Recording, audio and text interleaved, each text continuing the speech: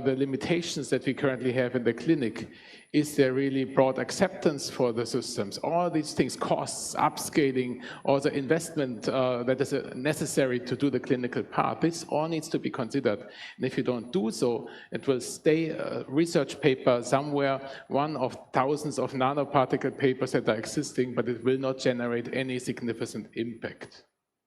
And as a consequence of that, it was not surprising that there is bankruptcy of many nanomedicine companies that emerged, even ones with high budget, and that already 10 years ago papers arose that questioned the field of nanomedicine and said, so many papers, but so few drugs.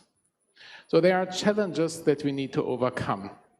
And the most significant one is that we have biological barriers that hinder drug accumulation in tumors.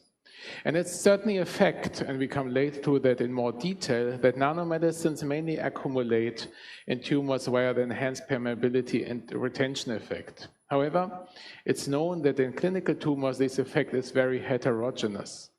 It's also much less pronounced in humans than in tumor xenografts of mice, because these tumors grow very fast, in contrary to human tumors, which consist of multiple clones and develop over a decade of years usually. Then there are also other factors that recently have been explored that also contribute to nanomedicine accumulation in tumors, like the enhanced transcytosis and retention effect propagated by Warren Chen, for example. And what we also need is we need to find out which patients do really benefit from our nanomedicines more than from conventional drugs, chemotherapeutics, or, for example, multi-specific tyrosine kinase inhibitors. So we need to do a proper selection of the right patient population. So for that, we need tools. Let's think about a little bit about the barriers that we have. We have multi-barriers that need to be considered. The first one is the blood, where the nanosystems form a corona, which can change their properties significantly. Then the nanosystems need to cross the endothelial barrier. They need to get out of the vasculature. And then there's a barrier that is often neglected, which is the tumor stroma outside the vasculature, which is an area between the vessels and the tumor cells that is full of collagen and extracellular matrix. And it also includes a lot of macrophages, which remove all the drugs from the extravascular space. So what do we need to do? We need to address the heterogeneity in the performance of drug delivery systems. We need to modulate the microenvironment to make it better suitable for drug accumulation. We need to explore which combination therapies are best suited to really cure cancer, because that's our final aim. We need to think about how can we balance between passive and active targeting. When do we need what? And we need to have a rational design on drug delivery systems where the form and shape of the systems follows its desired functions. And this also includes the development of new production schemes, like, for example, microfluidic continuous production of systems, which would save costs, particularly if you use small production batches. And we also need to think about how can we transition our ideas to drugs, and how do we get with these drugs from bench to bedside. So for that, we need an integrated approach. So let's start with one of the easiest approaches that you can do, and this is patient pre-selection. And usually, if you consider cancer therapy, all patients get a biopsy. So this is available in the pathology department. And we thought, can't there be easy analysis methods where we can predict whether patients will benefit from nanomedicine therapies or not? And if you consider how it works, so first we have the nanosystems extravasating, then they accumulate in the interstitial space. Then usually, and there was a paper from a Boston group showing that then the particles are mostly taken up by macrophages. So the macrophages, and that's also important for the later part of my talk, they serve as some kind of reservoir for nanomedicines. Then they die from the cytostatic drugs, and the drugs then slowly diffuse towards the tumor cells, which are then treated. So that means we have two major factors that contribute to nanoparticle accumulation. One is the vessels. They need to be there to deliver the drugs, and they also need to be permeable. The second being the macrophages that hold them in the interstitial space or in the extracellular matrix. And so we thought, can't we maybe just use two markers? And we explored, of course, many more markers than I show here on this slide to predict nanomedicine accumulation just by measuring vessel density with CD31 and by determining the amount of macrophages by doing F480 stainings. And in the first try on 3 experimental tumor cell lines, we correlated the accumulation of model drugs which are fluorescent with the expression of these markers in these tumors. And what you see here is a very high correlation if you make scores by multiplying these two factors. Based on that, we thought, can't we use that maybe really to do a patient stratification, so that helps us to distinguish from beginning on which patient may respond to nanomedicines or not.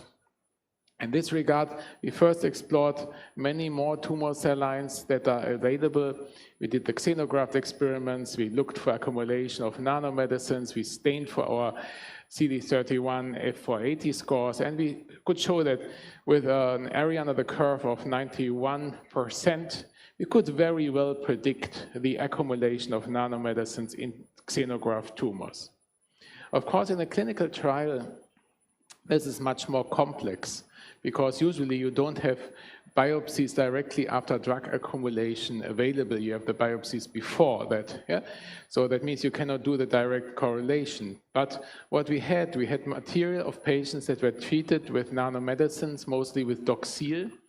And we looked which patients responded well to Doxil treatment and which patients did not respond well. And then we also could show that tumors that have high scores of CD31 and macrophages, they show a much better response to the nanomedicines as the others.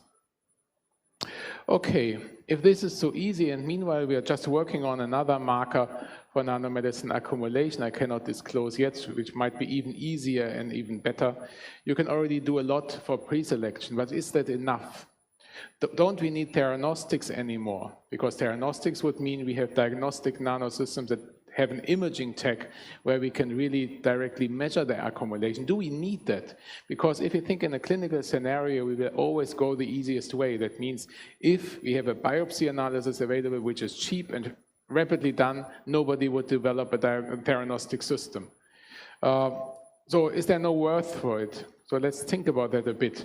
And what I give you here as an example is based on our polymeric pi-stacked micelle platform, where we can produce micelles with a very narrow size distribution. This was promoted by Professor Shi from my institute. And we can also make these micelles fluorescent. If we now inject these micelles into tumors that show a low accumulation, meaning low EPR, we have less response if we load them with cytostatic drugs in comparison to tumors that have a high accumulation. That sounds quite trivial. But now let's look what happens if we track these tumors over time. There you see that if we treat the tumors, the mean EPR effect increases over time. Why is that so? Because the tumors have high interstitial pressure, and usually a majority of vessels in tumors is compressed and does not carry blood. For example, if you investigate a breast cancer, you will see it in pathology full of vessels, and if you do a functional analysis, you will hardly see any vessels that are really perfused. So it's only a temporary situation that the vessel can open and really transport blood to the tumor cells, blood as well as drugs, of course.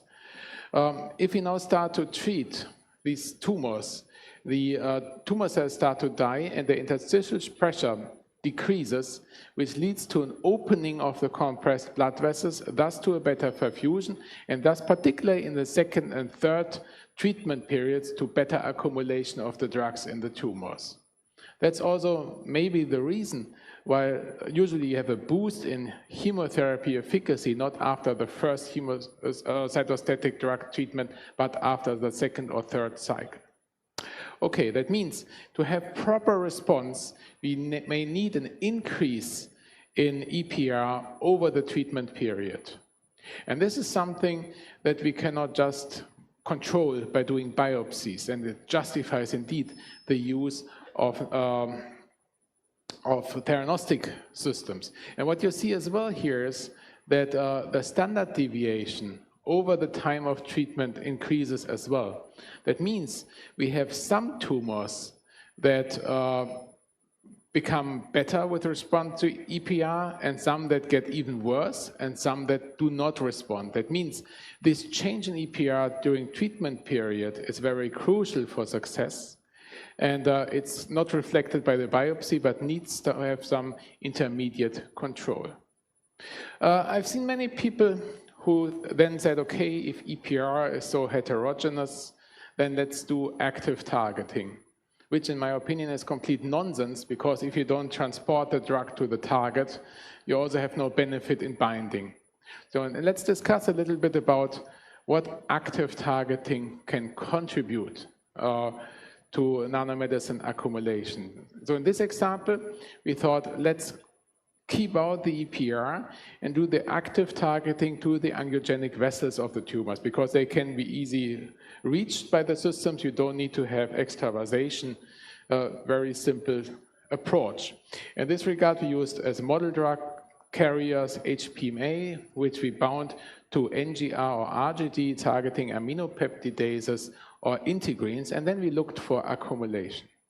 And the results you see here, and they are very interesting. So the brown curve is the targeted system. The blue curve is the non-targeted one.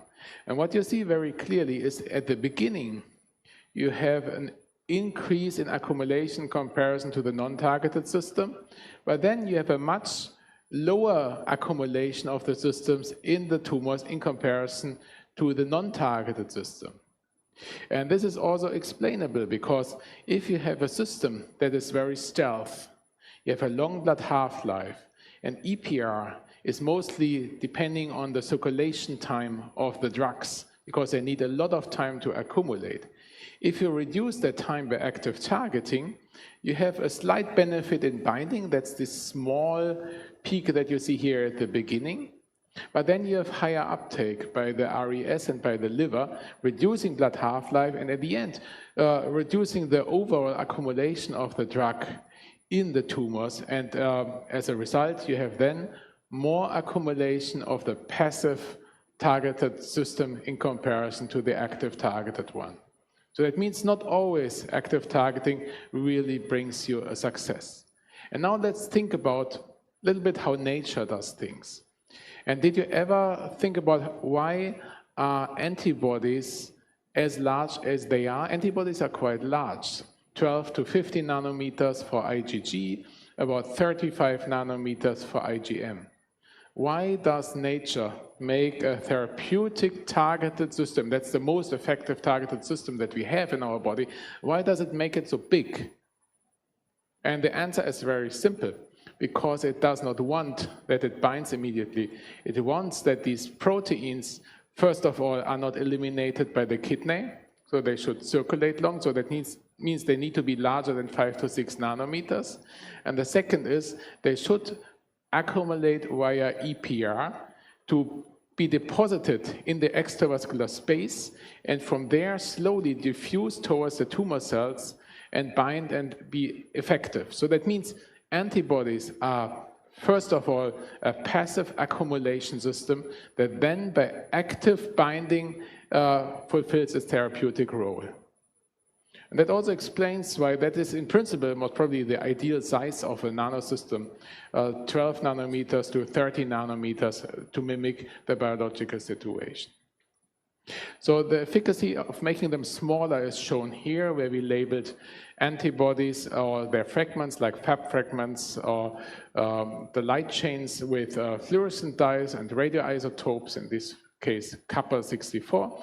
And you see, if we make them smaller, The blood half-life significantly decreases because you start to have renal elimination, and it shifts also the body distribution from elimination from the liver towards the kidneys.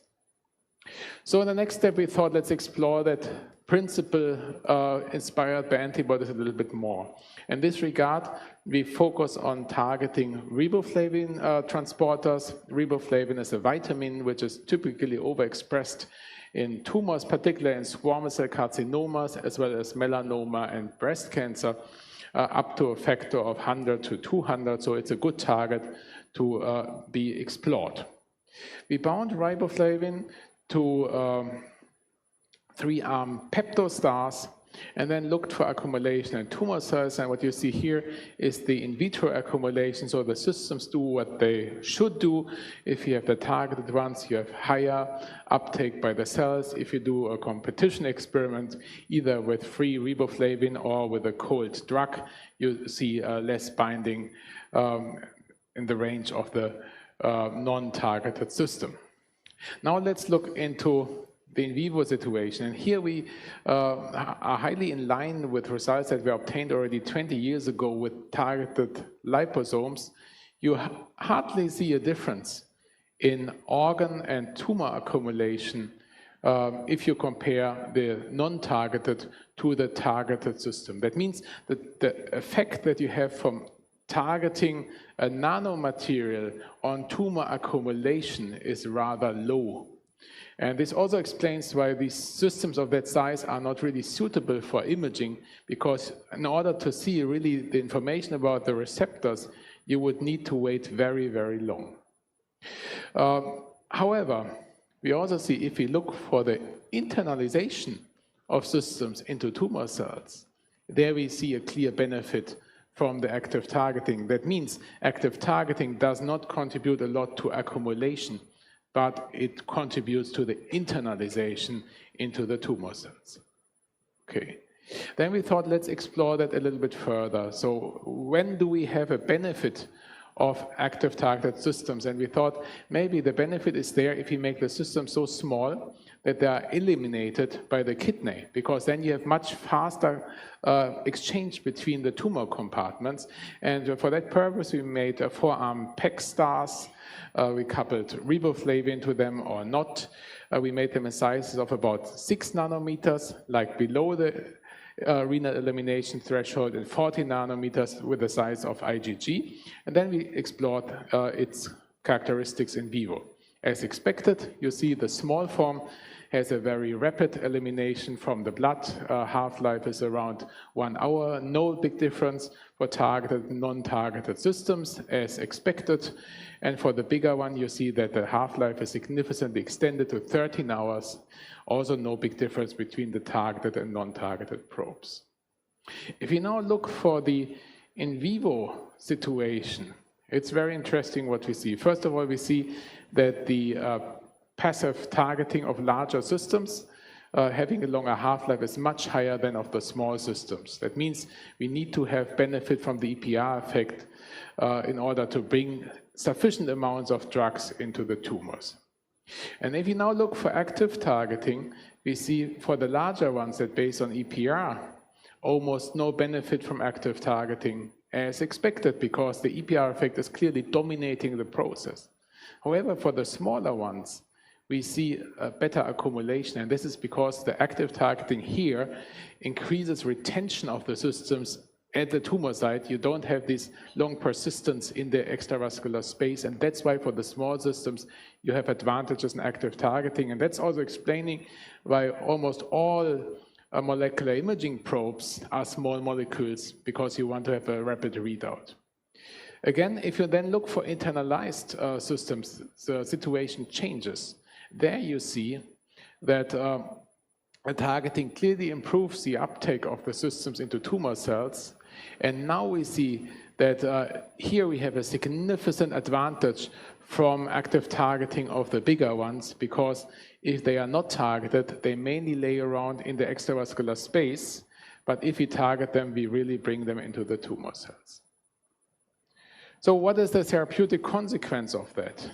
And we explored that by binding paclitaxel to their systems. And we indeed could show that they have a little bit advantage with respect to therapeutic efficacy in comparison to free drug, and of course also comparison to untreated situations. We see a longer lasting, sustained decrease of proliferation in the tumors because we have a longer treatment period as they are deposited in the tumor site in comparison to free drug. But the major advantage that we have comes from the reduction in side effects, because on the top left you see the body weight of the animals, which clearly decreases if you give them free paclitaxel, but if we use the nano formulations, we see that the body weight is mostly preserved. We also have less liver damage, which is reflected by a lower presence of mitosis inhibitor activation, and we also have less loss of organ weights. Okay, that's about active and passive targeting, but what about priming the microenvironment? What about doing a combination therapy to prepare the tumors for better drug delivery? And there was already a paper published in 2015 by Wong et al., who tried to use RGD probes to trigger angiogenesis and to better accumulate chemotherapeutics. Similarly, we explored another system for that purpose, which is erythropoietin. Erythropoietin, you know, from doping and from blood renewal, but it also is binding to receptors at endothelial cells and triggers vascularization. So in this regard, we evaluated the effect of erythropoietin on cytostatic drug accumulation in two different kinds of lung cancers, one having erythropoietin also on the tumor cells, the other not. And we could see that, first of all, in both systems, we could significantly increase the functional relative blood volume in the tumors by adding the erythropoietin. And this also goes along with significantly enhanced accumulation of carboplatin, which we use as a drug in this context. And this again leads to much higher suppression of tumor growth. That means by triggering angiogenesis, you can improve the accumulation of the drugs and thus reaching higher efficacy. But erythropoietin is not the perfect system, we realized later, because it's difficult to handle, because you need to really carefully evaluate that the animals or other patients don't get too much blood and then are prone to thrombosis, where the risk in cancer is anyway already enhanced. And it also can stimulate tumor cell growth, which is a concern, which under chemotherapy may be even beneficial because it makes the cells more vulnerable, but it may also lead to the development of small micrometastases. So we thought maybe not the best approach, and then we switched to another system that we also brought into clinical application for multiple myeloma therapy. Unfortunately, the company got bankrupt during COVID, but it was quite a good system, which is a liposomal formulation of dexamethasone. Dexamethasone is modulating not only the vessels in the tumors, it's also modulating the entire stroma. So our idea was to make a comprehensive microenvironmental remodeling and look how that improves nanomedicine therapy. So if we now start treating tumors with the liposomal dexamethasone, we see that it doesn't have an effect like EPO on the vessel density itself, but it significantly increases vessel maturation, and it also increases the vessel functionality. That means we have more vessels that really carry blood and are perfused. We also see that it decreases the amount of macrophages in the tumors. Well, less macrophages available for reservoir function, but also less removal of the nanomedicines from the extravascular space. It also decreases the collagen deposition in the tumors, which is very important. I mentioned at the beginning that the extracellular matrix outside the vessels is a very important barrier that is often neglected. You see that there's a clear dose dependency. And if we now look for model nanomedicine accumulation in these tumors, we could show that if you measure the accumulation in distance of the closest vessel, we see that if we give dexamethasone liposomes, you have a much deeper penetration of our nanosystems into the tumor tissue. This is also having impact on the therapeutic effect of the drugs. Here we use Doxil as a nano treatment, which is a liposomal doxorubicin formulation that is clinically approved. We additionally co-treated these tumors with our dexamethasone liposomes, and we could clearly show that in the combination therapy, we have a significantly enhanced response of the tumors to the treatment. Okay, that's about pharmaceutical priming of the microenvironment. But what about physical priming of the tumor microenvironment? And here we come to one of my favorite research topics, which is the use of ultrasound in combination with microbubbles. And the following examples I give you are all about the use of our polymeric microbubble platform, which consists of polybutyl cyanoacrylate. So our microbubbles, as a characterization, are hard shell microbubbles that are biocompatible, so we have no complement activation, we just made the complete cascade.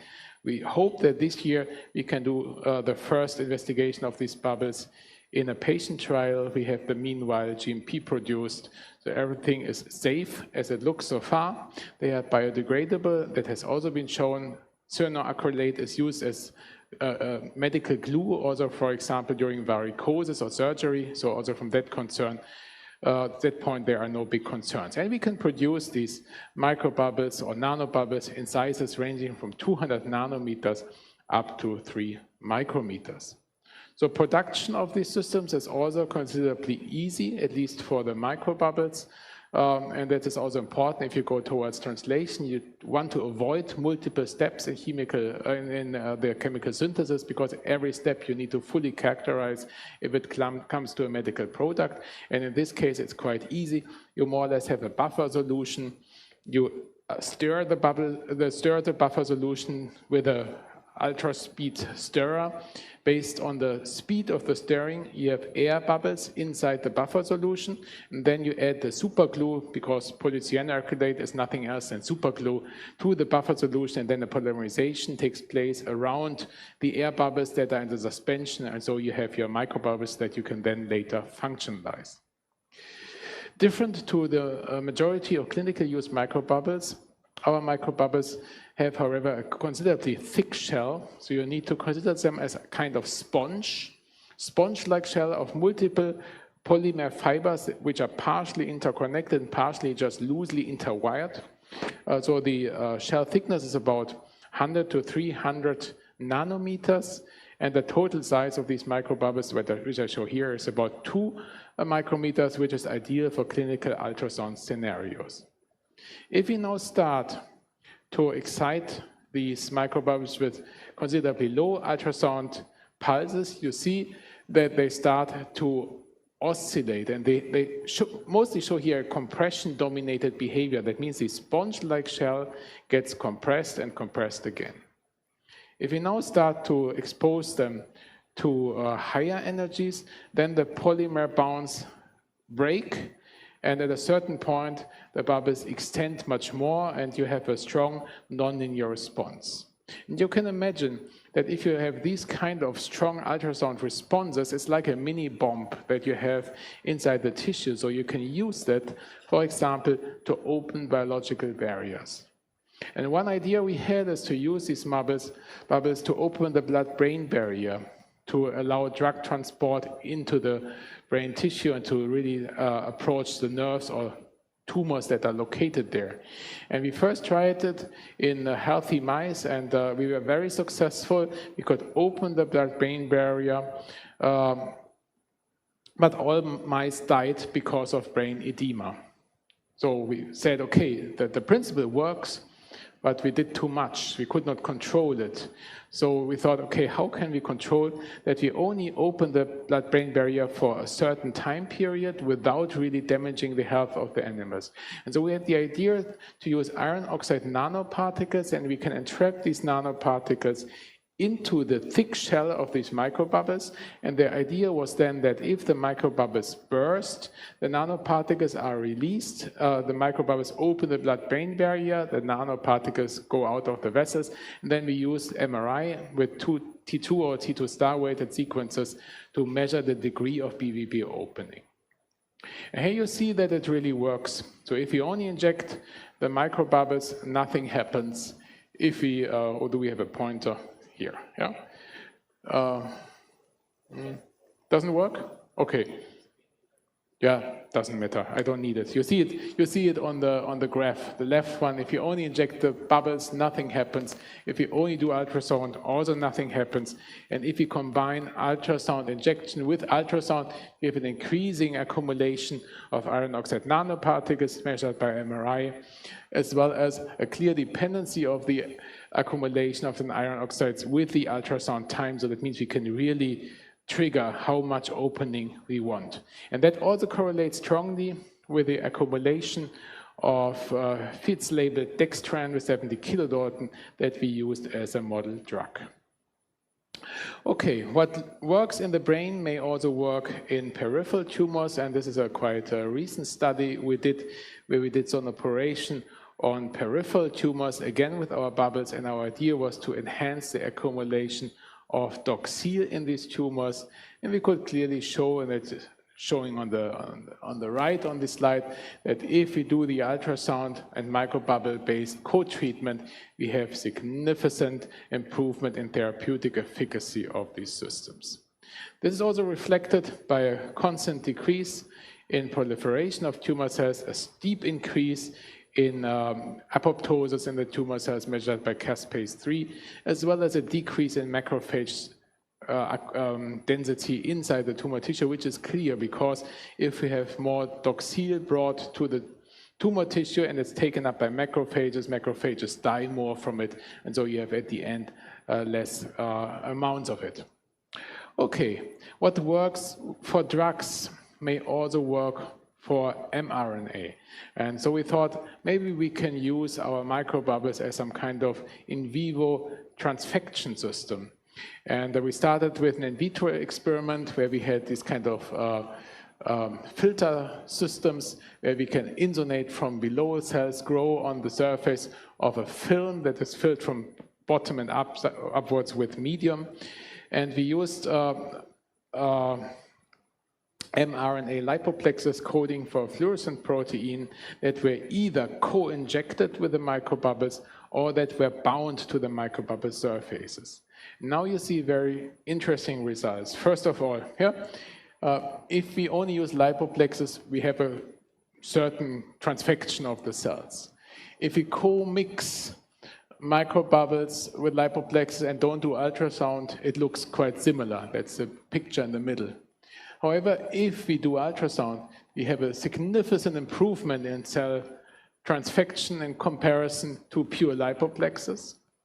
And if we co-formulate, and that is also very interesting, we see almost no unspecific uptake of mRNA and expression of the fluorescent protein in the tumor cells.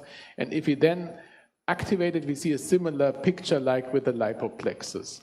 So that means what we can do is we can think about, do we want to have high efficacy? That means high transfection of cells, then we do the co-mix.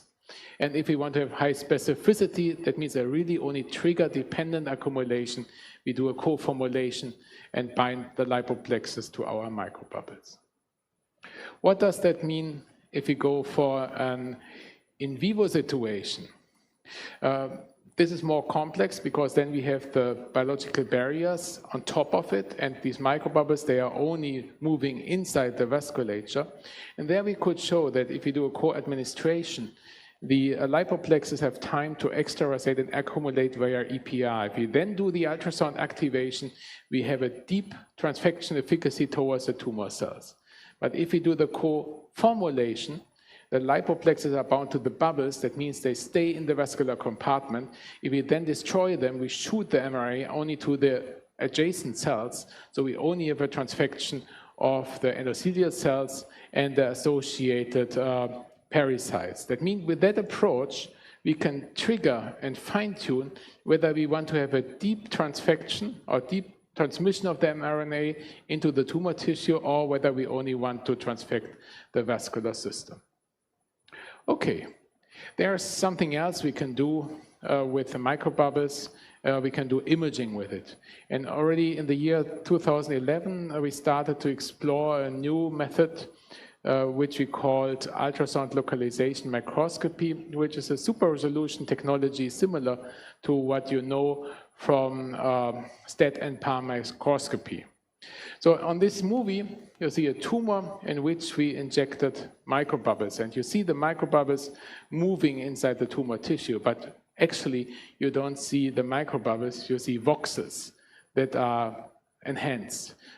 The sensitivity is high, so that means you see a single microbubble in one voxel, but still the resolution is low because it's limited by the resolution of ultrasound to about 300 micrometers in the axial plane and about 500 to 600 micrometers in depth. That means we don't get down to capillary resolution, we don't see the microvessels directly of the tumors, and that's what we want to do. So the idea was that we solve that issue by doing super resolution, that we first use bubble-specific ultrasound pulses to detect the bubbles. Then in the next step, we localize them within the voxel by searching for the center of gravity. So we use similar tools like you know them from GPS or radio tracking. Then we look what is the probability of a bubble to having moved from one voxel on one image to another voxel on the next one. We use a Monte Carlo method to assess that. Then we connect the most likely tracks. And so we get to really super resolved tumor images, even in patients, where we can not only visualize the existence of vessels, but where we can also assess a lot of functional parameters like, for example, velocity, direction of flow, distance between vessels, and so on and so on. That means with the ultrasound localization microscopy, we have a tool that allows us to acquire morphological and functional information on the vasculature in deep tissues, even in humans, in super resolution that so far was only possible by histological analysis. And currently, we run quite a number of clinical trials where we further develop and evaluate that approach. So here you see, for example, an application in transplant kidneys where we want to count and visualize the glomeruli, which are indicated here by white spots, which is very important for the nephrologists because that is their pathological readout to really look for organ damage. Or here, an example from breast cancer where we run a big study to evaluate the use of super resolution ultrasound to predict chemotherapy responses. Or here, a cervical lymph node of a patient with squamous cell carcinoma where we use it to look for micrometastasis. But why do I tell you about super resolution ultrasound? I could talk an hour about that, but that's not the focus of the talk today. I talk about it because we also use it for therapeutic tracking. And in this regard, we thought about doing cell therapies. Doesn't matter which kind of cell therapies, but many therapies use cells, and it's important to show that the cells reach the either the lymph nodes or that they reach the tumor site. And so the idea was, can't we produce small nanobubbles with a size of about 200 nanometers, which are not floating up because this would disturb the function of the cells, make them attractive for the cells to be internalized, and then use the same super resolution tools that I introduced before in order not to track bubbles, but to track the cells.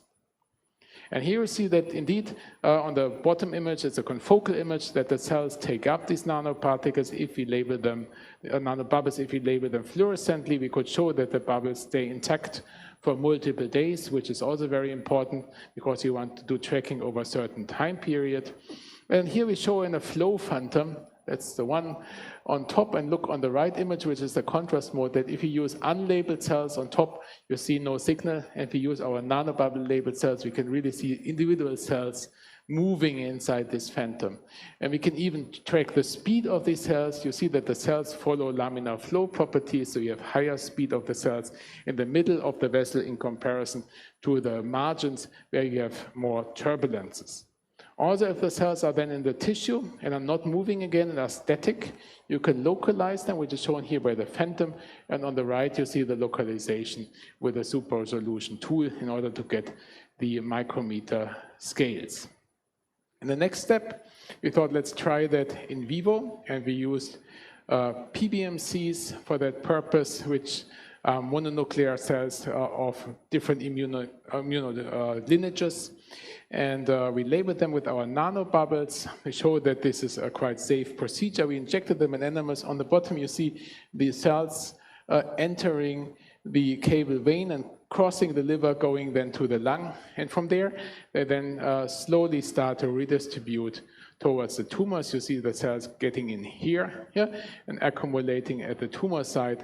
And if they have accumulated, we can then on top do a microbubble enhanced super resolution scan, and then we can, and this is shown here, even visualize the track and migration of cells on top of the vessels that are in this tumor. We can really say which vessel transported which cell into the tumor tissue.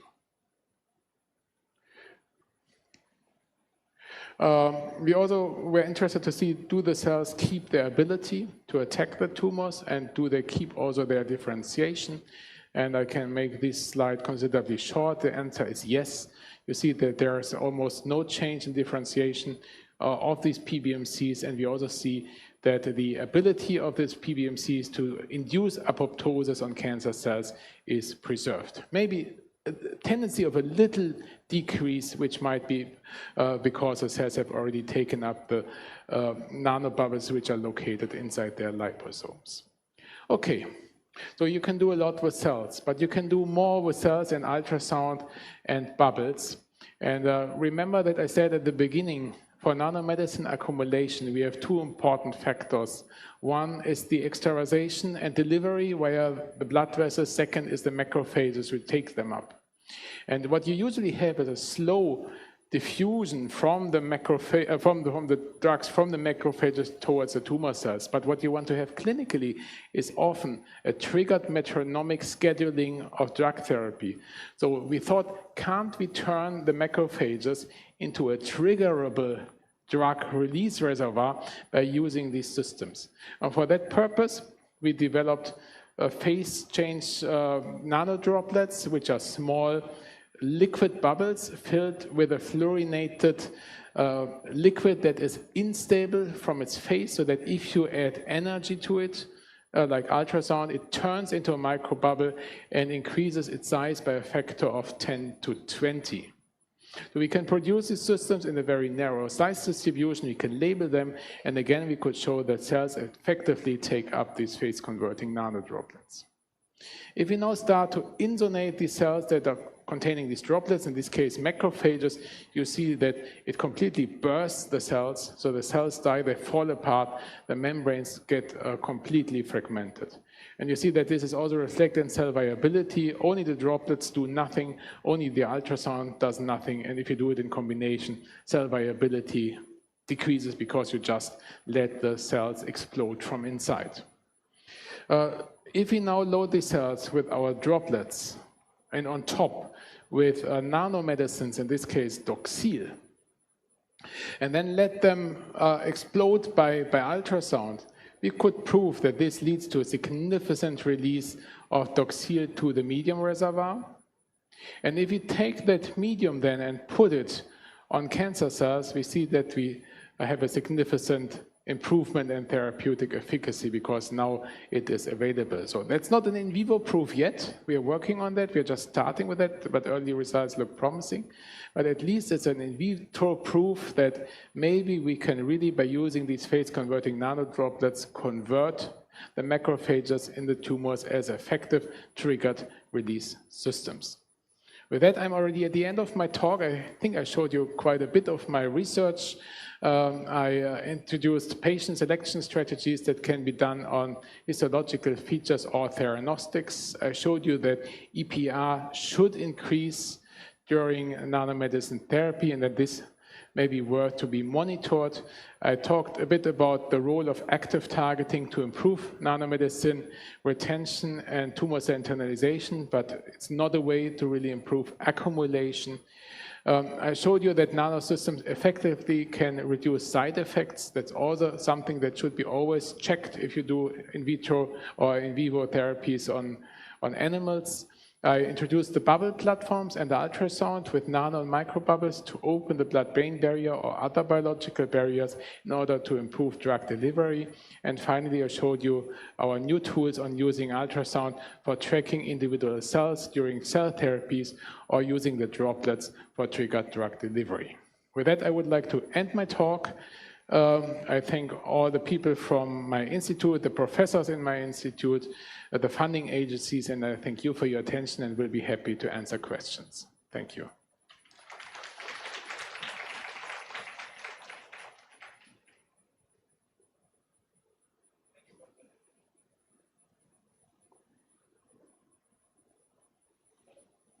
Thank you, Professor Kisling. That was a fascinating session. My head is still, with all the concepts, all the tools that you use. It's really, really extremely intriguing. Thank you. Yeah. So I have a few questions, but I would ask the audience to get the questions. Yeah.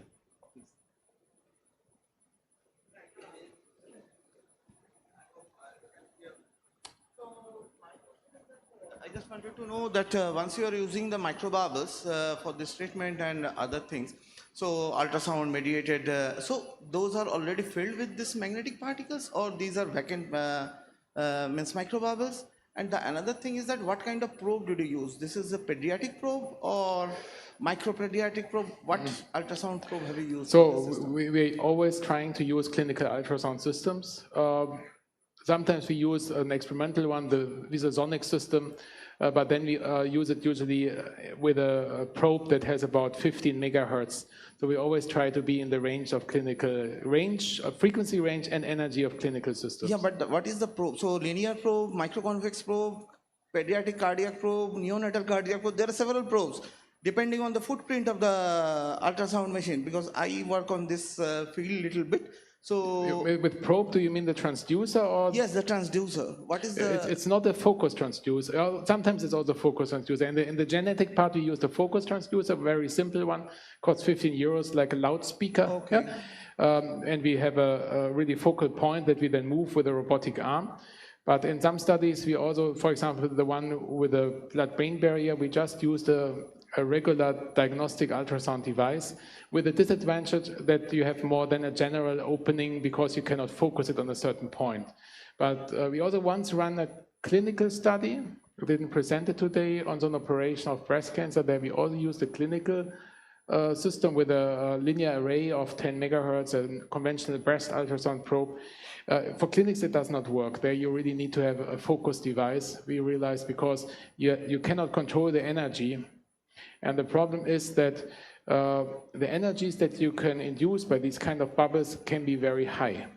And if they are too high, you disrupt even the thrombocytes and you can induce emboli, or you can induce really a collapse of the vessels. And then you have just the opposite of what you want. Then you have a reduced perfusion and then also less delivery of the pharmaceuticals. So for clinical ones, you need to have a little bit better devices, but theoretically, from the physical principle, it's all in the clinical range. You need to think about what do you need for your application. If you have a superficial tumor, for example, where you just want to go over it, you can do it with a clinical device. If you're deep in the body, have a small lesion, then you need to go for a focus device. But you don't need to go down with the frequencies to the normal focal range of about, let's say, 0.3, 0.5 megahertz. That's not necessary. Okay. And whether these microbubbles are filled with iron oxide, or these are vacant with the cargo of the drug, or like that? So the iron oxides were only our imaging tool in this context. So they are delivering the iron oxides as a imaging biomarker. We wanted to have it inside the bubbles in order to have only one system. There's another group in Toronto around Hüninen who is also running very great clinical trials with it. He usually injects just regular gadolinium agents together with the bubbles. That also works to some extent to measure how the BPP opens.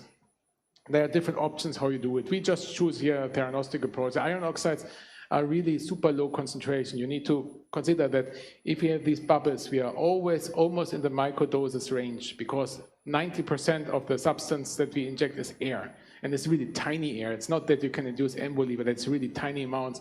And the polymer amount that we have is really minimal. And the amount of iron oxides that is inside this polymer, it's almost negligible.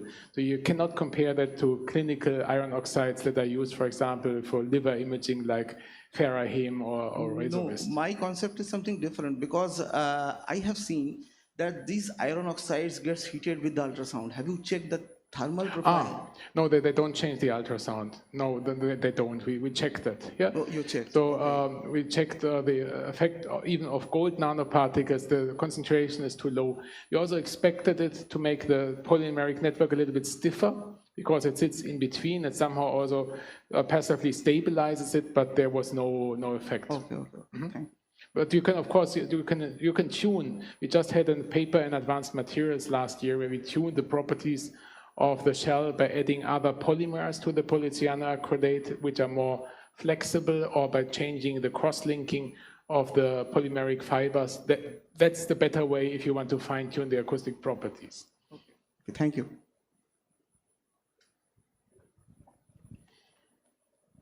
You have to on the switch. Yeah.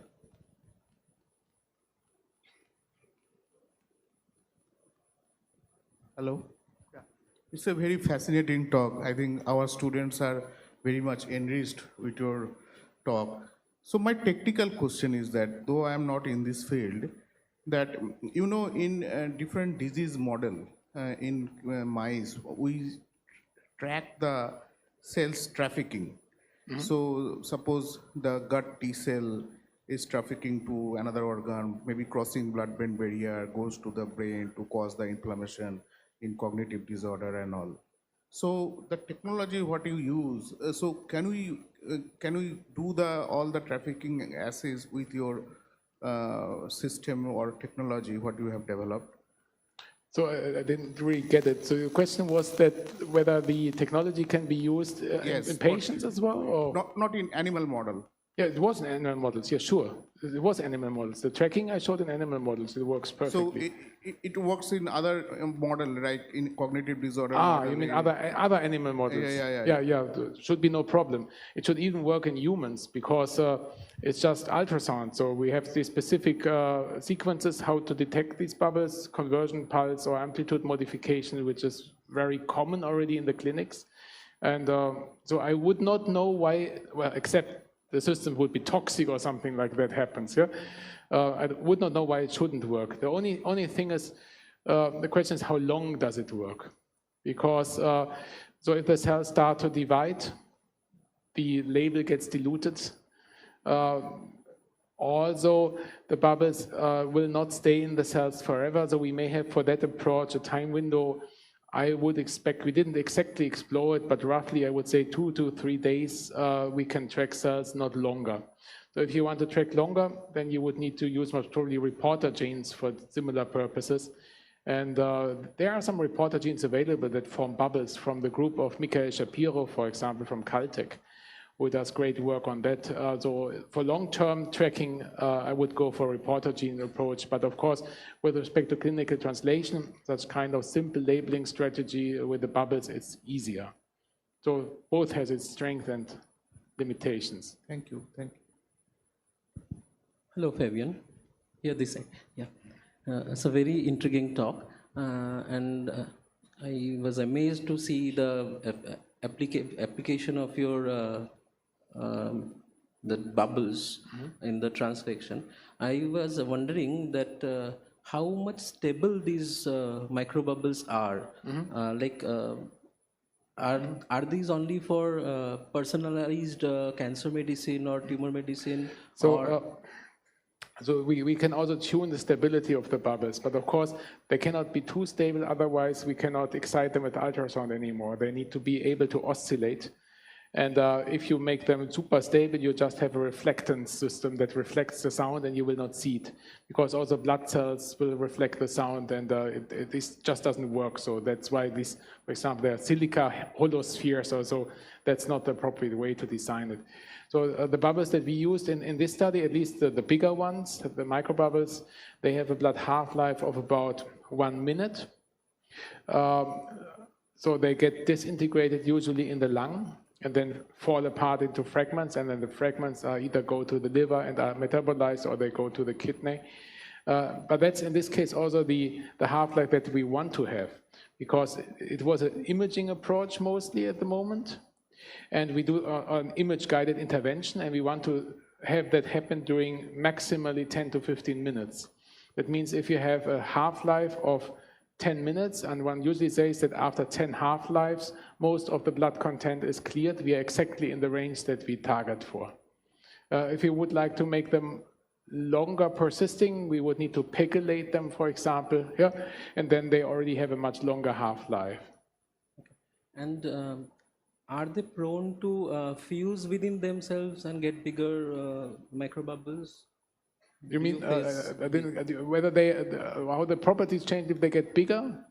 Was that the question? So if you generate, if you're generating these microbubbles, and with time, are there any chances to that the bubbles are getting fused within themselves? No, they don't do that. So the bubbles don't fuse. That is known from the phospholipid bubbles, for example, that are used by, for example, the clinical sonoview from Bracco, because they are phospholipid based.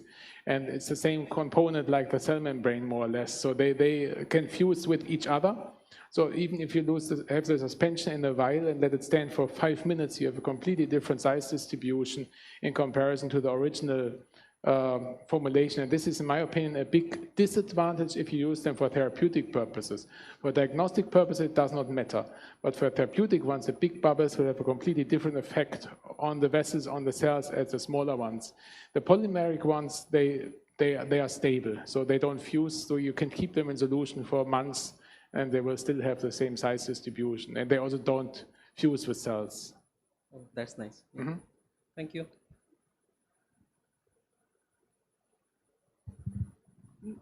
It was a marvelous talk.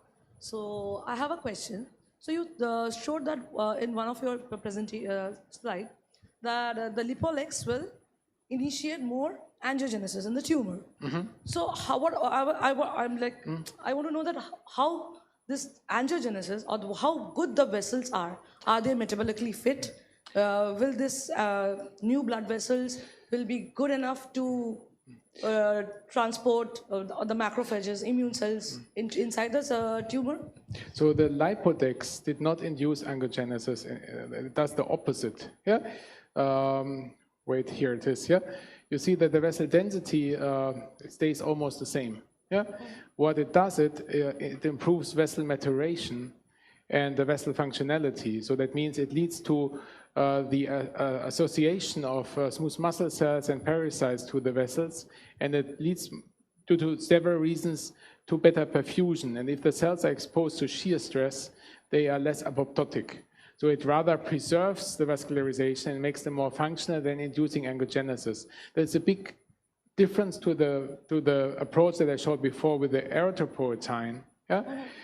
There we have real angiogenesis promoting effect, which is transient and also has other disadvantages, and that's also the reason why we left it at the end. Thank you. Thank you so much.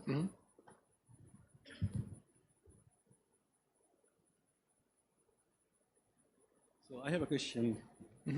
So let's talk about Doxil, right? Doxil works, I think it's FDA approved for ovarian cancer. Right? So if the theory of that EPR effect first helps the drug to go into the site, and then the whole active targeting starts, right? But then putting a targeting agent on the Doxil, that should have a significant effect. And because we already know its EPR effect is great and it's FDA approved. So I think it's again the same principle. So the accumulation will not improve, internalization may improve. Whether this is really strong enough to have to balance the decrease in blood half-life that you will still have. So yeah, So one needs to explore it. So it's not sure that it will work. It can work. It can work, but it doesn't have to work. I mean, if you trigger it by ultrasound and have it better accumulated by that, and you're not so much depending anymore on the long-term circulation, indeed, the targeted approach might be more beneficial than in comparison to a conventional administration. From that point, you're right. But again, the whole putting the antibody will bring a lot of extra equation into the thing, because that could induce any immune response, and that would have the more EPR effect could be triggered, could be hindered, right? So Under which circumstances? so when you have like few antibodies on the surface of a doxil, that could trigger the more like IFN gamma or that sort of response. Yeah, so I mean, every antibody that you bind to something that could change the whole EPR. change the immune system, immune response, uptake, unspecific uptake. It's always the effect can be really significant. And I think doxil, I'm not sure how much PEG is on it. It's certainly pegylated. And I think it's quite stealth. It has a considerably long half-life, so you really need to prove that you preserve that. And it's also, of course, a risk if you have something with so much PEG on it that the antibodies will even not be able to bind. Yeah, right. So that one needs to explore it. Yes. Of course, yeah, no, Difficult to predict. No, thank you. Just was my naive curiosity. And second is technical, like for elucidating the EPR and the targeting, why people doesn't use like a bilateral model? So all the papers I see, they use sort of an unilateral tumor model. Can you say it again? So tumor, the unilateral tumor model is the mice is bearing tumor on one side. That's the commonly accepted model for evaluating the targeting of nanoparticles. But why people doesn't, like I've seen very few papers where they have a bilateral tumor. So one tumor is a control tumor and the other tumor is actually a tumor expressing the receptor. So why it's not like an... So, I mean, from statistical point of view, it's a nice approach because you then can take a pair t-test to compare. Yeah? Exactly. So you can reduce animal numbers. We did it in the past sometimes, but we also got critiques from reviewers always that they say, how sure are you that not one tumor influences the other one? So that if you treat on the one side one tumor and then it releases less growth factors to the medium, are you sure that it doesn't affect the growth of the other one on the other side? And I mean, it's a smart way for first try, I would say, but from a biological point of view, it makes you somehow vulnerable. Thank you so much. Yeah. With this, I think we end this session. Thank you again, Professor Kisling, for coming here and giving this talk.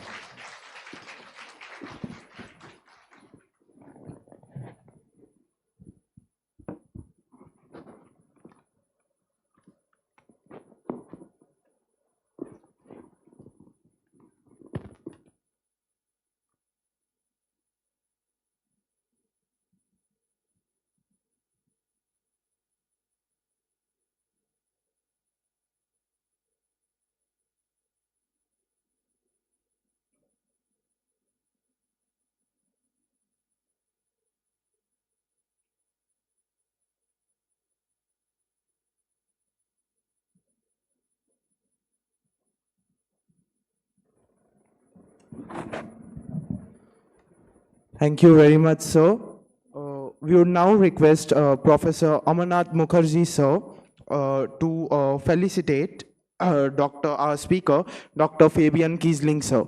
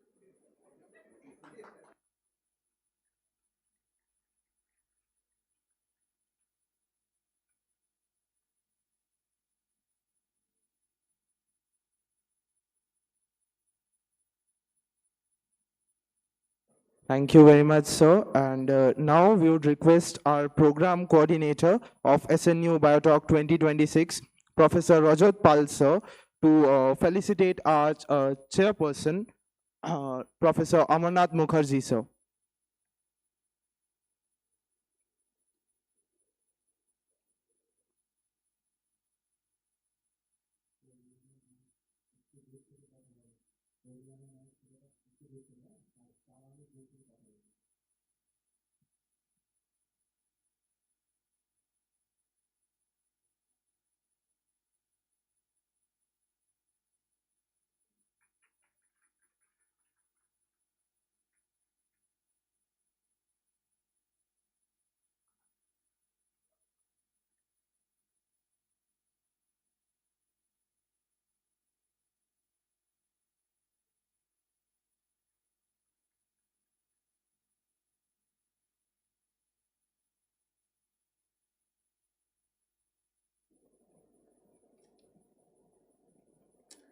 We now invite all our esteemed guests, speakers, delegates, and participants to join us for tea, which will be served on the 10th floor. You may kindly use the door at the back of the auditorium to access the staircase. Our volunteers will assist you with the directions. We request everyone to kindly return to the auditorium by 12 p.m. for our first session of the day. Thank you very much.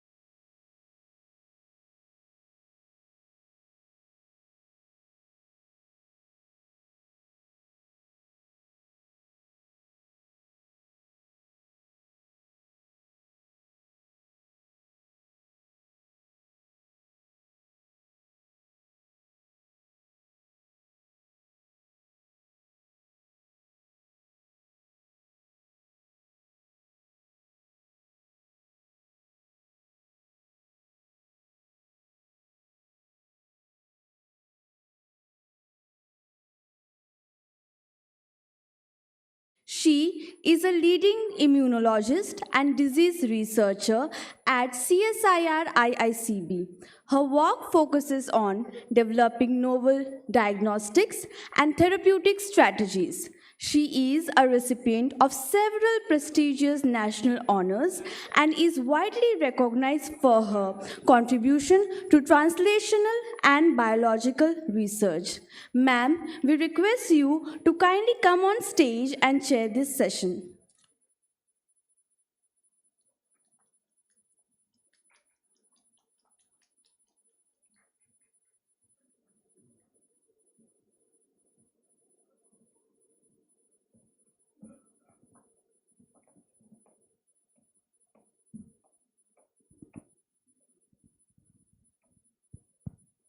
Hello.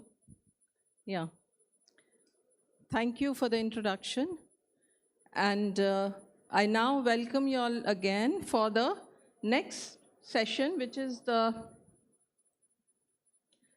third scientific session on nanomedicine of this evolving landscape of translational medicine, a future perspective.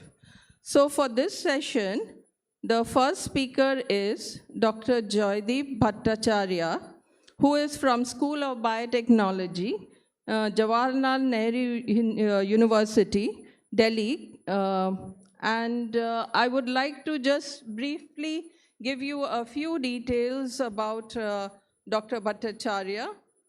Dr. Joydeep Bhattacharya is a molecular biotechnologist and nanobiotechnology expert working at the intersection of biosensing, single molecule fluorescence microscopy, and biomolecular engineering.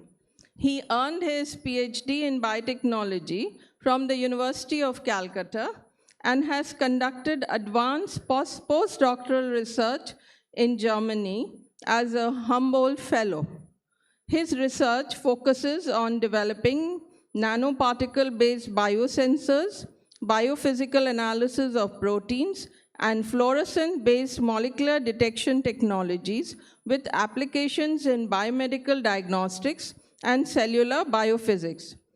Dr. Bhattacharya has guided multiple graduate students and postdoctoral fellows and has published widely in peer-reviewed journals, contributing foundational insights into nano interfaces and biomolecular interactions. With this, I welcome Dr. Joydeep Bhattacharya to come to the dais and give his talk today. Hello. Yeah, am I audible? Yeah. Thank you for the nice introduction, and also thank you for inviting me here. So, do you have a slide changer?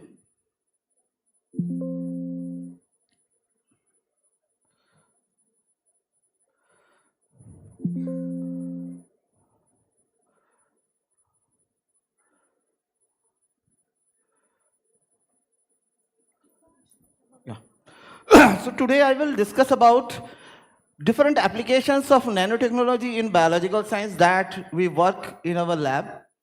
So first of all, I give a glimpse of the works that we do in our lab. So our idea is to develop some novel delivery systems, toxin removals from your body,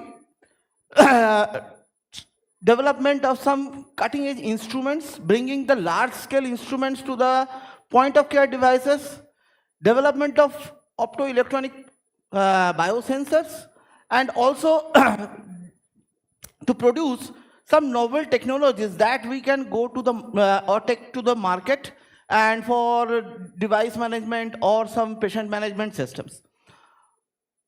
So firstly, I just wanted to say you that for the students that there are several nanoparticles and nanomaterials. Already Professor Kissling has mentioned in the morning that there are liposome-based delivery system, polymer-based delivery system, magnetic nanoparticle, iron oxide, and even gold nanoparticle-based delivery systems. People are working, but they have their own problems. Because of their immunological responses, macrophage responses, and others, and people are working for targeting them. So for targeting, this kind of materials has to be surface functionalized and lots of chemistry has to be used. To target a molecule and conjugate an antibody, it requires few chemistries. And performing chemistries on these lipid vesicles or the polymers is not a matter of joke. And then there comes the effect of toxicity.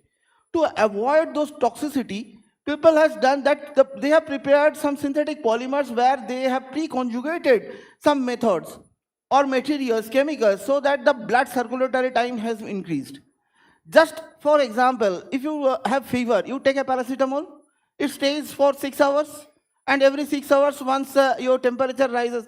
But why 6 hours? Because in that time the paracetamol is taken care of your body and it has been taken out of your body. So there has been depletion in the paracetamol and you have to take the dose again. But if you can make it that it stays in your body for 12 hours, then instead of 4 doses, you have to directly take 2 doses. If it stays in your body for 24 hours, then 1 dose will be sufficient if you take it for the 1 day and it is fine. So this is the concept people are trying to develop so that the circulatory system of the materials increases inside your body and the dose responses comes down, and lowering the dose not only thus reduces the cost but also reduces the side effects that you are taking. So that's why this kind of technologies are very crucial and people are working on it. So different nanoparticles prepared in our lab, we can prepare any shapes of nanoparticle in our lab. So we have used for optical properties, biosensors and sensors. I will discuss little bit, but mostly I will discuss about what we do using the delivery vehicles.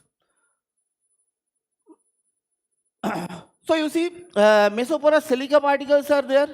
These silica particles are very inert and it has pores, and you can incorporate the drug inside its pores and then deliver at the target site. The surface functionalization of mesoporous silica is very easy because it is like a glass surface, and silicization is a chemistry that we can use to just modify the surface, and we can conjugate antibodies or proteins on the surface.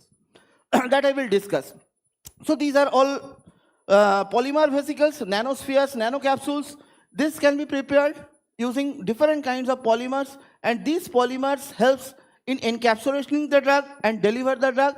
And the surface has to be modified now with the target material so that you can target them to the target site where you want to deliver the particle. But as I mentioned, there are several problems with these vesicles. They can burst, and the best thing is that liposome is one kind of material, and liposome is also a vascular structure. Inside it, the drug is encapsulated. Planar lipid structures we cannot use. Planar lipid structures are not stable inside the solution. Here we have prepared one special kind of structure that is called nanodisc, a special planar lipid bilayer. So this is a special kind of planar lipid bilayer surrounded by the structure which is a belt, lipid belt. Apolipoprotein, it is taken out from the apolipoprotein. And this belt makes it, and the lipid bilayer, it is open planar lipid bilayer that can deliver the drug. And we have used, you can see here the structures. So these are all the electron microscopic images where you can see this is the belt, and these are the lipid bilayer structures. If the lipid is not there, the belt will be just zipped like this. So it will be in the open structures and the round structure only once the lipid bilayer is intact inside. And we have shown that more the hydrophobicity of the drug increases, the incorporation of the drug also increases. The most problem is to deliver hydrophobic drugs. Hydrophilic is water soluble, so you can directly administer. But the hydrophobic drug, if you put in water, what will happen? It will precipitate out. And you cannot use this hydrophobic drug for the delivery system. And our lab, we work on how to solubilize the hydrophobic drugs in a better way so that we can deliver it. So we have shown that the nanodisc, once we incorporated cabazitaxel, anti-cancer drug, in this nanodisc, it works very good, and it has reduced the tumor size and other cell killing efficacy is much higher. So then we come that these are the things that we have to modify the surface. But can we do something that where we don't require to modify the surface? It automatically targets. In the tumor, there are leaky junctures. What happened? That the blood flows inside there, but the problem is that they do not go to the hypoxic core. Because the RBC size are bigger, can we make a nanoparticle out of RBC so that it can take the hemoglobin to the hypoxic core of the tumor? So the tumor core is hypoxic. So the problem with the most of the drug in this hypoxic core, they become resistant because most of the drug works on Ross generation mechanism. And if the core does not have oxygen, then how will they work? We have to deliver the oxygen. And the best way to deliver the oxygen is RBC because they have hemoglobins. Now what we have done, we have broken down the RBC to the nano size particles, 300 nanometer, 200 nanometer nano RBCs. And the same principle we have done.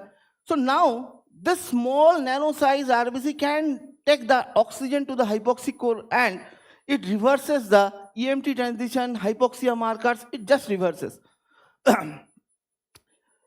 You see, once we use this kind of nano RBCs, it can take inside the cell. And another thing you know, that the cell itself, by its own type, that interacts more. So cell-cell interaction is more once the cell is of same type. So what we have done, we have taken out the cancer cells, take out everything, we have made its nano size and incorporated hemoglobin inside it.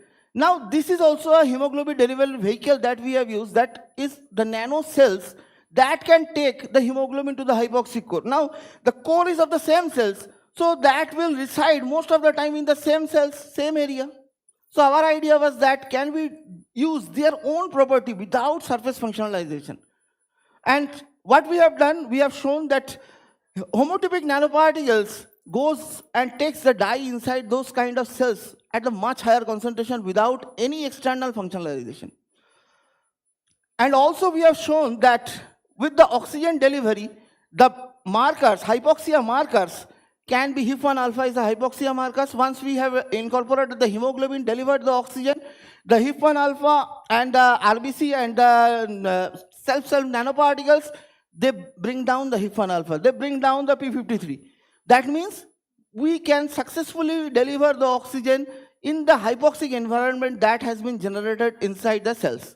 So inside the hypoxic cells, we have treated with this nanoparticles and they have drastically brought down the hypoxia level.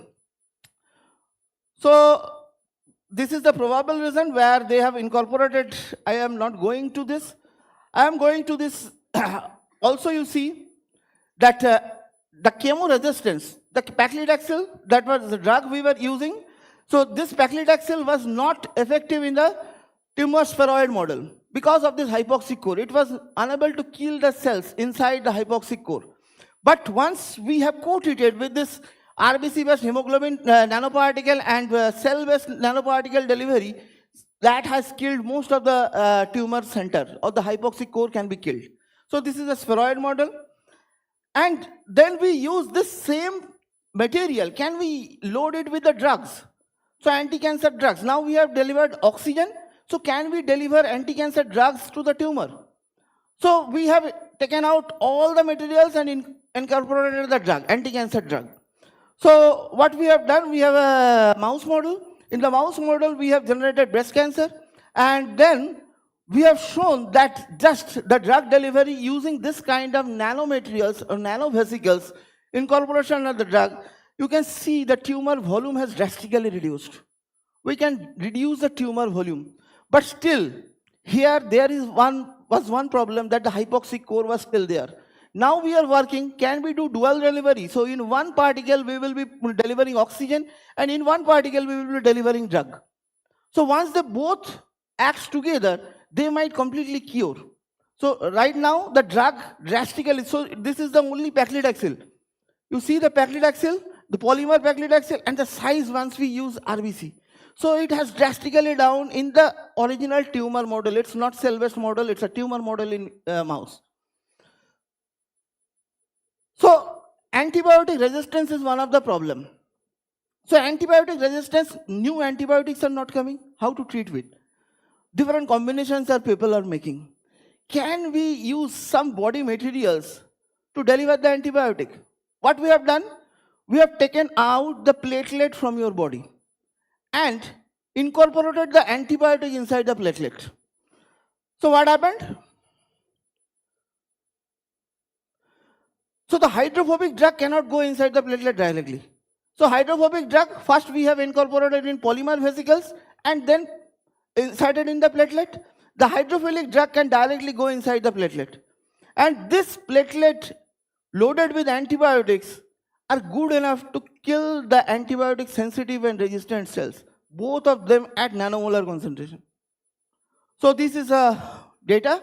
So where you can see that the platelet antibiotic treated, it clears the sensitive cells as well as it cleans the antibiotic resistant cells also. The same antibiotic which was resistant to the antibiotic now has become sensitive just because of it is inside the platelet. Why? The platelet has natural inheritance to interact with the microbes. And this interaction gives a certain hike in the concentration. So what is the volume of the platelet? It is a micron size, volume is in attoliter. So, and number of molecules, nanomolar. Nanomolar means how many number of molecules are there? Nanomole, one mole means 10 to the power 23 molecules, 6.023 into 10 to the power 23. Nanomoles means 10 to the power 14 molecules. 10 to the power minus 9 hata liye. So 10 to the power 14 molecules. Now this 10 to the power 14 molecules is more than gigamolar concentration. And the resistance is up to a certain concentration. So gigamolar concentration, they cannot resist. They are killed. So this is volume confinement, and with this volume confinement, you can use the same antibiotic to kill the strains. So you know, there is a problem that for the dialysis, kidney failure patients has to go for the dialysis. For diabetes, we have some materials that you take insulin, you take drug, and you go. For the dialysis patient, they have to go to the dialyzing center the whole day it goes. Can we develop something, some nanomaterial that does the dialysis inside your body and go out? You don't have to go to the dialysis center. So we have designed one kind of such material that is mesoporous silica particle, and then we prepared a hollow silica particle with the pores on top, and this particle is good enough to take out all the small molecules from your body. It can take out urea, creatinine, even small dye like iodine also. Methylene blue, any kind of small materials it will take out. And in the dialysis process, it is happening that your blood is going through a chamber and it is dialyzing everything. But the problem is that proteins also get dialyzed. So you have to go for the protein supplement. But here, good thing is the pore size of this material is 2 nanometer. And most of the protein, abundant protein, are 5 to 6 nanometer. So they will never go inside the pore. So there is no requirement of protein supplementation to the kidney failure patient. We have functionalized the surface in such a way that it will never go out through urine. It will go out through stool. So it will be released in the intestine with all the toxin materials and go out through stool. So you don't have to go to the dialysis center. So this is the thing, all of these are patented. So now, during COVID-19, you all came to the way that what was the barrier step? The time limiting step was PCR and bringing the samples from the lab or the point of care facility to the lab. PCR was taking around 2.5 hours, qPCR. So then we thought to work on this. We prepared some microfluidic device which is having nanopores inside. So it is 30 nanometer pore in this septum of these two chambers. In 30 nanometer pore, only protein and small globular structure comes out, but the genetic material, due to its thread-like structure, it cannot enter through the pore. It will never enter through the pore. It requires some extra force. And we were not giving extra force. We were giving extra force once everything is clean, and then all of them stayed in the first surface, and you push it to the PCR. This is a PCR. So this is a PCR. In PCR, what you do? In PCR, you do thermal cycling. But the thermal cycling with time. You do with time, change the temperature. Here what we have done, it is a spatial thermal cycler. So you require 3 temperatures, 94 degree, 54 degree, 72 degree, tentatively, depending on the your nucleotide sequence. So here it is like this. So this is 3 temperature zones on a chip, microchip. These are all micro heaters. We put some current, it is heated. Once they are heated, you can see the temperatures are created here. It is a thermographic image. And now you have to just move the samples like this on these 3 temperature zones and the PCR is done. The good thing is that it takes only 1 second to move from one point to other. The normal standard PCR, it takes few minutes to change the temperature because the ramping temperature is 4 degrees per second, 5 degrees per second. 50 to 90 degree, it takes around 7, 8 seconds, 30 seconds, and it amplifies once we go for 35 cycles. So there it takes around 1.5 hours, it takes 15 minutes. And how to move the sample? We have used some magnetic nanoparticle, and with this magnetic nanoparticle and a small magnet, we move the sample. So this droplet, basically this droplet, you can see the black one. Here, this droplet is containing the magnetic nanoparticle and the PCR mix. And at the bottom, here is a stepper motor controller that moves and it is programmed and the PCR is done. But still, there was problem. There was problem, feasibility problem, because once we were doing sampling and taking out the sample, that was a problem. So in the point of care system, it was critical that all of them were not able to do it equally. So precisely locating the sample in a droplet. Then we thought, okay, remove this magnetic particle, everything. And what we did an array of this, and now we again went back to the temporal PCR cycle. But what we realized that in this microchips, in this micro heaters, they does not take time in milliseconds that change the temperature. So once they change the temperature in milliseconds, even faster, now in 12 minutes we can do the PCR. And there is no accessories are required, no magnetic nanoparticle, no moving, nothing. So you put the arrays, and each array or each micro heater can be operated in different temperatures, completely different.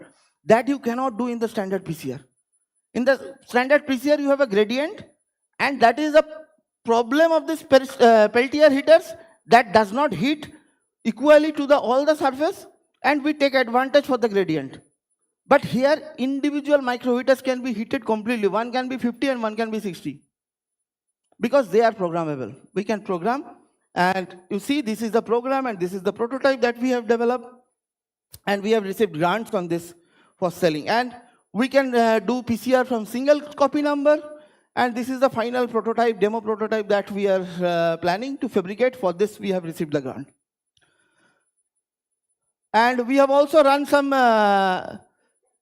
chikungunya infected samples, small scale, and we get 100% true positive and 100% true negative. So in another work, we work on bone tissue engineering. So in bone tissue engineering, you know, once we break our hand or leg or whatever, it takes around 1 month to develop the soft tissue. So if you go for X-ray, you will see, still you can see the mark where it was broken.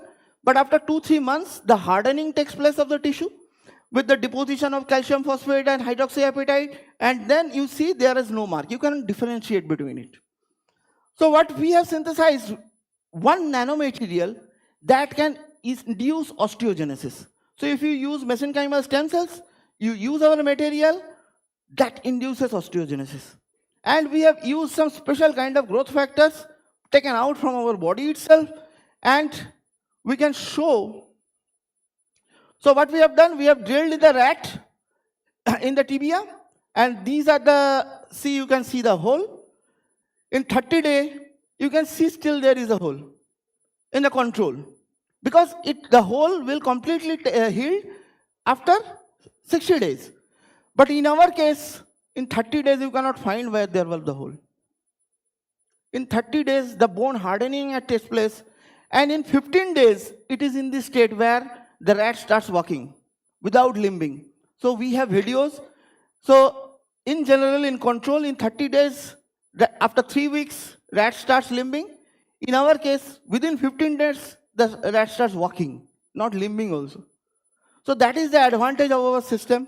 And here in the different things also you can see that it has completely healed and there is no vacant space in this. So another thing that we work, now I come to one of my favorite field that we work on biosensors. So I work on Raman sensors, surface enhanced Raman sensors and electronic sensors.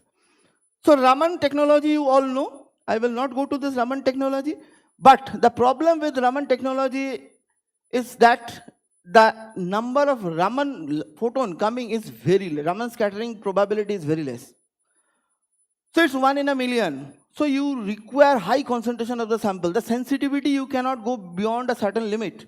So all the time you will see with normal Raman spectroscopy you require millimolar to molar samples.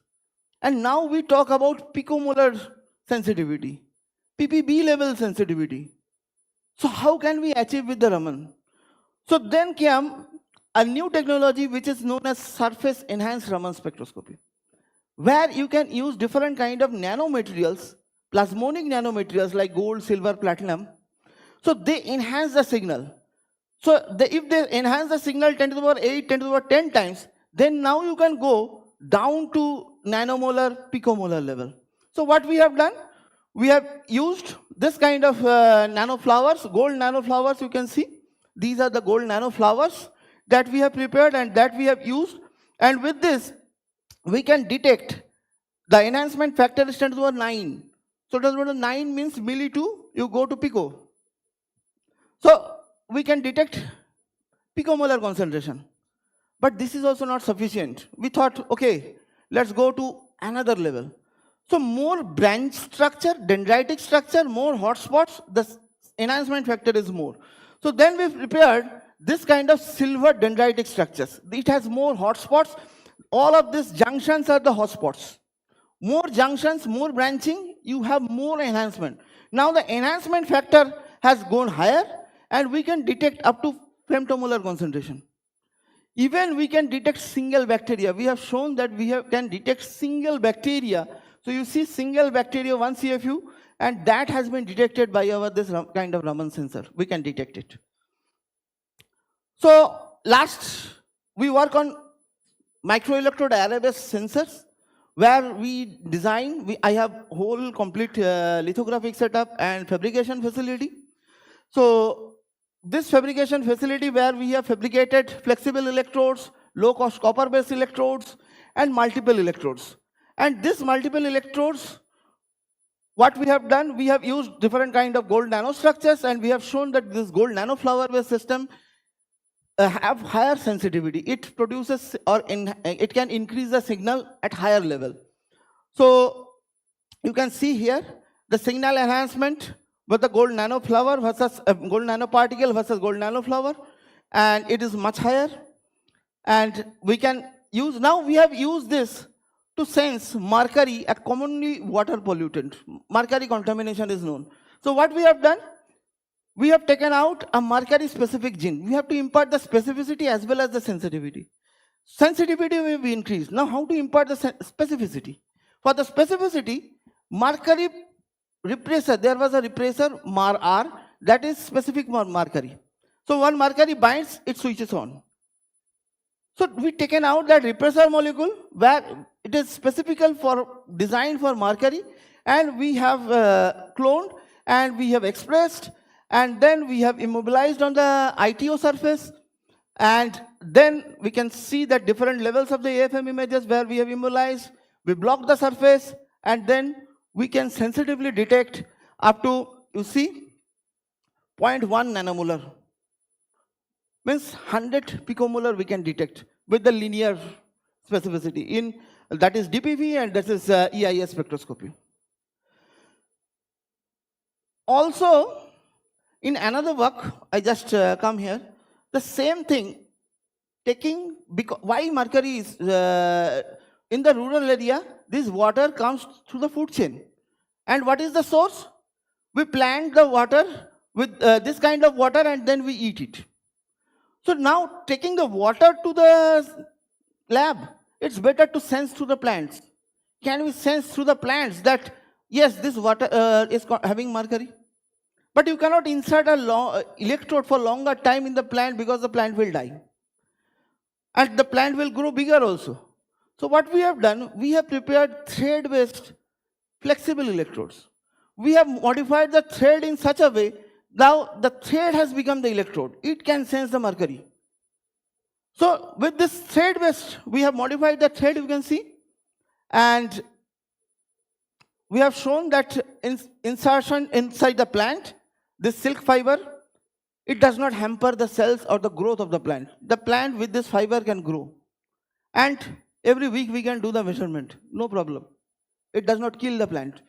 And with this, we have measured in several plants, and now we want to deploy in the rural areas, and this is one. So we have arsenic sensor, we have mercury sensor, we have lead sensor, different metalloproteins are now our sensor. So we take out the metalloproteins specific, and they have originally specificity by their structure, by their conformation, by their motif. So we don't want to hamper those. We just take out those protein, immobilize on top, and we get the specificity. And using the nanoparticles, we impart the sensitivity. So that is the simple idea, that take out whatever is already done, we don't want to do.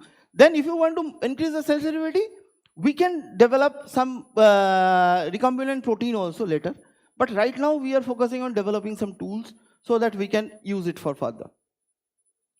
So we have designed and we have measured and we are implemented also in a lab scale. So here see in this plant, the electrodes are already there inserted and it is directly monitoring by our device. So this is my old lab group, this is my new lab group. I have received funds from most of the funding agencies. I also would like to thank our department SBT, Advanced Instrument Research Facility at JNU. Thank you. So if you have any questions. Thank you for a very fascinating talk. So if there are questions, then I can have a few. The talk is open for questions.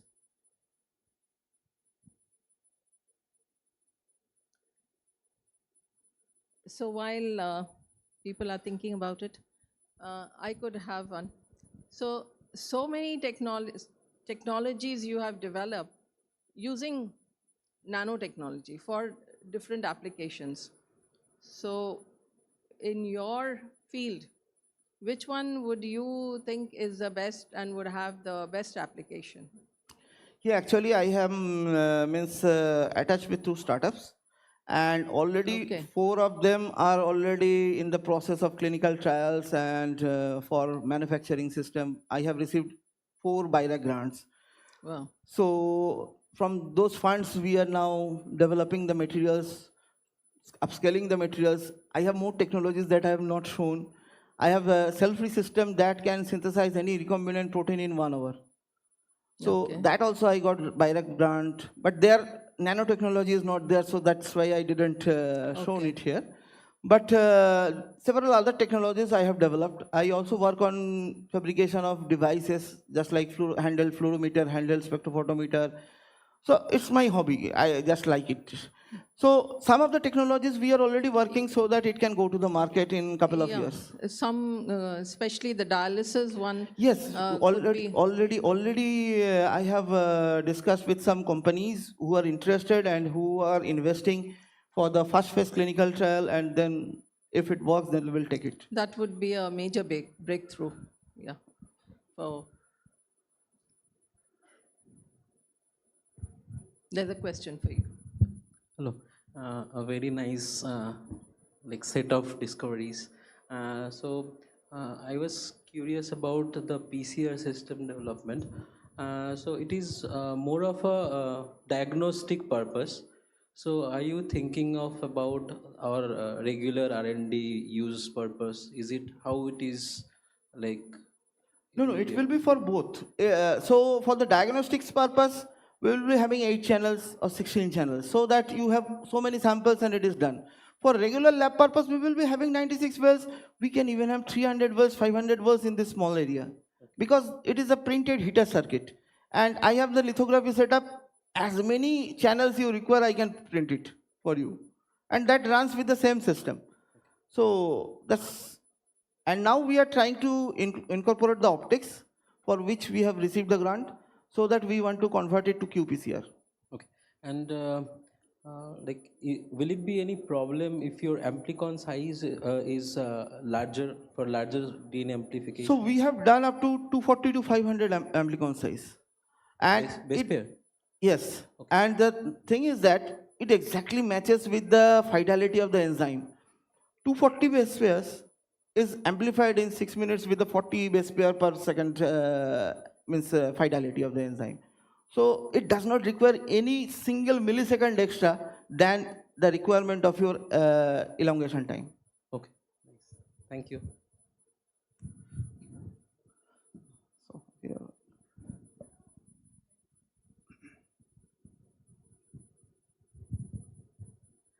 Thank you for the interesting talk. My question, excuse me, actually goes beyond biological reference. You said biosensors, they are detecting molecules, single molecules. Is there any chance that it can be made to detect complex molecules? What I am saying, just as I said, the outside of biological horizon, in case of national security in airports, can it detect explosives like C4 and other? People are already working with this one. So there are metal oxide frameworks, there are some MOS-based structures. Those can detect this kind of explosive, and it is known as dog nose. So if you have heard of dog nose, you can look at it. So there are possibilities. It's not that anything that binds to the surface in solution. It can be volatile compounds also. So breath-based glucose sensor is there. So in diabetes, you have to do the sensor by pricking. So nowadays, new sensors has come, you just exhale, it will sense. So there are some volatile compounds, organic compounds, VOCs. So if there is VOCs, because the material has to come to the contact of the surface of your device. So biosensor we called once the transducer is a biomolecule. If it is not, then it's a sensor. So the sensors is absolutely fine. So biosensors sometimes for long-term storage, it's hard because you cannot store it for 1 month a protein structure. So then we use sensors. But as there is no biomolecules, they are all same. The transducer is normal, some organic chemical or some nanostructures, metal oxide framework, anything it can be happen. So there are there. So there are sensors which nowadays in airports they sense. You will see they sense gamma radiation.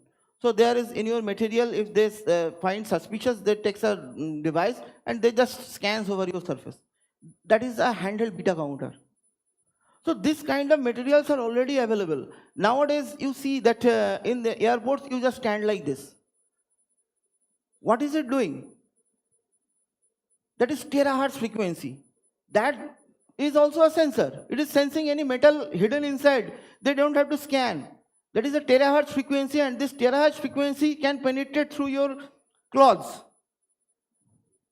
So there was really some controversy to use this in the airports because you can see through your clothes. That's why you will see in abroad there are 2 lines for this machine. One is gents line, one is ladies line.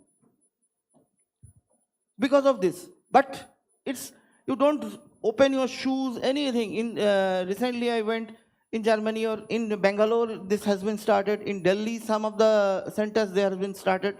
So it will all over the India. It will slowly take place. There will be no metal scanner. Okay, so in case of harmful bacteria pellets, and I'm talking about terrorism, this is also applicable. Yes, in bioterrorism, I am saying that we are working with DRDO. In DRDO, a device is coming in just in next January. It will be designed based on our this that I shown. So they have taken some of the part of our technology and they are building a big device where it sucks the air using a cyclone type populator. It will mix in a 1 ml sample. It will go through microfluidics to the center. It will design 260 by 280 OD. It will measure, and in the channel it will measure. If it is triggers, then it will go for sampling and measuring what kind of bacteria or virus it is. Okay. So I am part of the task force also of this committee. Thank you. Thank you. If there are no more questions, Thank you once again, Dr. Joydeep Okay, Bhattacharya, thank you for very a much. really wonderful lecture. Thank you.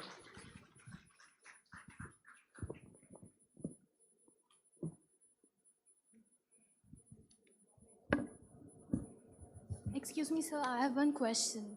I'm very sorry for that. Sir, I really wanted to ask about a very naive question. You told that it would be very good if we implement some antibodies into the platelets. So I wanted to ask that the platelets lifespan is usually 7 to 10 days. So what are you thinking for that?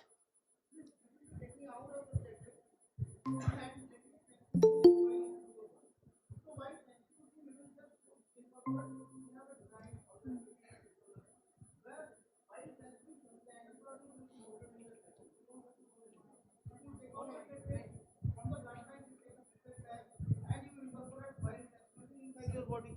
The platelets will be going inside your body, and now we call it armed platelets. So they are quite capable of killing all the bacteria which are floating out inside your circulatory system. In the sepsis model, it is the best one.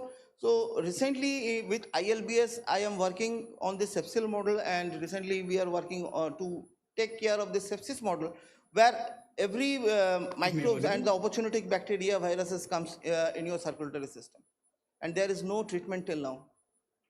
Thank you, sir, so much. Okay. Thank you.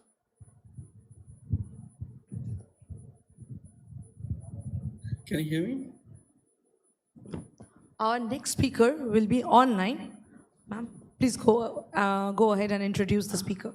Right. So the next speaker is Dr. Prosenjit Mondal. He is from Department of Biological Sciences, right? Yeah. ISER, Behrampur. So this speaker will be talking online. So briefly to introduce him, Professor Prosenjit Mondal is a distinguished biomedical researcher focused on molecular mechanisms of metabolic diseases, including diabetes and non-alcoholic fatty liver disease. He obtained his PhD from Institute of Life Sciences, Bhubaneswar, followed by postdoctoral training at Johns Hopkins University School of Medicine, Weill Cornell Medical College, and Scripps Research Institute, Scripps, Florida, before joining academia in India.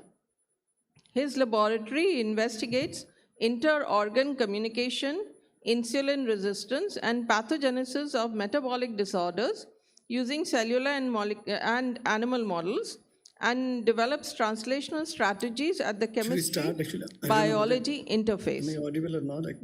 Professor Mondal, Professor Mondal also holds key leadership roles in academic affairs at ISER Behrampur, shaping education and research in life sciences. So with these words, I welcome Professor Prosenjit Mondal to deliver his talk.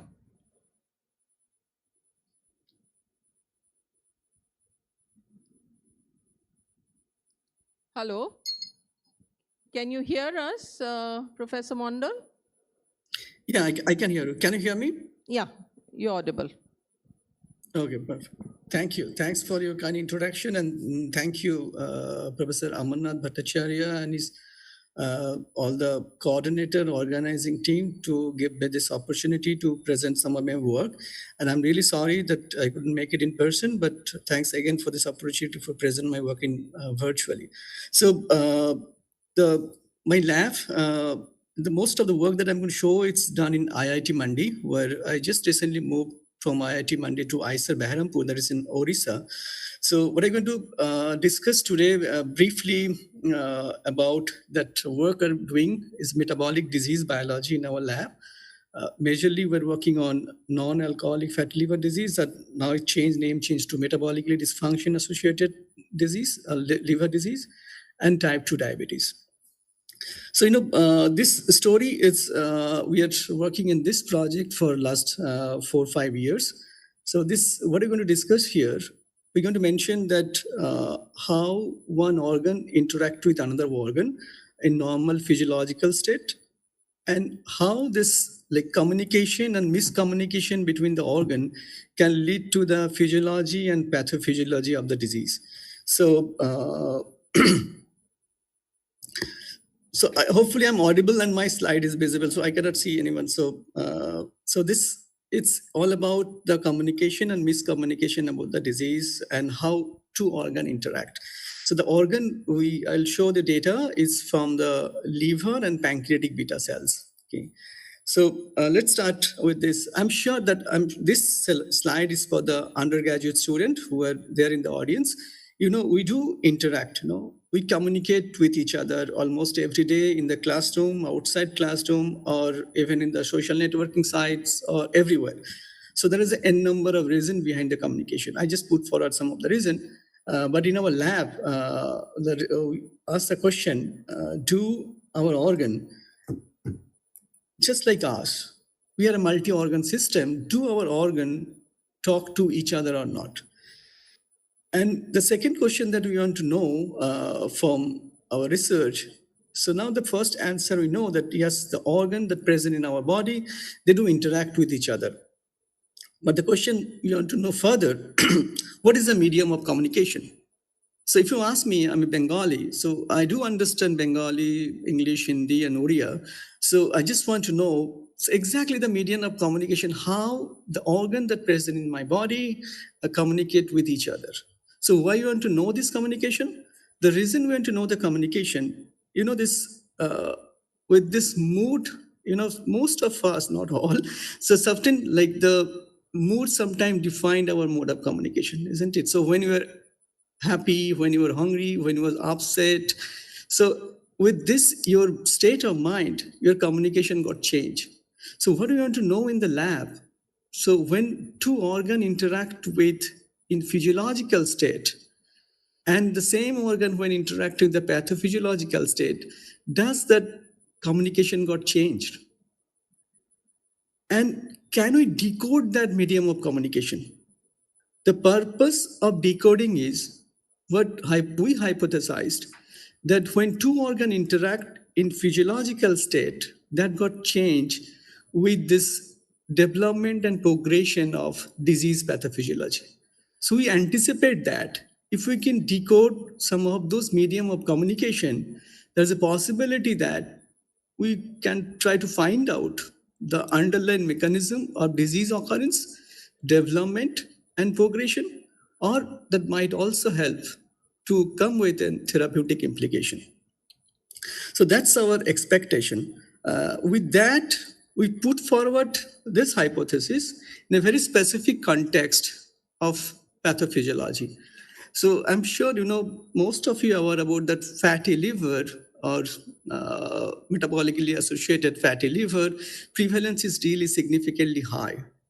So both in India, around the world. I'm sure they must have get the paper that published last month from CSR Phenome project. They also have the similar observation that fatty liver prevalence in Indian population is also significantly high. It's quite astonishing number. But this is the data that I got. It's a bit old data, but still the prevalence rate is around 25%. Around the world, and India, it might increase, but it's almost 25 to 30% of fatty liver prevalence in India as well as in globe. But what is more surprising to us, when we started this project almost 6-7 years back, we observed that two most prevalent metabolic disease like fat liver as well as the type 2 diabetes, there is a significantly high population of type 2 diabetes exist within this fatty liver population. So it means that there is a significant coexistence of these two metabolic disease. So when we saw this figure, we try to understand that why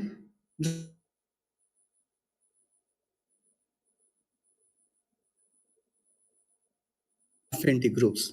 So this led us to give us a hypothesis that, we thought that when the fatty liver develop in the patient, both in clinical as well as that preclinical sample, mice model as the human, when the fatty liver can be developed for a number of reasons.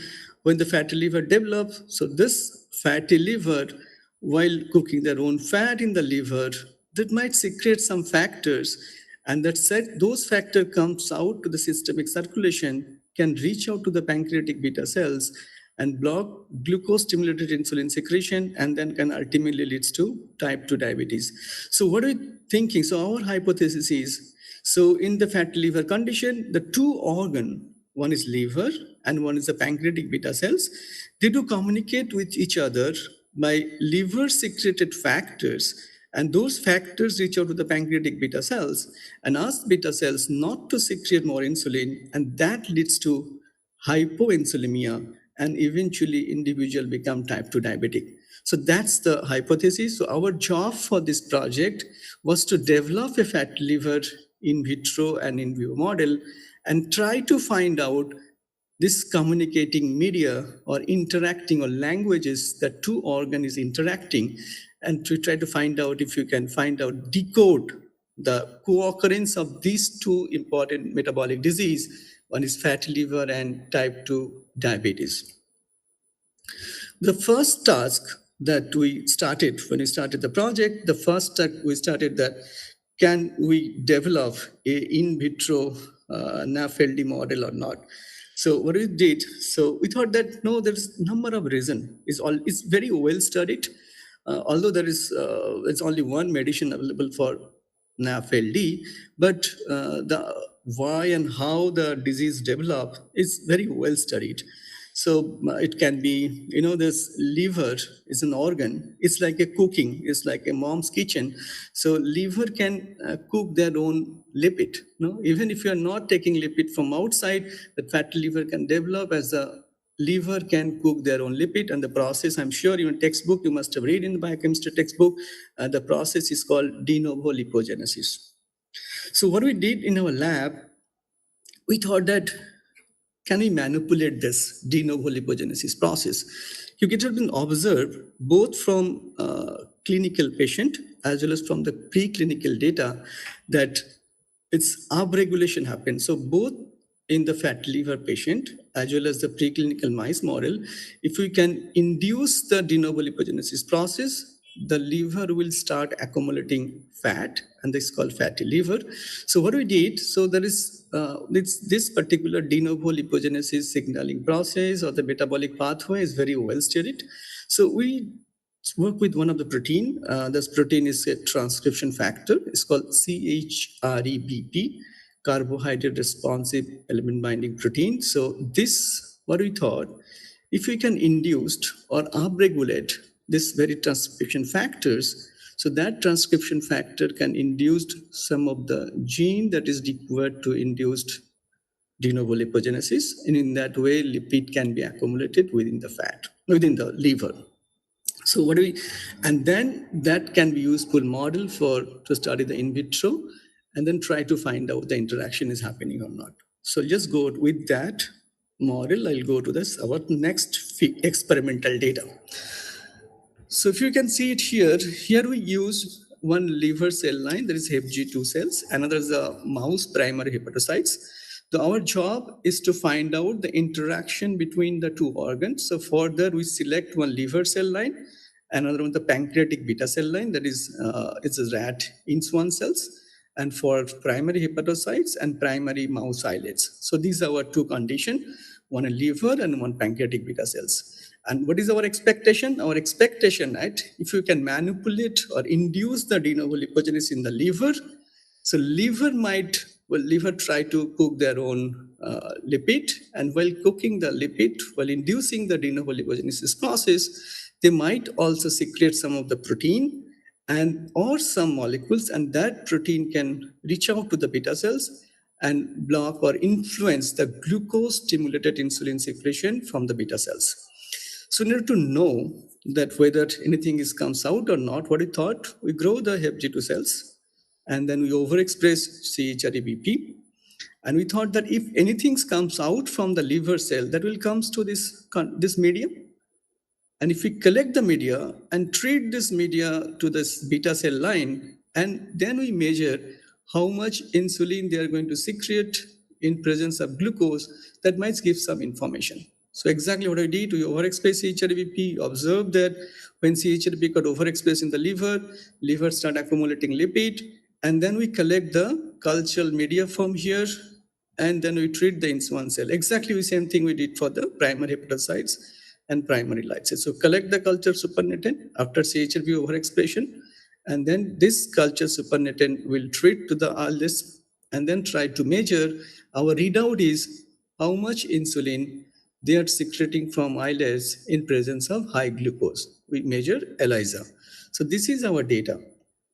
So, it's known that high glucose always induced insulin secretion from the beta cells, both in INS1 cells as well as primary islets. So you can see it here. So I'll show you the black line. So this is the no condition media. As you can see, this is 2.5 millimolar glucose, this is 16.7. So high glucose lead to increase insulin secretion, that we measured here. And the next line, the green one, is the cultural supernatant collected from the control, like EGFP overexpression system. As you can see, there is no change. Almost the glucose stimulated insulin secretion is significantly high. Then you go to the red bar, okay? So both the low glucose as well as the high glucose, you can see it from here. This is high glucose in the presence of cultural supernatant or conditioned media collected from CHRBP overexpressed liver cell.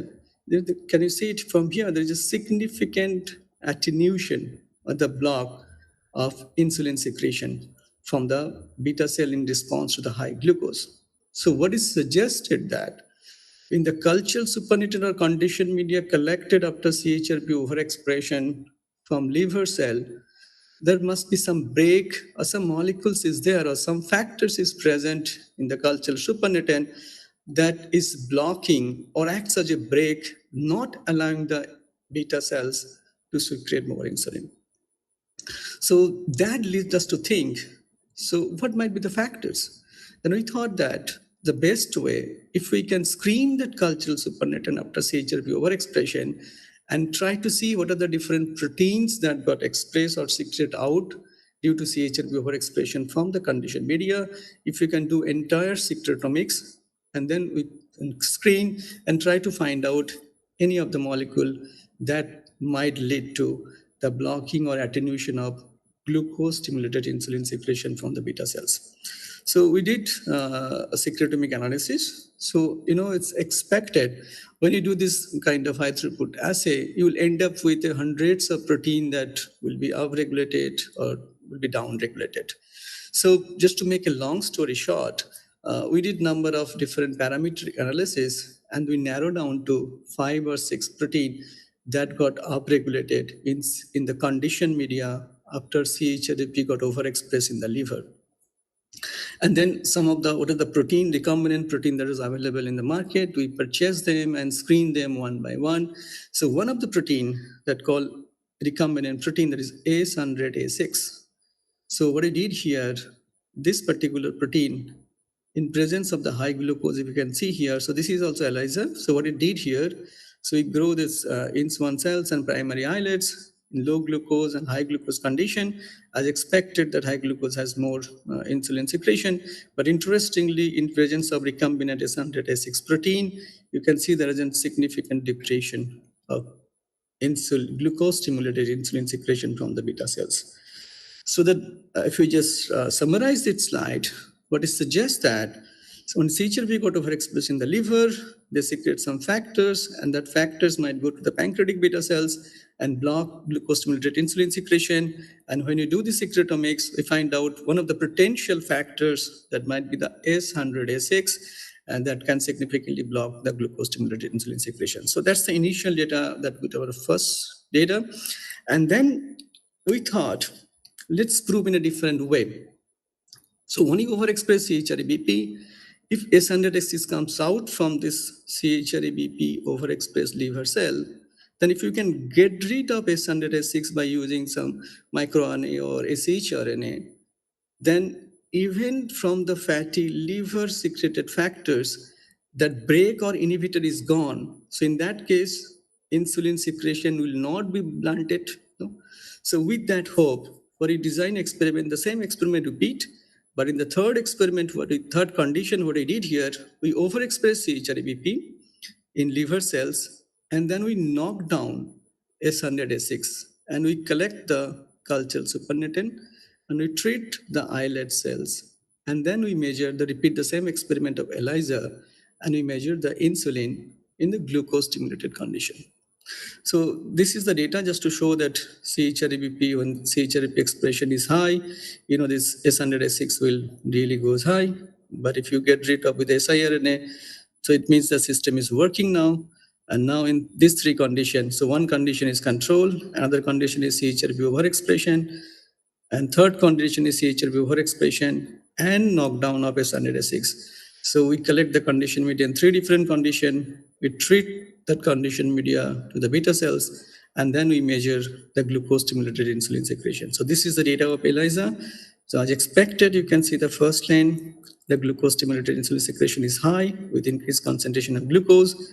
And this green bar is the control, and the red one, what you did here, this is the culture supernatant collected from only CHRBP condition media. You can see there is a tonic suppression, there is a repression. But interestingly, the blue one, so this culture supernatant also collected from the CHRBP overexpressed liver cell, but those cells are unable to secrete S100S6 as we have knocked down this S100S6. So you can see there is a rescue of the inhibition. So this inhibition mediated by CHRBP is not happening. So then we try to find out from the literature how S100S6 act. We find out is receptor agonist that also worked here. So overall, this in vitro data, what we showed here, that we started our project that whether the two organ fatty liver and beta cell can interact, and if they interact, what is the medium of communication? So for that, what we thought that maybe that if you induce CHRBP, that can, due to this DNL, they can induce fatty liver. And while making the fatty liver, they also make a protein that called S100S6, and that protein can come out from the liver, can reach out to the beta cells and block glucose-stimulated insulin secretion. And that might lead to the type 2. So that's the initial in vitro data. So after this data, we got some excitement, and we thought that if it is happening in vitro, thus the same thing will be replicated in vivo mice model. So what we did here, from there, we jumped to the mice model. So exactly the same three condition, what you show in the few minutes just now in vitro. So here we have three groups of mice. So one, we overexpress, so these all are the adenovirals. So this is overexpression of EGFP. In the second group of mice, we overexpress CHRBP. In the third group, we knock down S100S6, adenoviral this shRNA of S100S6 and overexpress CHRP. So exactly the same thing. So just here, the second group will help us to understand when you overexpress CHRP in the liver, how the liver crosstalk or interact with the pancreatic beta cells. In the third group, we'll again try to understand the impact of S100S6 knockdown in CHRP overexpression conditions. So these are the three groups of mice, and we did number of assays called ITT, GTT, and this glucose-stimulated insulin secretion. So these are the different parameters that can answer our question that we have started with.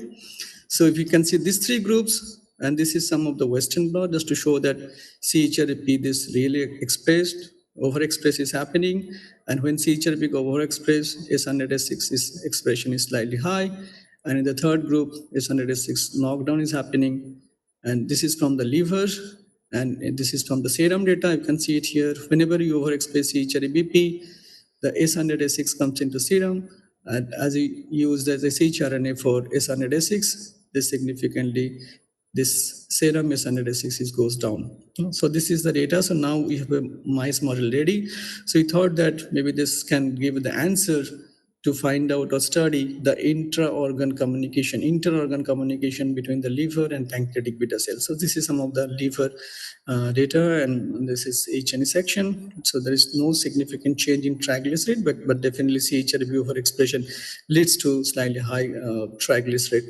But there is no change between these two groups, CHR overexpression and S100S6 knockdown group.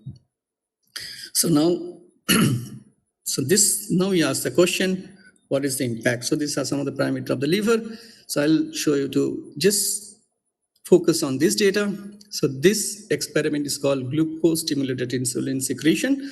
So we first the mice for the 6 hours. So this is the 0 time point. And then after 6 hour fasting, we inject the mice intraperitoneally with glucose. And then through tail vein, we collect the plasma in the different time point after glucose injection. And then we do ELISA to measure insulin secretion. So if you can check the green one, that is a control mice, where you overexpress EGFP. As you can see, within 10 minutes, the insulin level is high after glucose. So this is a 0 time point. This is a basal level or fasting insulin level. Then after injection of glucose after 10 minutes, you can see there is a significant increase of the insulin secretion. This is called fast phase insulin secretion. And again, within 20 minutes, this is second phase insulin secretion. So insulin usually secreted from the beta cell in response to the glucose is called biphagic insulin secretion. So this first phase and second phase is there and then comes down after 6 minutes. But interestingly, this red one, if you follow, so this group, we have overexpressed CHRBP in the liver. And when you overexpress CHRBP in the liver, as you can see, same thing we did here, GSIS. So after 10 minutes, there is a significant attenuation of the first phase insulin secretion compared to the control group. There's a green and red one.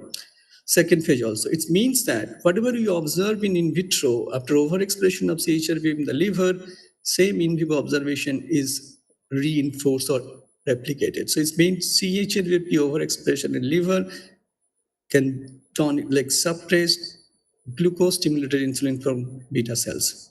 So now come to the third groups of the mice where we overexpress CHRBP, but we knock down S100S6. So you can see it from here. Again, those groups, the first phase as well as the second phase insulin secretion restored. So it means, it shows that there is a communication exists between the liver and pancreatic beta cells. And this S100A6, CHRBP dependent S100A6 might be the communicator between the fat liver and pancreatic beta cells. But so this again, it's reinforced this. So now we did some of the parameter for beta cells parameter. So now somebody can ask that when you overexpress CHRBP, that maybe the beta cells got compromised, or if this knockdown of the S100A6, maybe beta cell activation happening. So beta cell anatomical and functional plasticity we check, and what it shows that there is no change in the anatomical plasticity. So beta cell size, beta cell mass, beta cell area, everything is same. So whatever is observed here due to this insulin secretion is happening due to just activation. It's nothing to do with beta cell anatomical plasticity, but it's a functional plasticity. It's got changed. So with that, we come back to that. We try to find out the mechanism, how S100S6 is blocking insulin secretion from the beta cells. So we measure some two important parameters. So one is cyclic MP. So we observe that. So we can see it from here. Exendin, this is an anti-diabetic drug. So you can see it's known that exendin 4 can induce cyclic MP synthesis in the beta cells. So what do you observe? That in presence of S100S6, so S100S6 can significantly blunted the exendin 4 mediated cyclic MP synthesis. So that might be one of the reasons that how S100S6 is act on the beta cells and block insulin secretion. So we measure cyclic MP, we measure protein kinase A activation. So protein kinase A is the downstream of cyclic MP. So you can see it from here.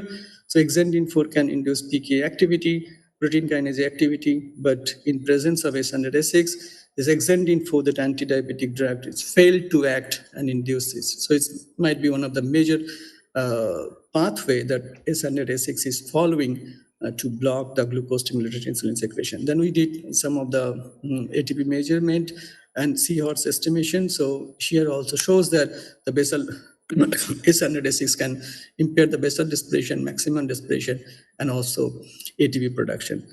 And then we did some of the calcium imaging, and here we couldn't find any change in the calcium in the beta cells, but we do observe that hyperpolarization that JCI is staining. So altogether, when you try to find out the mechanism that how S100S is acting and exactly blocking the glucose-stimulated insulin secretion, so we have some answer. It might block the glucose-stimulated cyclic MP synthesis in the beta cells. and block the ATP production, and there is no change in the cyclic MP. So ultimately, that might lead to that cyclic S100S6 might suppress the cyclic MP synthesis or inhibit the mitochondrial ATP production, and that lead to the insulin secretion damage. So with that, again, we come to the another one mice model. So it is very popular mice model and well accepted that high-fat diet induced MAFLD. So what we thought that the high-fat diet, putting the mice on the high-fat diet, that leads to fatty liver pathophysiology. We want to know what happened. Does this, the same S100S6 is that protein that ultimately interact between liver and pancreatic beta cells here in the diet-induced NAFLD model or not? So we have now 3 groups here. So one group on the mice of normal chow diet, one is the 60% high-fat diet, and third group with the sage 60% high-fat diet, but we get rid of S100S6 with an shRNA. And so here the Western blot, it shows that if you can see from here, if we put the mice on high-fat diet, S100S6 expression is high in the liver as well as in the serum. But if you get rid of S100S6 in the liver, there is a down-regulation is happening. At the same time, the serum level S100S6 also reduced. But so there is no change in the mice body weight, and there is no change. So what does it mean here? So now we want to know whether relevance of S100S6 in high-fat diet-induced MAFLD model, and during this high-fat diet MAFLD, how this fatty liver interacting with the pancreatic beta cell, that's going to study. So what we did here, the first experiment, this is called oral glucose tolerance test. So this also, first the mice for 6 hours, then oral gouging the glucose. So this is the fasting blood glucose level. And then we oral gauge the glucose, and you can see this is the glucose excursion. So this is high-fat diet mice. You can see there is an impaired glucose tolerance. This compared to the control group. But interestingly, if you just get rid of or maybe knock down regulate, so one gene that is called S100S6 in high-fat diet mice, can you see there is an improvement of the glucose tolerance. So one single gene in the liver knockdown can significantly improve glucose tolerance in high-fat diet mice. And then we want to know, come back to our question, how fatty liver is interacting with the insulin, glucose-stimulated insulin. So you do this GSIS, glucose-stimulated insulin secretion.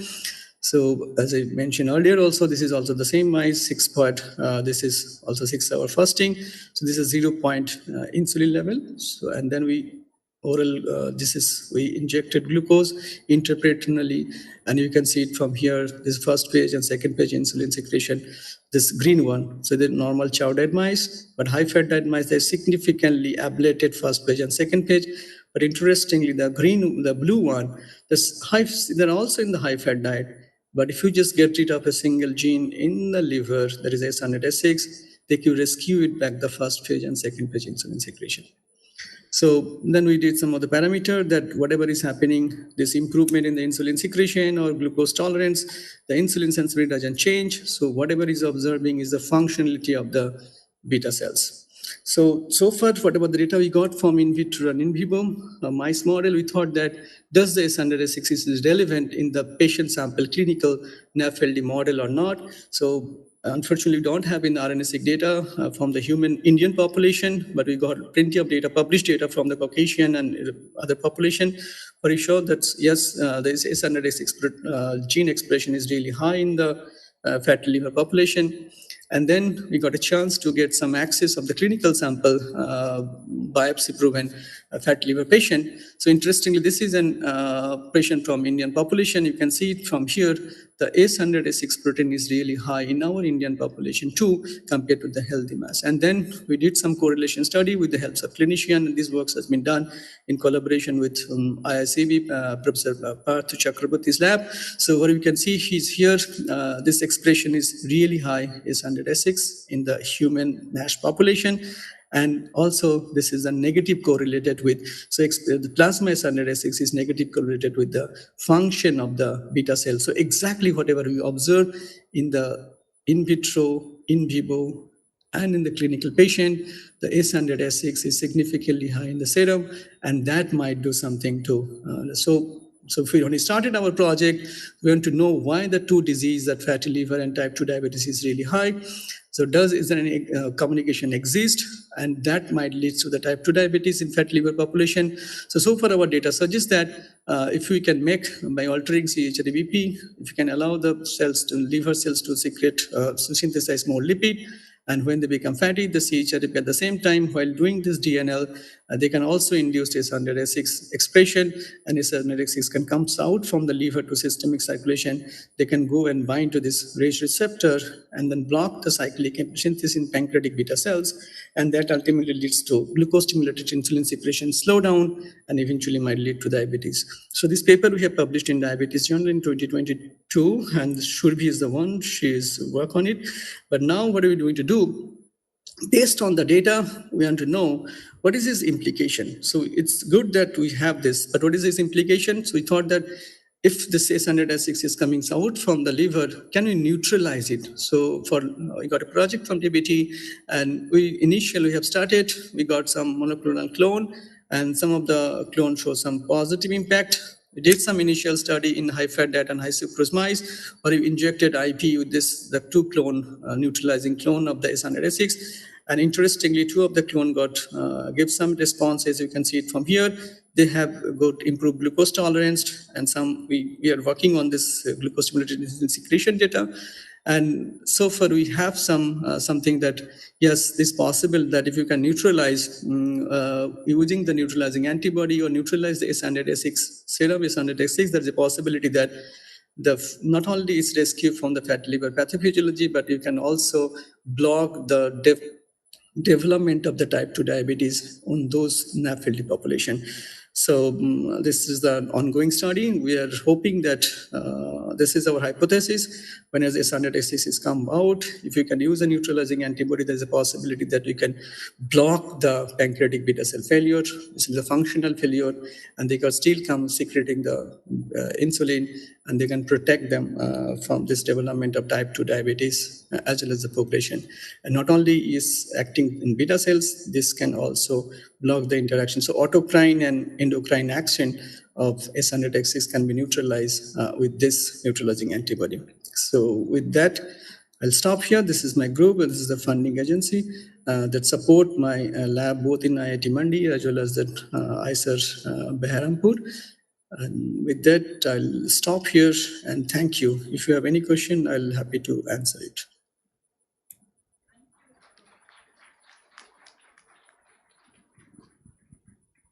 Thank you for a very interesting talk, where you started with crosstalk between organs, and you could pinpoint the protein, I guess, S100A6. Am I right? Hello, can you hear me?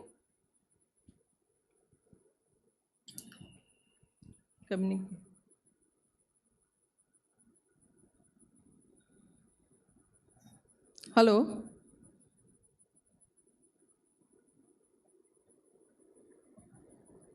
It went off, it seems.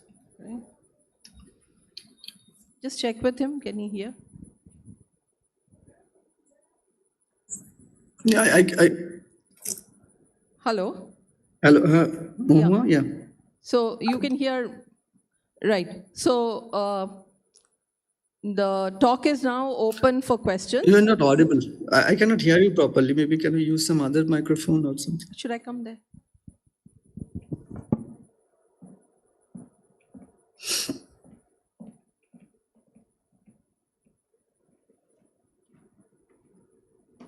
Hello? Can you hear me better, Professor Mondal? Hello?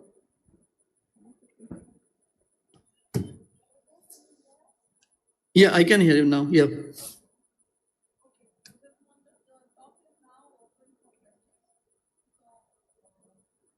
hearing some questions from the audience.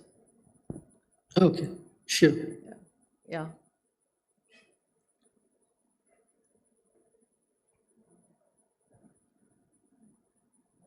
So while they are thinking about the questions, maybe I could ask one or two to you. Hello? Professor Mondal? Yeah, I can hear you. I can hear you. Okay. So, very nice talk. And so you pinpointed this molecule S100A6, right? So, out of so many that you tried to decipher in the supernatant, you ended with this one. And in this way, you could overcome the problem of type 2 diabetes that you showed in your 2 animal models. So, how do you think you could take this forward into the clinics? Basically, I how couldn't would you hear you properly, translate? but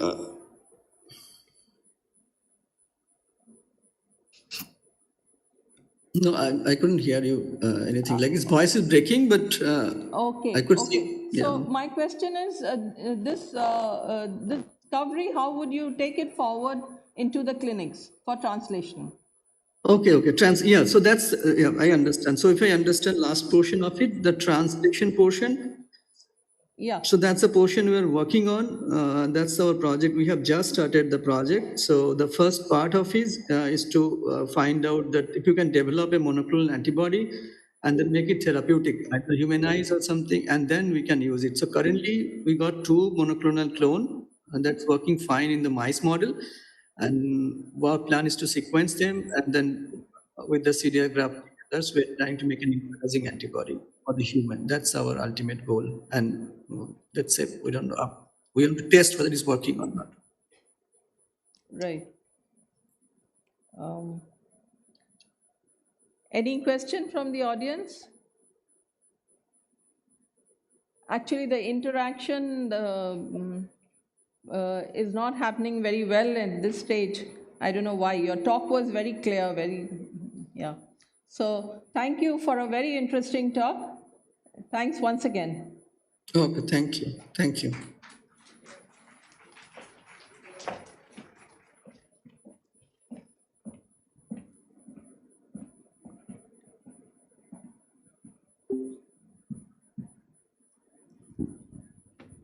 Hello.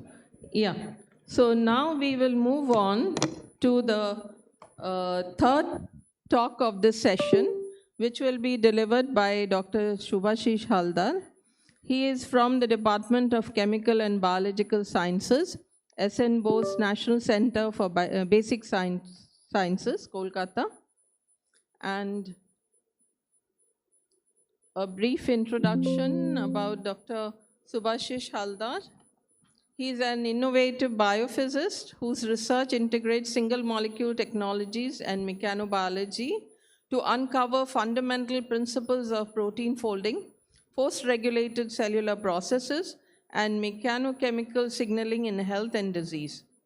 After earning his PhD in single molecule biophysics from the Indian Institute of Chemical Biology, he conducted postdoctoral research at the Max Planck Institute of Biochemistry in Columbia University, where his work probed mechanical aspects of protein stability.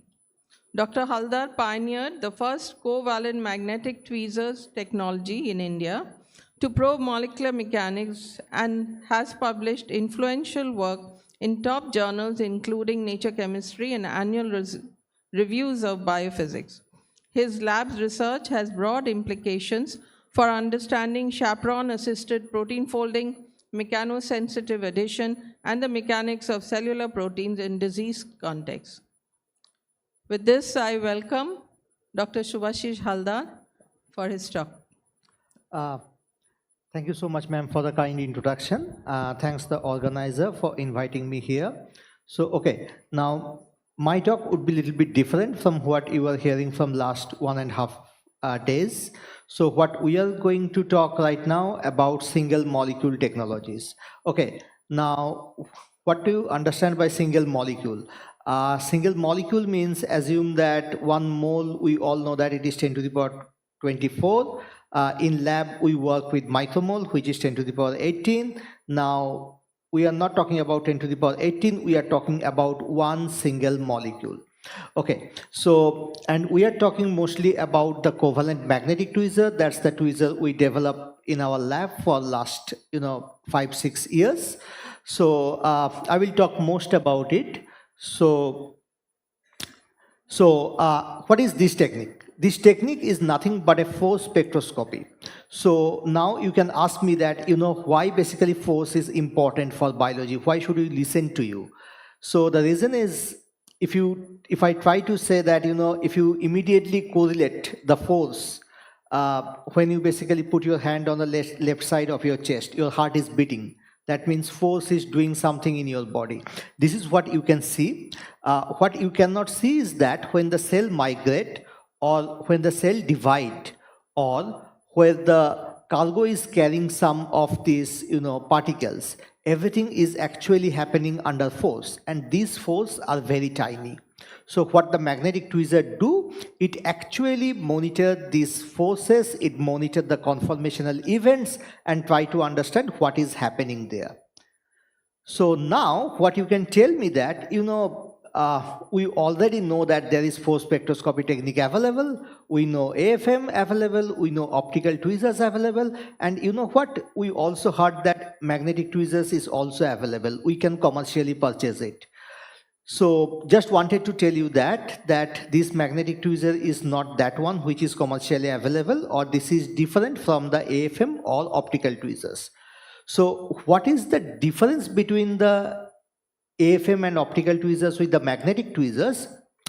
If you see any raw data of the AFM or optical tweezers, you see that the data is mostly for, sometimes you can see 10 seconds, 100 seconds or 500 seconds. But with the magnetic tweezer, what we can do is that we can actually monitor a particular dynamics of a protein molecule from 500 seconds to, a time scale of 14 days.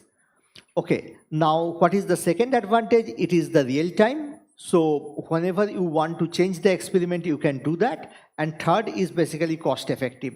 What do I mean by cost effective? Cost effective means that if you want to purchase the optical tweezers or something like that, it would cost you 8 to 10 crore rupees. But this magnetic tweezer which we built is actually only 3.5 lakh rupees.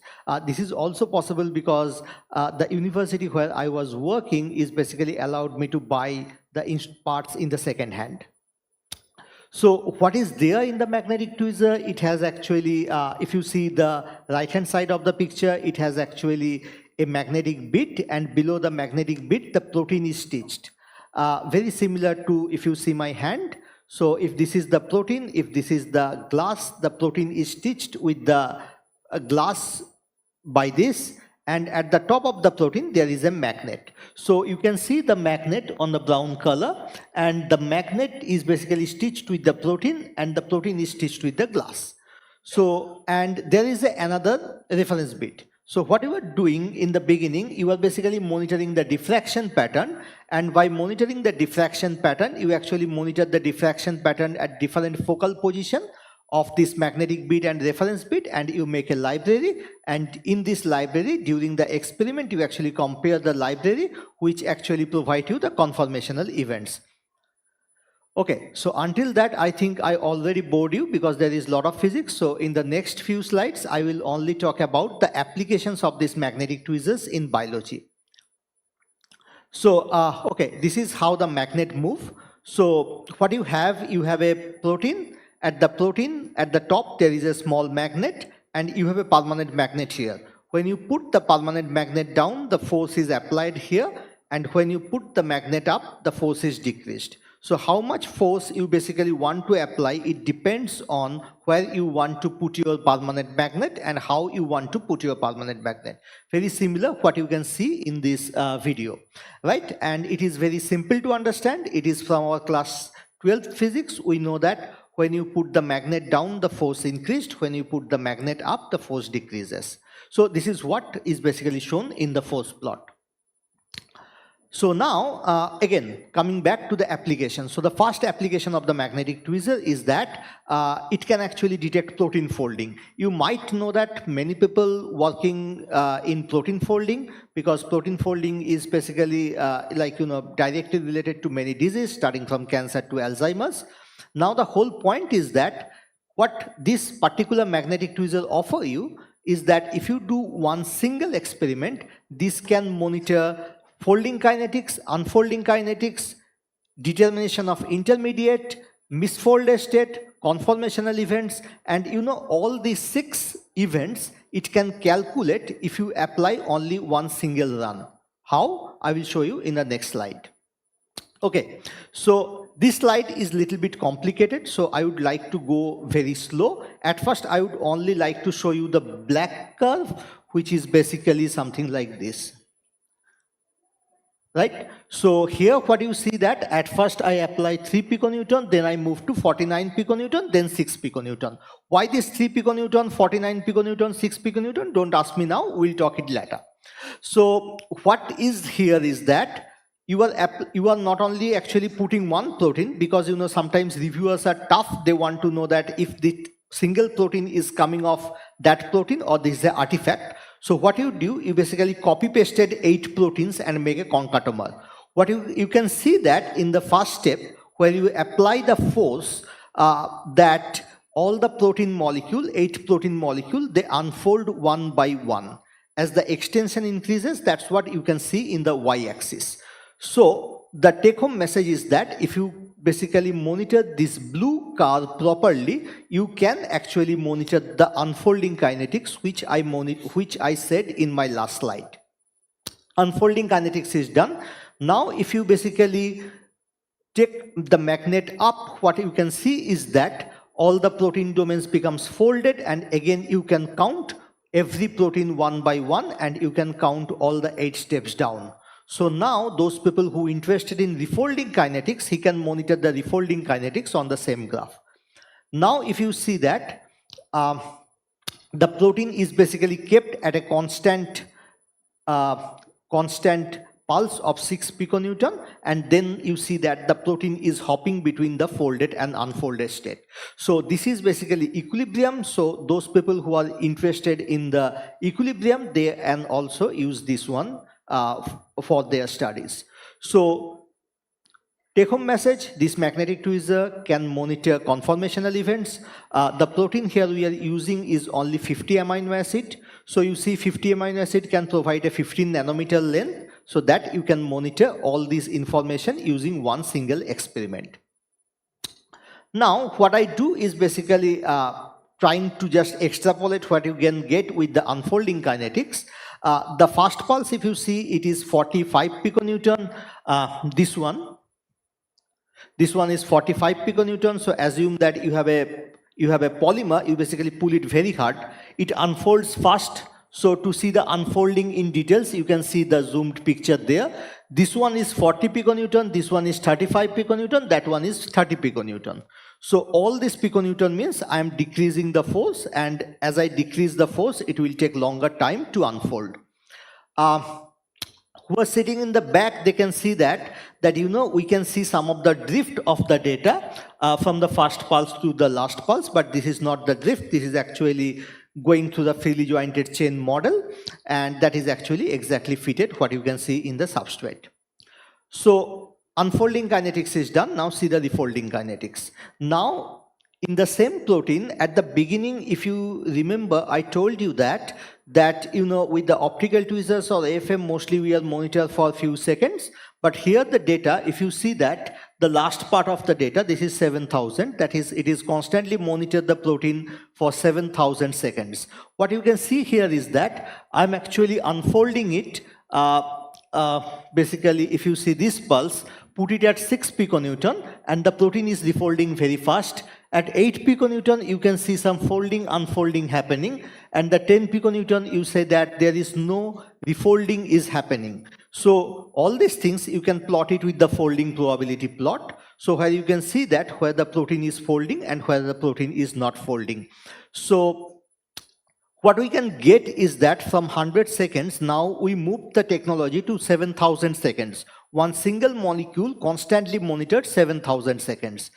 Now, this is the time scale. Okay, now the resolution, how good our resolution is. Those people who work with single molecule, they understand that the resolution of this protein molecule is actually really hard when you go low forces. But here you can exactly count all those 8 steps. 0, 1, 2, 3, 4, 5, 6, 7, 8. all the 8 steps, all the 8 protein, all the details of the protein can be easily get using this magnetic tweezer. By the way, this is not a new trace. I'm actually using the last one. I actually zoomed that one. Okay, so now we show some of the results with 7,000 seconds, that means around 2 hours. Now, if you basically focus on panel B, what you can see is that we monitored a particular molecule for constantly 8 days. If I zoom some area and show you in the panel C, you can see that all the steps you can monitor it. And now if you basically come to this, this portion, here we monitored one single molecule constantly for 14 days. Now if a biologist asks me what we want to see a protein molecule constantly for 14 days, that's actually a different answer. But here we just want to show that how we can develop a technology step by step. So this technology is basically established in our lab for last few years. And like, you know, we are very proud to say that like this is basically also selected for technology of the month in the in Cell Press. So this technology, if you think that always you need this concatemer, this is not necessary. You can do with the one single protein as well. For example, here you see that the experiment is done with the one protein. Here you see at the low force, the protein is mostly in the folded state. It has one unfolding event, but you know, very few. As you increase the force, you see that the folded and unfolded state, they are in equilibrium, and the high force, the protein is mostly in the unfolded state. So this instrument can also be done by one single small one domain protein as well. Okay, so now application 2, we try to see that, okay, we are interested in biochemistry, but let's see if the protein biochemistry can be monitored with this methodology. So what we do, we basically use the antigen-antibody interactions we all know. So I use this experiment for this kind of presentation. What you can see is that when you only pull the antigen, the red curve is here. You see that unfolding is very fast, but when you put the antibody, the unfolding takes a long time. Now this amount of time, you can, if you see that doesn't require any further analysis. But what additional information this one can give you is basically the population. If you see this curve at 0 nanomolar, when you don't add antibody, what you get is that there is a single population.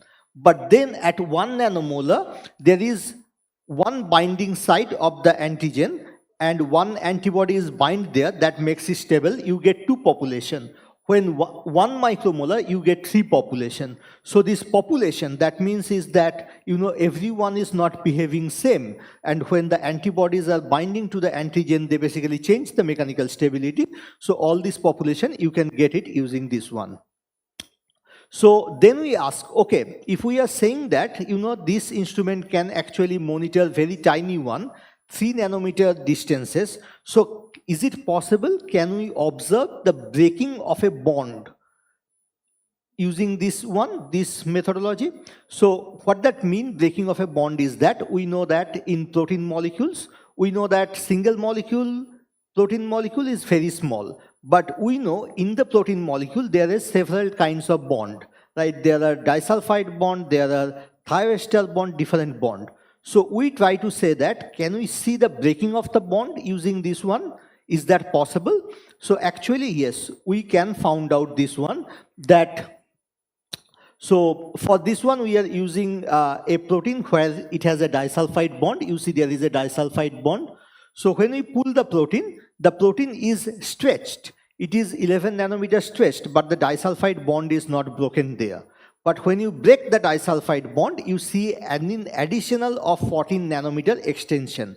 That means if you can see the breaking of the disulfide bond, then you can see several population in the molecule, which represent, 11 nanometer, 14 nanometer, or if a disulfide is already reduced, then you should get 25 nanometer. So is it possible to monitor to get here? Actually, yes. Here you see that the portion where I zoomed, you can see all these 25 nanometer, 14 nanometer, or 11 nanometer. All these steps are possible. I actually goes very quickly to everything, but I have a citation. So if you wanted to know more about it, we have a nature chemistry and chemical science paper. So there you can exactly see that how we can monitor those things. Okay.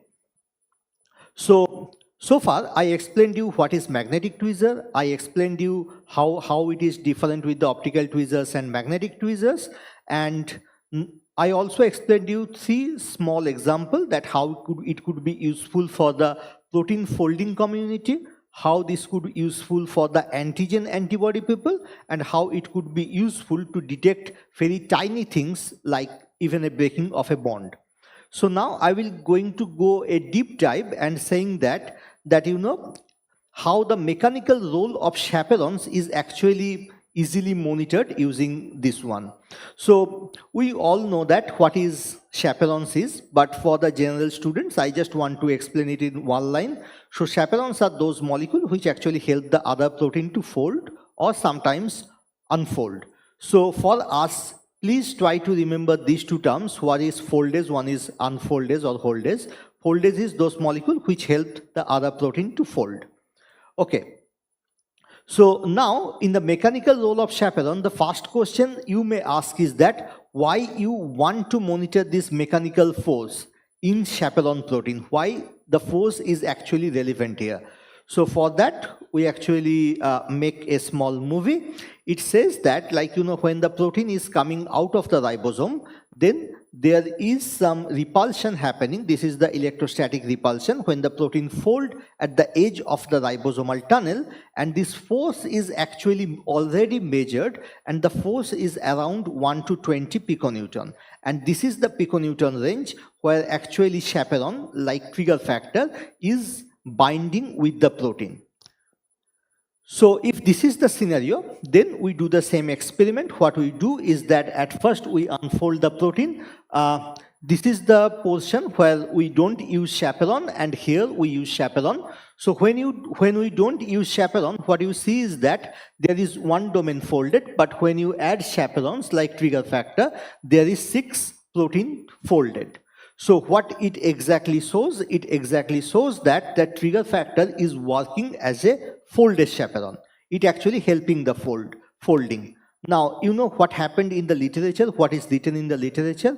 In the literature, when people do such experiment, but in absence of force, people says that this is holdase. That means this is basically not helping the protein to fold. So what we got, our result is totally different, completely different from what is observed in the literature. So that make me little bit disheartened, because that is the time when I'm kind of starting my laboratory. So what happened, what we did is that we actually used several chaperones like trigger factor, 16 different chaperones, and try to see that, okay, let's see if everyone is kind of behaving like that. Surprisingly, we found something interesting, that the first 4 chaperone, the top panel, DSBA, trigger factor, PPID, and DSBC, they are working as a foldase.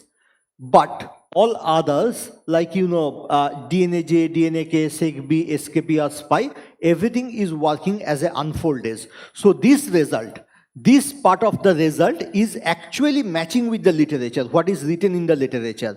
But the top panel is not at all matching with the literature. Okay, so what we do, so a lot of people actually thinking that time maybe this is substrate specific. So what we do, we actually change the substrate. When we change the substrate, we do all the experiment, and we tried 4 or 5 substrate. But interestingly, at the top panel, this one always showing some different result from what is written in the literature. But other results are matching. But when I am saying what is written in the literature, I mean that what is written in absence of force is not matching with my experiments or our experiments. So then we try to see, okay, let's see where this particular protein is actually located in the cell. So what we found out is that all the chaperones which work as a fold is the top panel, they are associated with a tunnel. That can be ribosomal tunnel, that can be periplasmal tunnel, or everyone is actually situated at a tunnel. So at that point, our lab is thinking that these tunnel associated chaperones, they have a particular activity. So what we don't know, but they are different. So what we do to confirm that, we actually use homologs. So we know that we have a very well-known chaperone, HSP70, so or HSP40 also. So HSP40 has two homologs. One is DNAJ, one is ERDJ3. So ERDJ3 is actually tunnel-associated chaperone, and DNAJ is not a tunnel-associated chaperone. It's a cytoplasmic chaperone. Please note that both are homologs. But what we found out, that chaperone which is tunnel-associated is working as a foldase.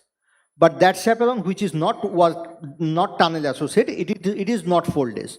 To confirm that, we actually go to another chaperone, similar homologs. It is for HSP70 now, and found out the same thing, that HSP70, those which is basically tunnel associated working as a foldase, but those which are not tunnel associated working as a holdase. Okay, so that confirms us, okay, understood. So tunnel associated chaperone has some special activity on folding of the protein.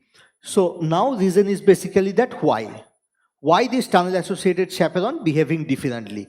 Now think the experiment on a different way, but before saying that, I just wanted to also tell that if I take out the force fraction, if I basically do our experiment in absence of force, then all the foldase chaperones which I monitored on the top of the panel is now working as a holdase. That means now our result is matching with the literature.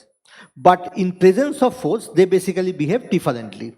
So why they behave differently? So if you think about the experiment, how the experiment is actually done, what you are doing, you will actually apply force from the top. Now folding of the protein, if you see the picture, the folding of the protein is happening against the force. If the force going that direction, folding of the protein is happening on the that direction. That means folding of something against the force generating the mechanical work. And this we all know because we know what is the amount of force generation or amount of work done is basically force into displacement. That means folding of the protein itself generating some mechanical work, and the mechanical work is kind of 50 zeptojoule to 120 zeptojoule. So now if you think about that when a protein is coming out of the tunnel, then what could happen? If the protein fold at the other end, which is basically shown here, so that folding don't allow the protein to coming back. Backsliding is basically stopped. And this additional 120 zeptojoule pull the protein from the one end to the other end of the cellular place. So with that, I would like to finish my talk. So, but these people are basically the working who are really instrumentation in this work. So the left panel, these people are mostly working with the development of the technology, which is built by Subhash. So he's a postdoc, and Deep, Riyanita, Sohom, Sudipta and Samosri, they are working on this magnetic tweezer development part. Then basically Nikki and Amod, they are the postdoc, they are mostly working on the cell biology, cancer biology part. Today I'm not talking about that one with the help of Shubhradeep. And the last one is basically Milan. He's also a postdoc. He did his postdoc from Hebrew.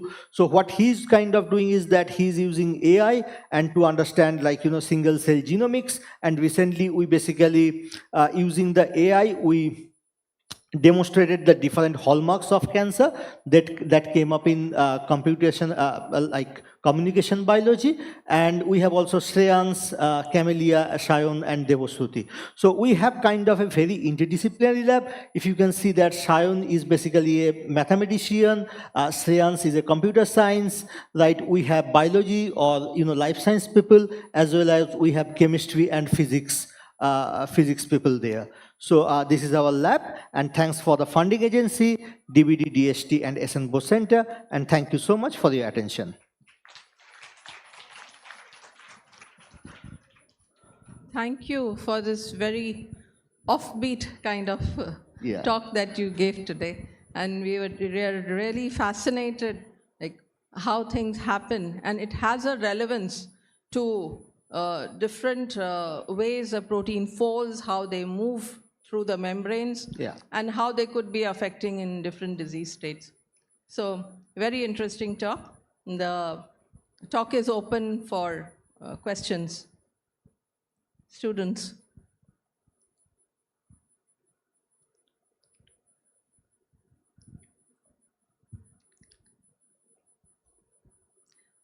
I had just one question, like the method that you are using to study the folding and unfolding. So they all have to be labeled with some kind of magnet where it can be affected by the force. Yeah. So, like you explained that that there has to be a. Yeah, So, how so do you- actually we are applying the force to the magnet. So our protein is something like that. At the top there is a small magnet, and here There is a magnet. there is a magnet. I have a permanent magnet here. So when we are choosing this magnet or tagging the magnet, we carefully need to see that where that doesn't part of the folding of the protein. Yeah. Yeah. So then we are actually pulling all, pushing the protein using a permanent magnet. But we can apply actually very tiny amount of force which physiologically the protein face, like in a piconewton level. Right. Yeah. So without the magnet also you can study, you can apply the force and study the differences. Yeah, with magnet, yes. Yeah. Without magnet, it's not possible. Without magnet. Yeah, it's not. No, without magnet, we have another single molecule lab, which I didn't describe here. That's actually fluorescence-based single molecule, which actually FCS or single molecule FLET. There you are actually monitoring, tagging the protein molecule with a dye. Okay. So as this is a single molecule, so the funny part is that as this single means one molecule, that means something needs to be there to see it. To see. Yeah. Right. Yes. Yeah. One more.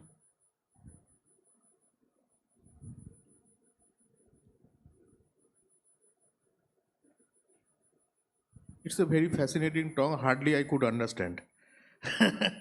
But the thing is like that the force, it happens in our body also, right?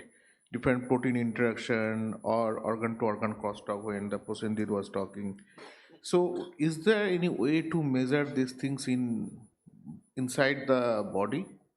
Inside the body, I don't know, but inside the cell, of course. So who are doing the cell biology? So you see that we basically started application from in vitro system. Now we are in a kind of, we use buffer. We can use cell, and in the cellular system, you can also monitor that. So co-culture system or something. Yeah, that yeah, you can that's do always that. possible. Okay, okay. Yeah. Thank you.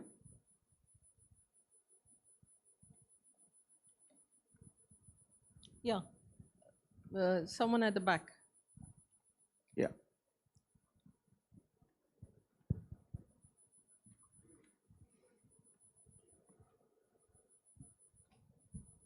Thank you, sir, for this wonderful presentation. I have a very simple question. That are there any limitation of the covalent magnetic tweezers that you showed compared to the traditional single molecule techniques?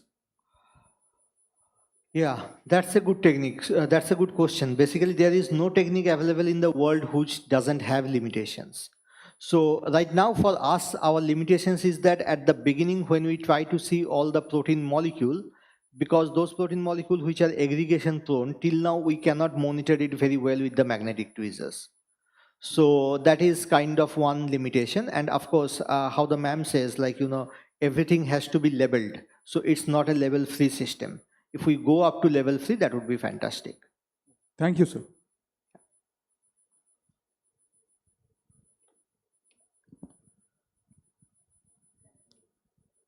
Any more questions? Since we do not have any more questions, yeah, I thank you. Thank you. Subhashish, for this really interesting talk. Thank you. So with this, this session ends, all the 3 talks.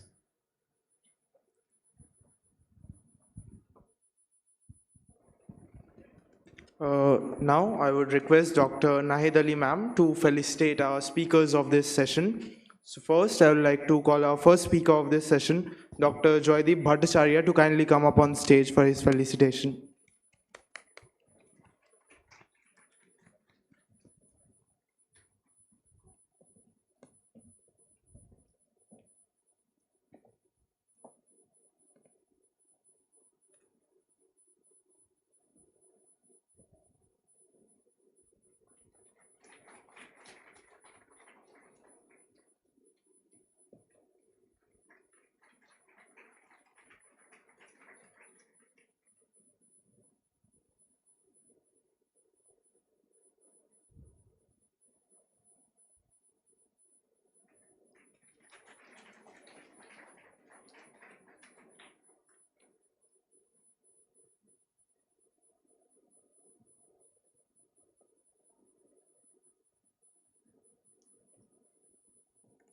And now I would like to request Dr. Subhashish Haldar to kindly come up on stage for his felicitation.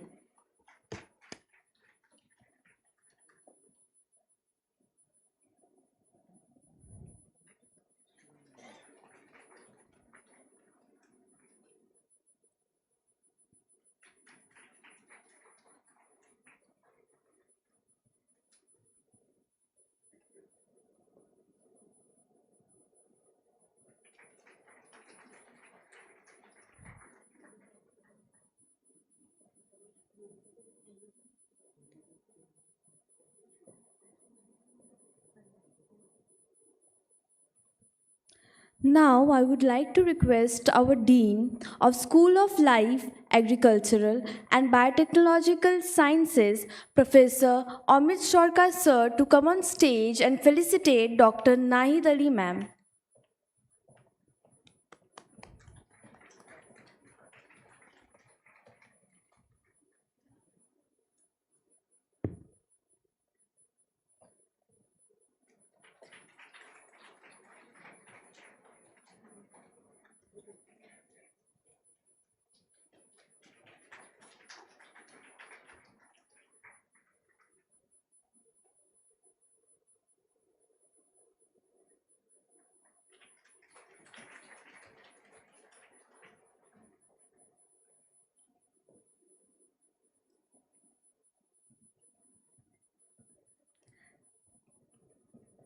Thank you to all our speakers and participants for an engaging and insightful session.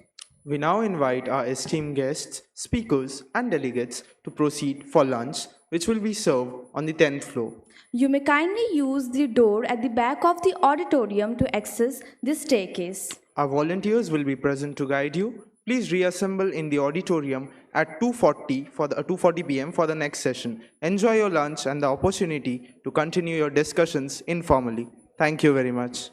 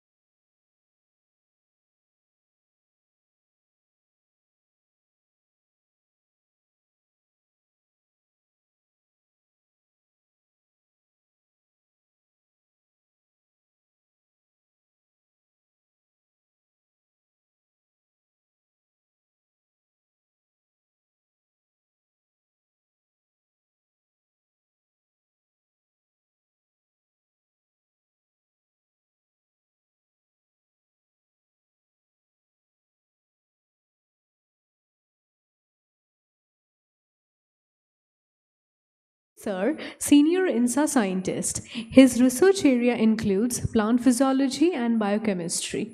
He is recipient of several prestigious awards. Sir, please to come up on stage and chair this session. It's our privilege to invite Dr. Sujay Das Gupta sir from Bose Institute. Sujay Das Gupta sir is an expert in mycobacteria and their bacteriophages, leveraging these systems for the development of novel therapeutic strategies and drug discovery.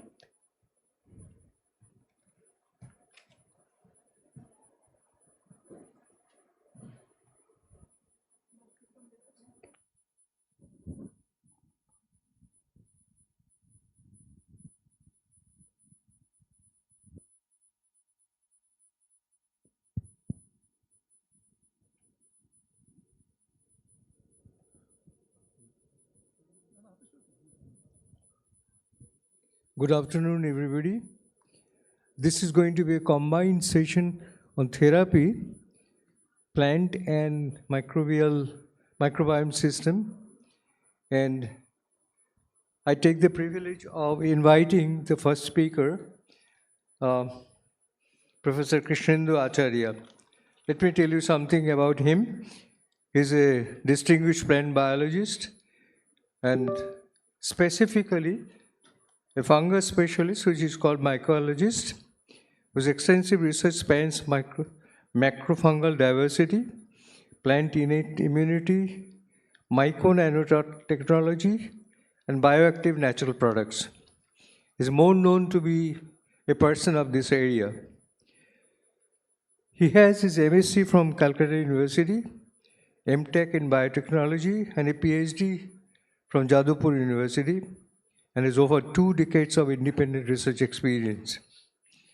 A prolific scientist, he has published hundreds of research articles, and at one time I remember I asked him, stop publishing, because he kept publishing a lot of papers.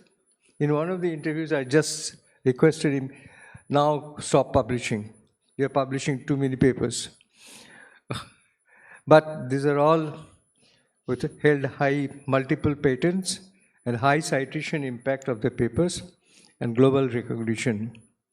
His work integrates fungal taxonomy, medicinal prospects of mushrooms, and plant defense mechanisms, and has supervised numerous doctoral students.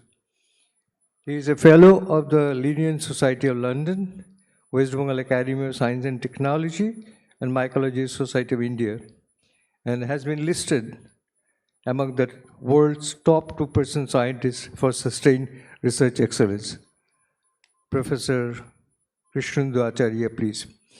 He didn't submit his abstract reviewed by me, but still he has something to tell you, and his extensive experience with mushrooms will tell you how mushrooms can be taken from the forest up to the pharmacy. That's the title, I think. Krishnendu, please. Thank you, sir. Thank you, sir, for a nice introduction. Respected Joint Chair, distinguished scientists around the globe, beloved students, research scholars, and esteemed colleagues of Sister Nivedita University. This is very interesting to me because I'm going to deal participant from graduate, first year to master's to PhD. So I have tried my level best to make the talk for enjoyable for all of you. So my talk, actually, it's a journey. It's not a talk, it's a journey. It's a 25 years journey in my research career, from where I have started and up till now, what I have done. Okay, so that's a journey from the forest to pharmacy, basically taking the subject mushrooms. Okay, so for everybody, what is macrofungi and mushroom? Chang and Miles given a beautiful definition of these particular groups of fungi. That mushrooms or macrofungi can be identified through your open eye or collect through your open eye and can be collected with unaided hand. Okay. So that's called as macrofungus. And Chinese people in TCM, traditional Chinese medicine, they define mushroom in a very interesting way, without leaves, without bud, without flowers, yet they form foods as a food. This is very interesting. As a food, as a tonic, as a medicine, the entire creation is precious. Okay. Now, considering this particular group, it's a highly neglected group. Only little studies has been made in this particular group. It is neither a plant nor an animal. It's unique. Unique in their physiology, unique in their structural biology, unique in many senses. Okay. So this particular group, it has been predicted that this particular group, that fungi present in this planet, is around 35 lakhs to 50 lakhs. But up till now, how much we have discovered and described? Only 3%. That is 1.65 lakhs. So there is an ample chance of getting many new organisms in this particular group. It's population-wise is next to insect. And next interesting thing, this is an interesting things for me also. You have seen this thing from your childhood, but we born and brought up in a state that is West Bengal. This is a very interesting state. The only state in India where Himal in the north and Bay of Bengal or sea at the south. I called it as a mini India. Okay? Because go to west in India, the dry area, go to west, you will get the dry area, centrally alluvial, Tarai dwarfs, and bonus is Sundarban for us. So all these geoclimatic condition of this state made it a treasure house for the luxuriant growth of flora and fauna. So during my journey, I have traveled most of the corners of my state, and we have collected more than 3,000 macrofungus from our state. So this is our field journey. We have collected so many interesting macrofungus from this state, and up till now we have already documented 1,200 macrofungus from my state. So in the field level, you have to take certain pictures. Also, you have to take the data. Then after getting all this data, then you go for the macroscopic and microscopic characterization. Then you have to go for the molecular barcode data so that you can establish that's a new to science or not. Then you have to make a systematic description of the material. Then you have to go for barcode data. Then after getting this barcode data, then you go for blast analysis. Then after that, you go for, you will get this type of this thing. Then after that, you go for clusterization muscle to alignment of the sequence. After that, you go for this phylogenetic analysis. Then you can appropriately paste that particular organism. Either it's a new one or already described one. So during my tenure, this one, so after getting all these data, you need to preserve your material in a herbarium. In case of fungi, we call this at fungarium. So in fungarium, generally people preserve like this way. So preserve like this way, but there is a problem. Fungus, as you know, is highly hygroscopic. During rainy time, they actually infected by or saprophytic microfungi grow over it. To overcome this problem, we have developed a very simple technology that has been published in the protocol exchange section. And now most of the herbarium around the globe, they adopted this technology for long-term preservation of macrofungus in the fungarium without any preservative.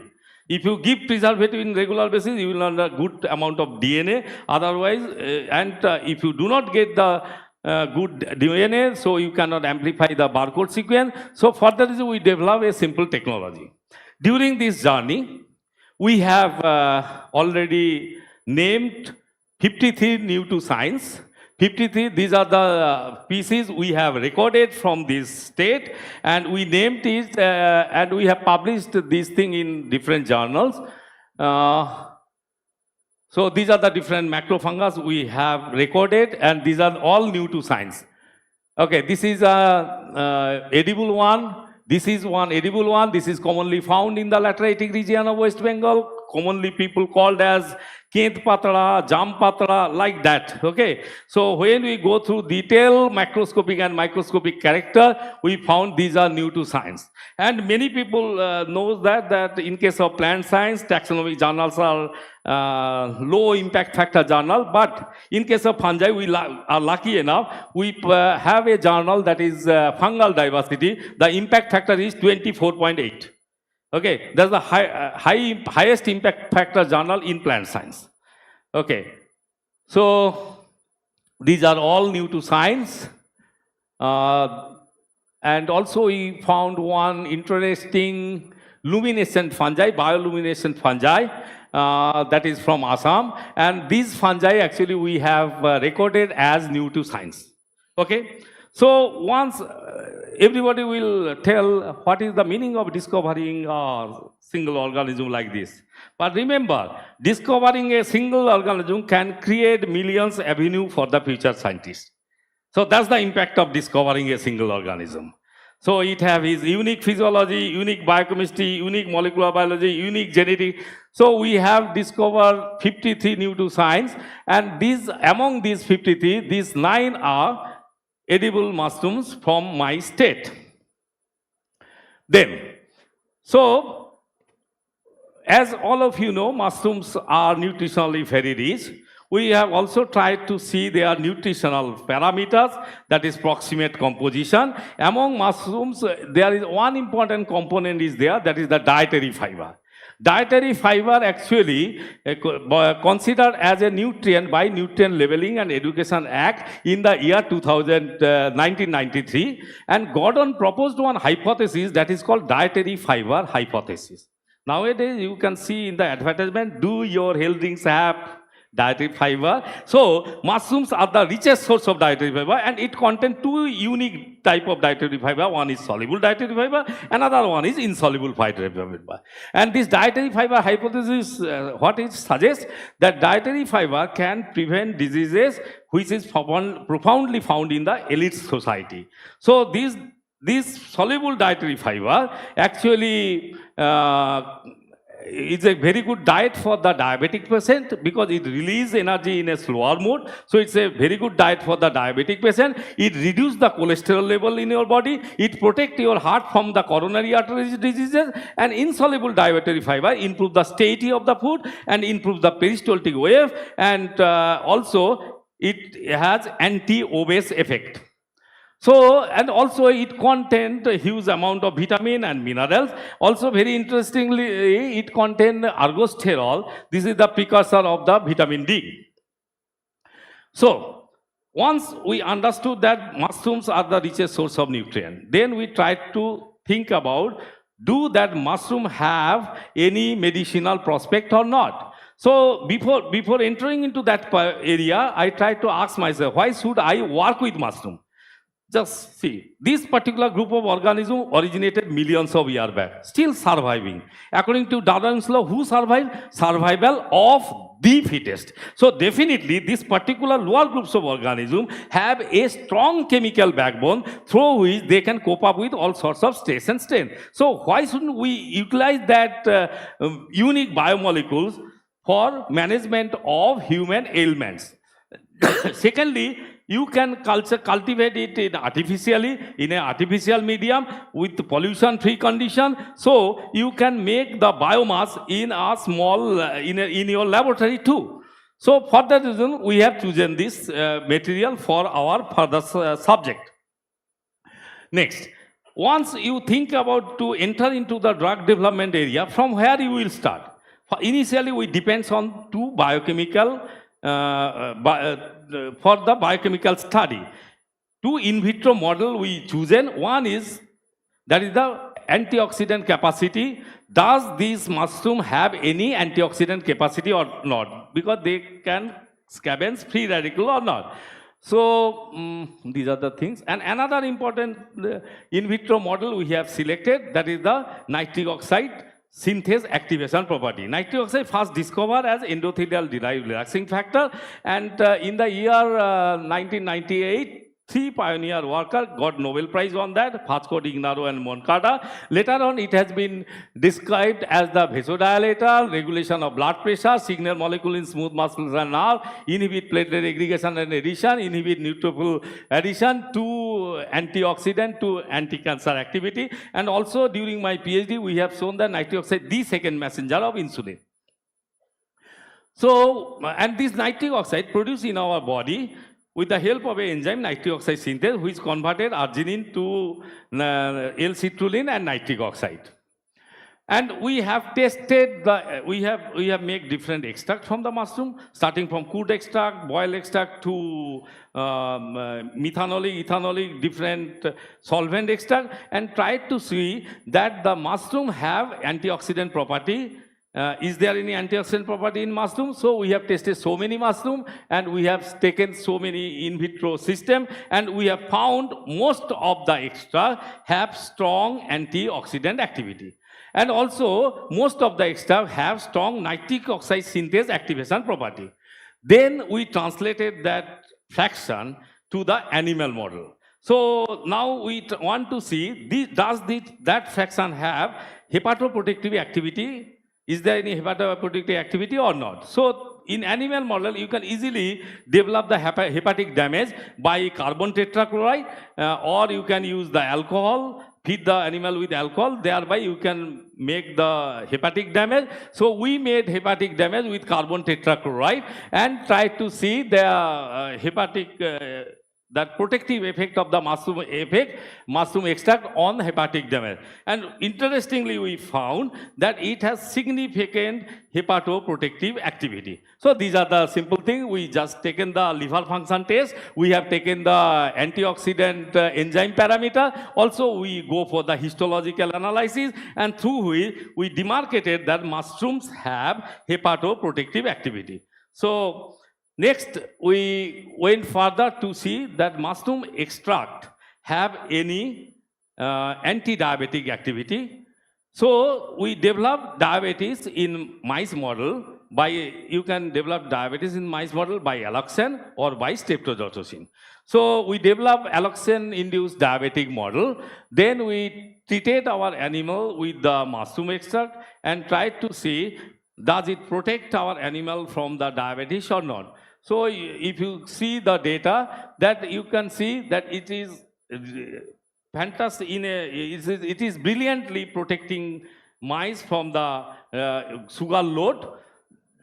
Then we have tried to see its anti-ulcer activity. So we developed anti-ulcer in mice model by indomethacin induced gastric ulcer. Then after development of gastric ulcer, we feeded our animal with the mushroom extract, and then we use actually polysaccharide rich fraction in case of Termitomyces eurasia. Termitomyces eurasia, generally called as ostomy chhatu, that is generally found during the puja holidays. So we use that mushroom, we extracted the polysaccharide rich fraction from that mushroom, and we feeded our animal with this polysaccharide rich fraction, and we have found that it's significantly protecting the mice from the gastric ulcer. Then we extended work further to see the cardioprotective activity. You can develop atherosclerosis in mice model, just injecting the mice with ADP. So we have developed the atherosclerosis in mice heart, just see. Then we treated our mice with the mushroom extract, and these are the different parameters we have checked to establish that mushroom extract can protect animal from coronary artery diseases. Then, again, we went further to see anti-inflammatory activity in mushroom. In case of inflammation, you can develop inflammation in mice model by the two different types. One is acute inflammation, other one is chronic inflammation. So in case of acute and inflammation, you inject the carrageenan and dextran in the paw of mice, and for chronic, you inject 2% formaldehyde in the mice paw. Then after that, you can see the inflammation level in the mice paw. Then we have tried to see that mushroom extract have any effect on this inflammation. Then after different time interval, we have taken the paw volume, and thereby we found that it is working fantastic like your diclofenac. Then we walk further to that mushroom extract have any effect on cancer cell or not. So we develop cancer in mice model. This is Ehrlich's ascites carcinoma. We use that inject in the peritoneal cavity that will produce the Ehrlich's ascites carcinoma. Then we treated our mice with this mushroom extract. Then we found that it is working through mitochondrial cascade pathway, and this is cell cycle analysis. This is the confocal microscopy of cancer cell. This is your Western blot analysis, and these are the FACS analysis of three important protein, P53, BAX, and BCL2, and it is significantly reduced the ascites fluid accumulation in mice. In one hand, also increase the lifespan of the mice. Then also, we have developed cancer by benzopyrene. That is a chemical carcinogen, and that is fourth stomach cancer. You can see that in case of fourth stomach cancer, benzopyrene produce severe tumor in the fourth stomach, and our treatment just see the cancer number of this tumor reduced significantly. This is the lung cancer also developed using benzopyrene. So mushroom extract can protect animal starting from hepatoprotective activity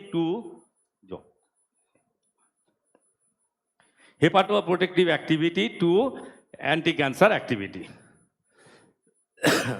And also it has strong anti-leishmanial activity. This work I performed with the students. That time they are the student. They worked with my group with Chiranjeev Pal. Okay, this is the work actually performed by Chiranjeev Pal and his team. So after getting all this data, then we try to understand who is the lead molecule in this particular interaction. So initial effort was made to understand mushroom have any effect or not. So those who are interested to work in drug development, so if you get a unique material from field, so bring it to your laboratory, make the extract, try to see it has effect on different diseases or not. So we have tested that mushroom extract have significant controlling effect in most of the diseases. So after that, we try to identify the active component. For that, we have collected Astreas hygrometricus, commonly called as kurkura chhatu, that is commonly found in the lateritic region. Okay, kurkura chhatu, that is we have collected 25 kg of that mushroom from the field. Okay, then after proper drying, we grind it, we extracted it. After extraction, we go for concentrating it. So first you collect the material, grind it, then go for extraction, then concentrate it. Then after that, we run a 6-feet column of 90 millimeter diameter. So we run the column for 1.5 months. Every day we collect 1 to 2 liters of this fraction. Then after that, you concentrate it. After concentrating your material, we got 2 compound, pure compound. But in case of natural chemistry, there is a problem. Because you don't have any ABCD or knowledge about that compound. So generally we have to go for NMR, IR, carbon NMR, hydrogen NMR, 2D NMR, and also mass spectroscopy. But that also will not help you to identify that thing. You need a single crystal. For getting single crystal, you need a platform which is vibration free. So that time I joined in Calcutta University, only few years I have completed there. So I don't have any vibration free table in my lab. Okay, and I found its cost around 15 lakhs that time. So what I did, I use sand bed. Okay, I use simple sand bed. I have taken a tray, filled it with sand, put the fraction, and I use this sand bed. 15 lakhs rupees goes down to 0 rupees. And I got 2 unique crystal. And that's 2 unique crystal is just 2 different sesquiterpenoid. And I got the crystal data, and I submitted this thing in Cambridge Crystallography Data Center. And these 2 unique compound we have collected from this mushroom. One is astracurculol, another one is astracurcuron. These 2 compound we have identified. Again, this is the anti-leishmanial activity of these 2 mushroom. Then we, what time? 3 minutes. Okay, so this is anti-cancer activity. We have tested against this compound. These are the different parameters to understand anti-cancer potentiality of your compound or not. Then after those who are interested, please search me in Google. You will get all the paper or in ResearchGate. Okay, I just like to share the journey, starting from a material you get in the field and how to reach to the active component. That's the thing. Okay, then we have published so many papers on anti-cancer activity of this mushroom and anti-leishmanial activity of this mushroom. Then also we have found mushroom are the richest source of beta-glucan. Beta-glucans are strong immunomodulator. You know, all of you know that the impact of immunomodulator in our life.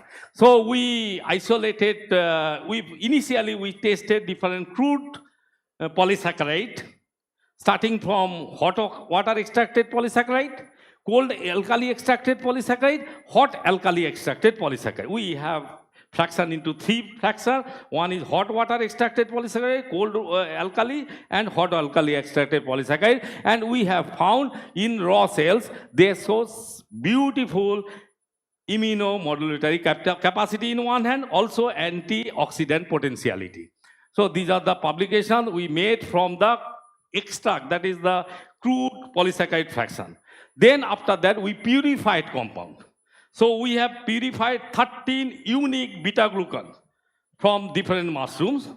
And we have tried to test that the effect of this beta-glucan on immunomodulation or antioxidant, and all of them shown fantastic immunomodulatory activity. And this work actually, the chemistry part actually done by Professor Islam from Vidyasagar University.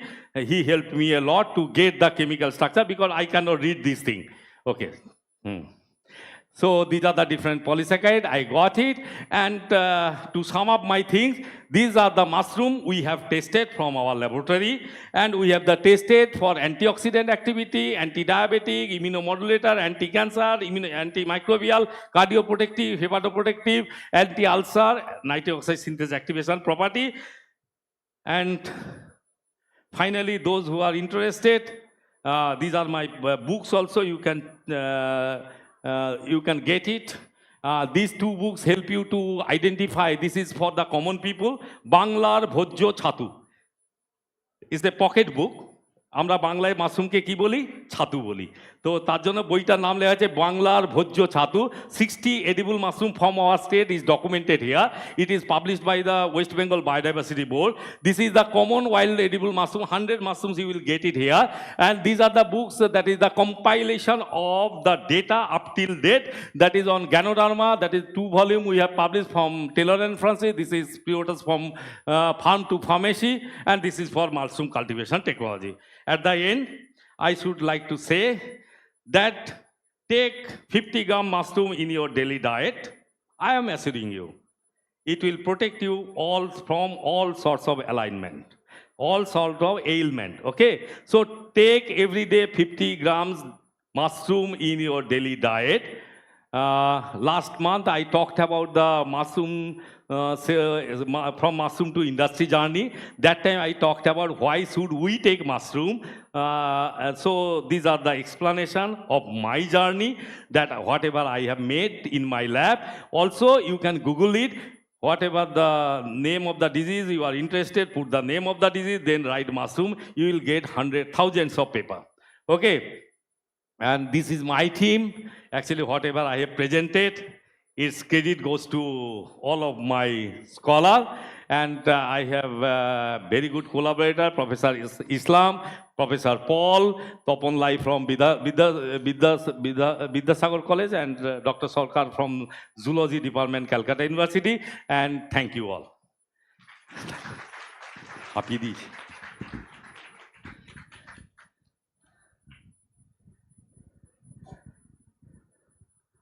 The paper is now, the presentation is now open for discussions.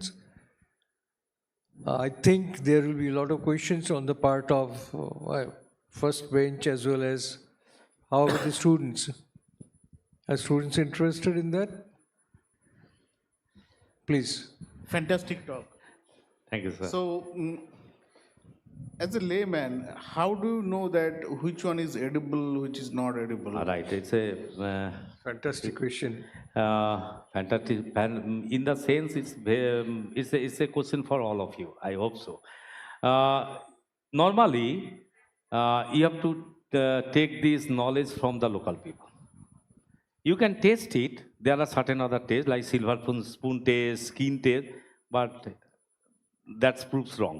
Okay, so take the knowledge from the local people, and they will help you to get the real edible mushroom from the field. And why mushroom always seen in watery moisture area, not in the dry area or desert area? Why it is like that? Again, it's interesting. 92 to 93% the body content of mushroom is water. So if it goes below 80 relative humidity, definitely mushroom will not grow. Okay, so then more than 90% is moisture and rest other compound. For that reason. কি হ্যাঁ বলুন বলুন এই যারা BSc আছিস তারা অন্তত কিছু বল Sir, actually, I'm a BSc. Thank you, sir. Sir, I wanted to ask some questions like we were talking to consume mushrooms daily at an appropriate amount. Sir, it also depends like how we can consume that. Yeah. Like how we cook that mushroom Yeah. so that the important properties doesn't get degraded. So what are your views on that? Mushroom, you can, please be seated, okay? You can prepare stew to chutney from mushroom. You can take it in a powder form, drink it with milk, hot milk, that may work. You can steam it, use as a salad. And if you need many more options, call me or visit my lab. Okay. Any other question from anyone? এই BSc তোরা বল কিছু তোদের জন্যই এসছি তোরাই তো আগামী হ্যাঁ বিএসসি এমএসসি সবই আছে হ্যাঁ বিএসসি এমএসসি বলো বলো কারণ আমরা এখানটায় আসি কিন্তু আমি বলেছিও আগে আমরা এখানে আসি আয়নার সামনে দাঁড়াতে আয়নার ওপারে ভবিষ্যতের আমিগুলোর সঙ্গে লড়াই করতে তোমরা সব কিন্তু ভবিষ্যতের আমি Okay. First of all, wonderfully explained the journey of the mushrooms to pharmacy. I had the question that does the homegrown mushrooms give the same effect as field-grown mushrooms? In many cases, homegrown mushrooms are very good because you are growing that thing in a controlled environment. As you know, the pollution level in the environment is very high. So there is an ample chance of getting certain contamination in wild mushrooms. But wild mushrooms, in some cases, that active component-wise, much more better than the homegrown one. Okay. Thank you, sir. I have a small question. Yes, sir. Has there been any human or clinical trials about the dietary effects of mushroom on human health? Yes, so many work is going on. Already many products launched by different company. One is Schizophyllum. Schizophyllum actually, there is a mushroom, you know, that in bamboo, you will get the small mushrooms grow in bamboo. That is, when it's dry, it's rough. That is Schizophyllum. Schizophyllum, from Schizophyllum, people isolated a unique compound, Schizophyllum, and it has strong anti-HIV and anti-hepatitis activity and patented by Japan. Okay, and there's many compounds. In Ganoderma, so many compounds. There is one mushrooms, it's cost around 13 lakhs rupees per kilo, that is cordyceps, used as a strong health drinks. Ganoderma tea is very much popular nowadays. Ganoderma powder also very much popular nowadays. Okay. Thank Due to lack of time, we can have a more discussion later Yeah. on. But just one comment, Krishnendu. Sir. When you say mushroom, it shouldn't be called only mushroom because mushrooms are actually in a group of fungi. Yeah. So when It's not a taxonomic group. True. No. Yeah. So when you call a mushroom, it's better that you have you thought about it? This call it a fungi. Sources of fungi. No, actually, sir, macrofungus they called as mushrooms. Mushrooms mostly called as the edible one. Toadstool for the poisonous one. Now these two clubbed into macrofungus. So this is what Fungi. is need to be checked out. Okay, thank you very much. Anybody else in the question? No. In that case, thank you very much, Krishnendu. Thank you, sir. And sir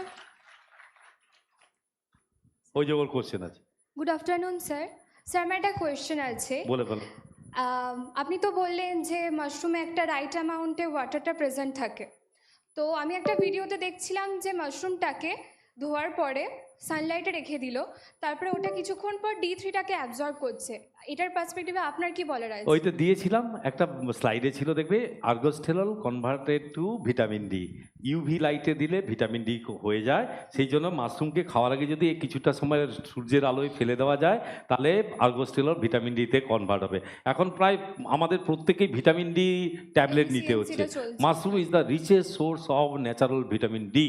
And if you treat mushrooms with UV, you can preserve the half-life of that mushrooms. Okay, that's a good thing. Thank you, I have sir. given that thing. Okay, sir. Thank you, sir.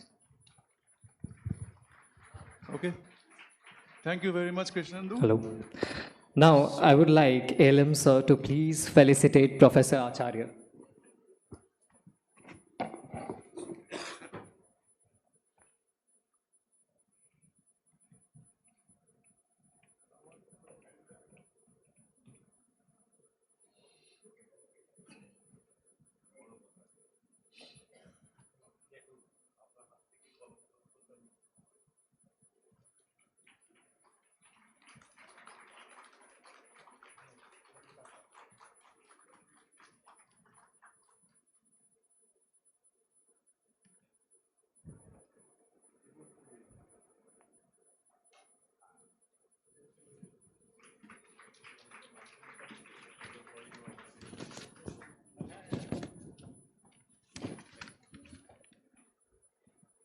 Thank you so much, sir.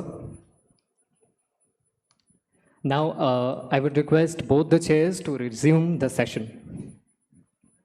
Okay, so from mushroom-based therapeutics we go into now microbiome-based therapeutics. And the first speaker will be Dr. Anil Kumar from NII New Delhi.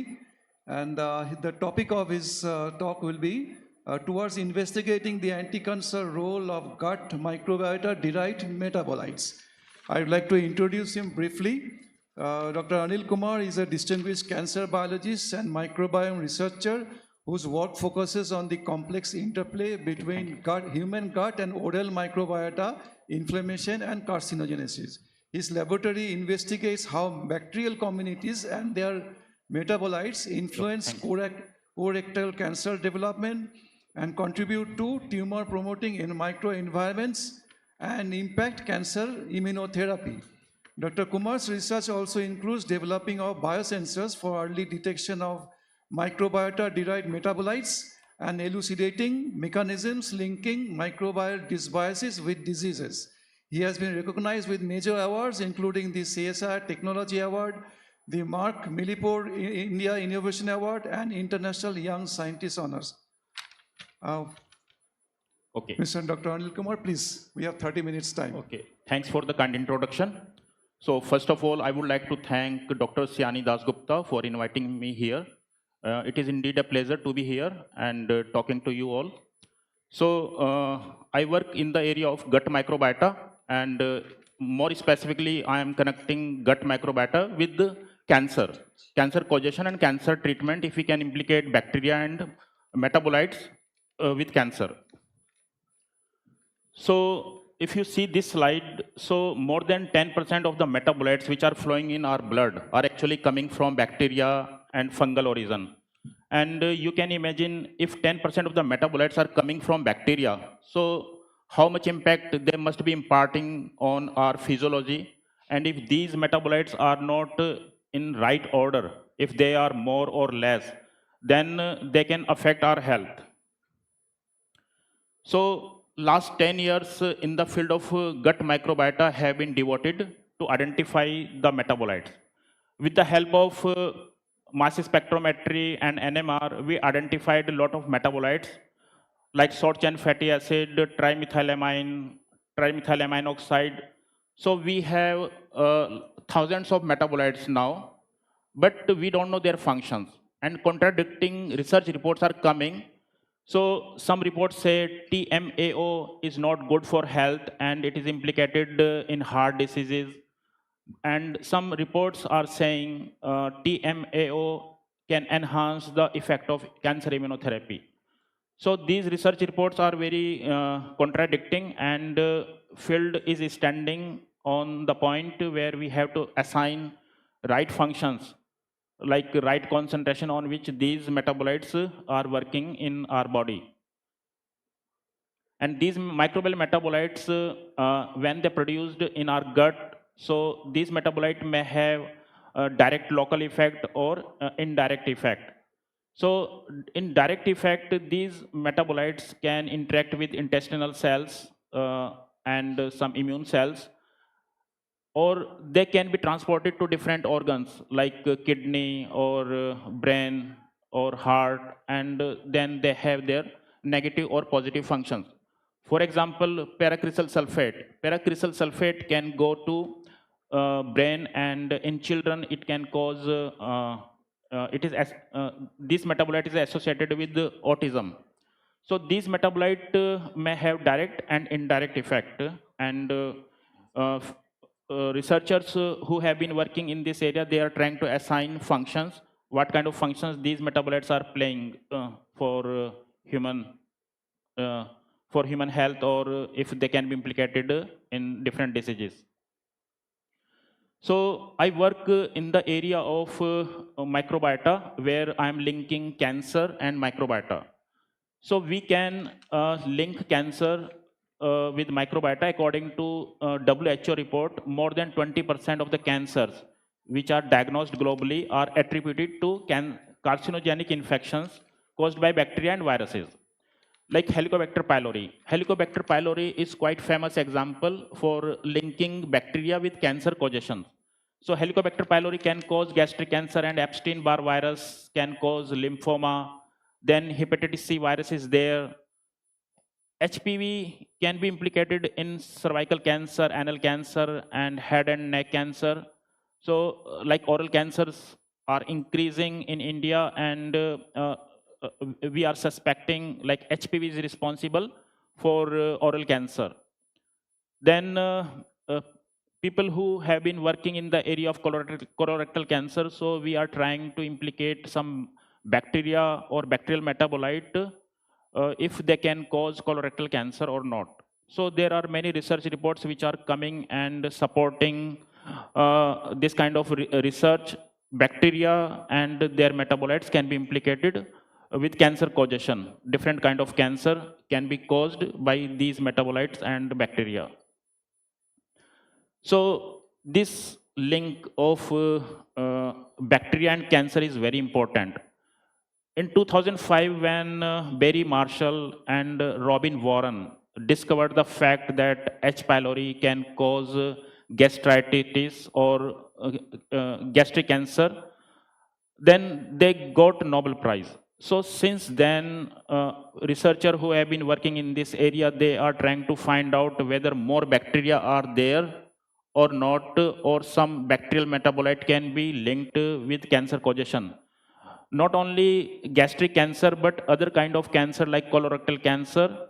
So in this field of linking bacteria with cancer, so different research groups have been identifying metabolites or bacteria which can be linked with cancer causations. And if you see in the case of colorectal cancer, so in literature, Fusobacterium nucleatum, E. coli, Enterococcus, S. bovis, Bacteroid fragilis, H. pylori. So there are so many bacteria which can be linked with the cancer causations, especially colorectal cancer. So Fusobacterium nucleatum is a widely studied bacterium which is oral pathogen, and in certain conditions, Fusobacterium nucleatum can migrate to colon, and then it creates inflammation, and that inflammation in long term can cause colorectal cancer. And then E. coli PKS plus, E. coli PKS plus is one specific strain of E. coli, and according to some research report which is published recently, it has US data, every third colorectal cancer patient is having E. coli PKS plus. So bacterial association with cancer causation is supported by a number of research reports which are coming every week or every year. So you must be wondering, like, what is the mechanism through which these bacteria or metabolite can cause cancer? So these bacteria like Fusobacterium nucleatum or E. coli, these bacteria produce trimethylamine colibactin. So these metabolites are actually can cause DNA damage, or these bacterial metabolites can activate some cancer signaling pathway, or they can make intestinal epithelial cell to secrete some pro-inflammatory cytokines. And whether this single event or all these events together, so they can lead to cancer causation. So it takes 10 to 15 years to cause fully blown colorectal cancer. So in this field of linking bacteria with cancer causation has been limited to bacteria only, which is microbiome. But recently, microbiome, which is the collective study of fungi. So fungi and their toxins, like alpha toxins. So Aspergillus, Penicillium, Fusarium species, these fungi have also been implicated in the causation of colorectal cancer. So these fungi secrete mycotoxins like alpha toxins, and these toxins can make intestinal metaplasia or inflammation. They can damage DNA, and these events uh, are actually carcinogenic in nature. So far, like colibactin is the most studied metabolite which is secreted by gut bacteria, E. coli PKS plus, and colibactin can damage DNA, and this DNA damage can lead to colorectal cancer. So we are also studying other metabolites, if other metabolites can be implicated in cancer causation, but so far colibactin is the most studied metabolite, and there are many research reports according to which every third or fourth cancer patient in Western countries is having E. coli PKS plus in their stool, and E. coli PKS plus strain is supposed to synthesis colibactin. So far, I tried to link bacteria and their metabolite to cause cancer. Okay, but some metabolites can also be used, can also be implicated in the treatment of cancer. Okay, so like some bacteria like lactobacillus, they have good property, they are beneficial to human, but some bacteria like mycobacterium, they are not good. So same way, some metabolites are good and some metabolites are bad. So some metabolites like indoxasulfate for ethyl phenyl sulfate, so I implicated these metabolites in the treatment of colorectal cancer. So in 2020, one big paper came to the field, which is published in Science, and according to this paper, microbial metabolite inosine has been implicated in enhancing cancer immunotherapy for the treatment of solid cancer. So since then, researchers have been trying to identify more metabolites which can be implicated in the treatment of colorectal cancer or other kind of cancer. So these metabolite like short chain fatty acid or other metabolites in literature, they are known for their anti-cancer activity. But majority of the metabolites have not been screened for their anti-cancer activity. So only 4 or 5 metabolites to, to this date have been known for their anti-cancer activity. Like butyrate. Butyrate is quite famous example for having anti-cancer activity, and these short chain fatty acids can inhibit cancer cell proliferation, or they can induce apoptosis. So short chain fatty acids are known for their anti-cancer activity, and 1 or 2 more metabolites are there. So there is a long list of these gut metabolites, and we have to screen these metabolites for their anti-cancer activity. So what are the mechanism through which these metabolites can treat cancer or can kill cancer cells? So like this slide is having some mechanism. There are many more mechanisms through which these bacteria and metabolites can treat or can kill cancer. So like apoptosis, autophagy, or these bacteria or metabolites can make CD8 plus T cell to secrete perforins, granzymes, or T regulatory cells can be activated to kill to kill or to make anti-cancer environment. So these are the possible mechanism through which the bacteria and bacterial metabolite can act as anti-cancer agent. So in my lab, I screened more than 10 metabolites for their anti-cancer activity, and I finally found these 3 metabolites are having anti-cancer properties. For ethyl phenyl sulfate, p-cresol sulfate, indoxyl sulfate. So these 3 metabolites, more metabolites in my lab, I'm going to screen. But so far, I have result for these 3 metabolites.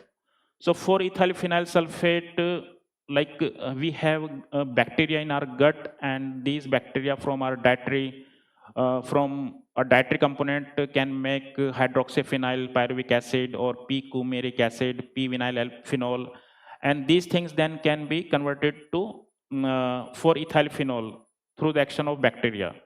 And 4-ethyl phenol then go to liver. Liver can add sulfur through sulfotransferase, and finally we have 4-EPS, which is 4-ethyl phenyl sulfate. And then this 4-EPS is released into the bloodstream for its biological function. So to check anti-cancer activity of 4-EPS, what we did, we took 2 cell lines. One is SCT116, which is adenocarcinoma cancer cell line, and other is CCD841, which is normal colon cell line.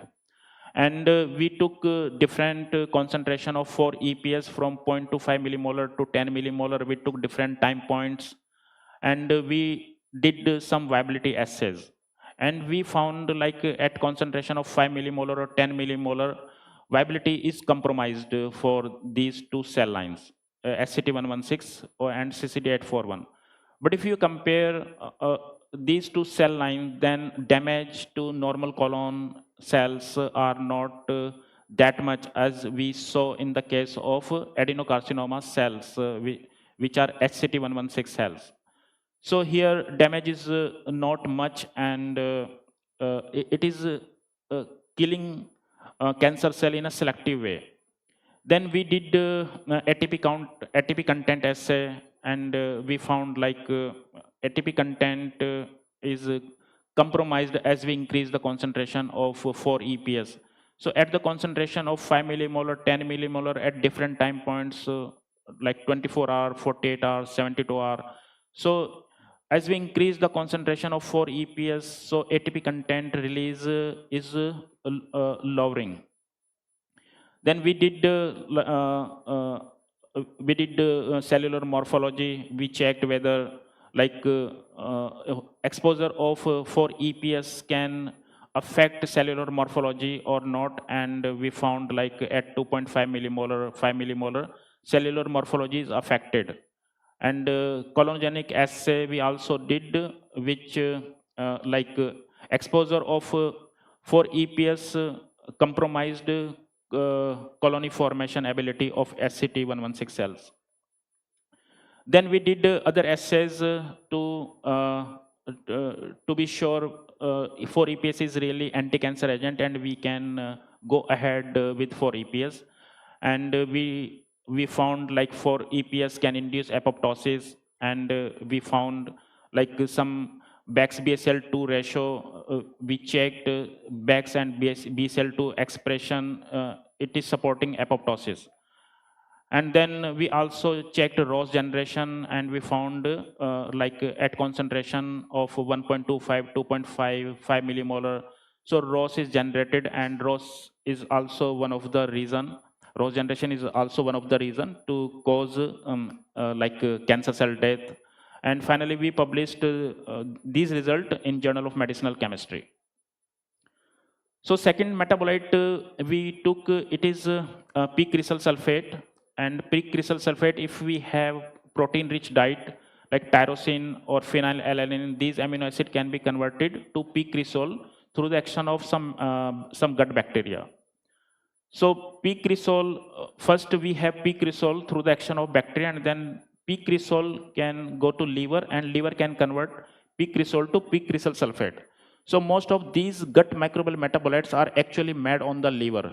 So gut bacteria make precursors like we have 4-ethyl phenol, we have p-cresol, we have indoles, and these precursors which are produced by gut bacteria go to liver, and liver is responsible to transform these metabolites. So most of the gut microbial metabolites are actually made on the liver, and if liver is not working well, then their physiological level may be affected, whether they can be lowered or they can be higher. So again, we took these two cell lines, SCT116 and CCT841, and we found same pattern. Damage in the case of normal cell line is not much, and PCS also killed cancer cell in a very selective way.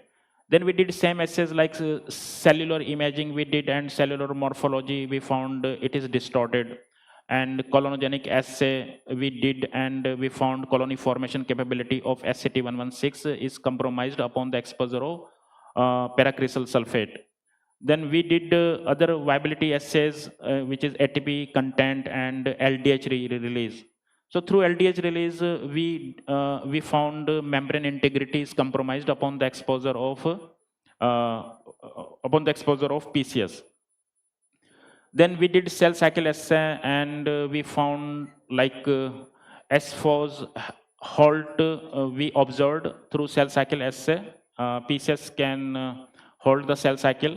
And then we did apoptosis assay and ROS assay, and we found same result as in the case of 4-EPS. So PCS induced apoptosis in SCT116 cell and increased ROS generation at the concentration of 1.5 millimolar to 2.5 millimolar.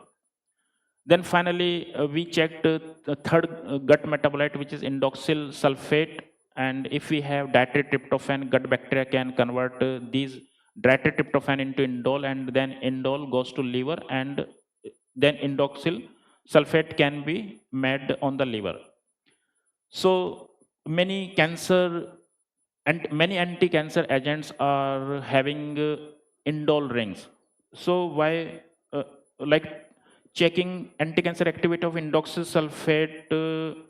It is because of the fact that many many drugs, cancer drugs, are having indole rings, like nintedanib or sunitinib or vincristine. So all these cancer drugs are having indole rings, and indoxyl sulfate is also having indole ring.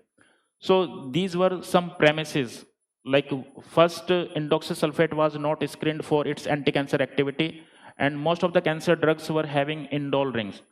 So these anti-cancer drugs which are having indole rings are known for they can induce apoptosis, they can induce tubulin inhibitions, they are like SDAC inhibitors.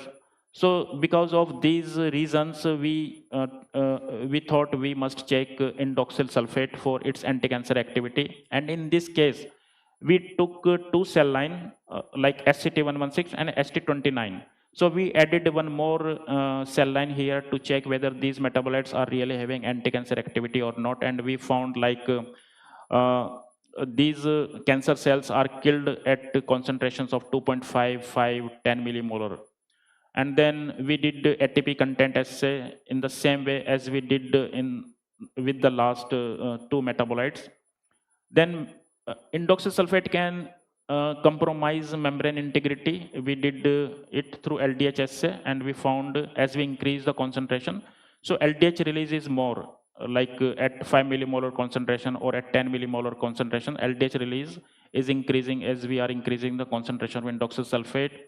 And then apoptosis, and we found it can induce apoptosis at 1.25, 5 millimolar, 10 millimolar.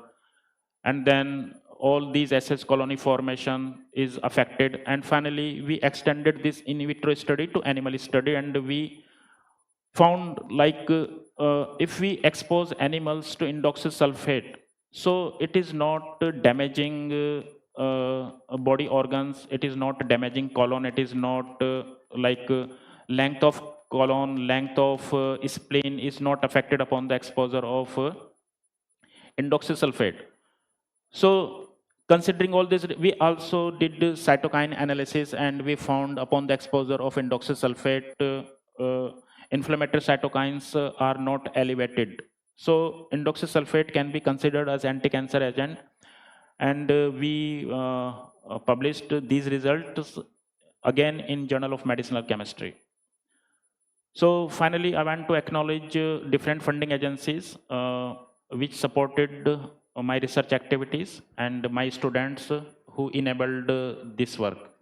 Thanks, and I am open to questions. Thank you, Dr. Kumar, for your finishing in time. Yes, we can have a couple of questions from the audience. Well, if not, a few questions from my side. One thing I see that in all the cases, they are kind of aromatic sulfates. The sulfate moiety is common to all those three agents that you have shown, isn't it? So Yeah. has the sulfate moiety got something to play? And the next question is, for therapy, do we have to take the sulfated derivative or the precursor of the sulfate as medicine? So we didn't go that far. If we can consider them as a drug, so like more animal studies are needed. Okay, these are preliminary results. We just checked they are killing cancer cells through in vitro assays, but we have to induce cancer, we have to induce tumor in animals, and then we have to check. Then only we can say something. So the question.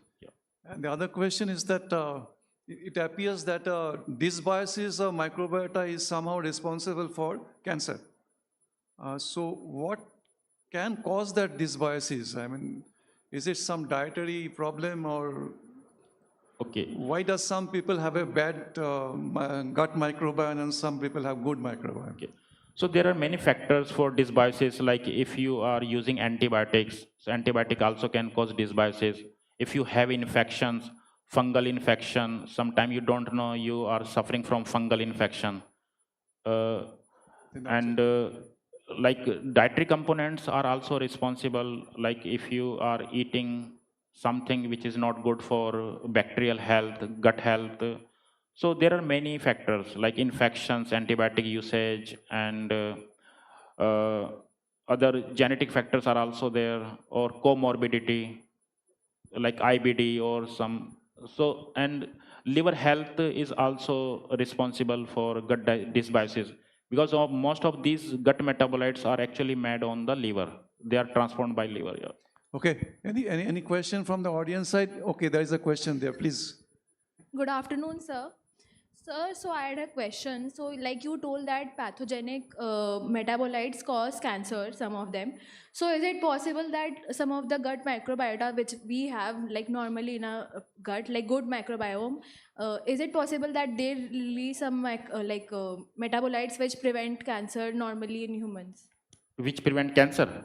Yes. Okay. So like butyrate.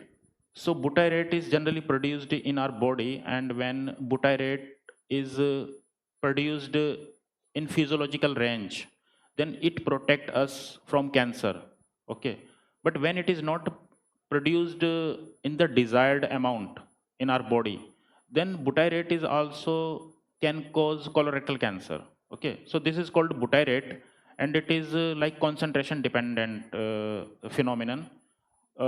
So these metabolite, we all have these metabolites, and these metabolites should be in physiological range. If they are in low, then there is a problem, and if they are like in elevated concentration, again like they may cause disease. They can be implicated in the disease. Yeah. Okay, thank you, Dr. Kumar, for an excellent talk. Okay, thank you. Yeah. Okay. So,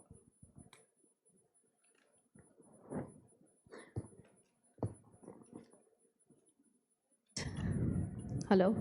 So I would request Dr. Shuja Dasgupta sir to kindly felicitate Dr. Anil Kumar sir.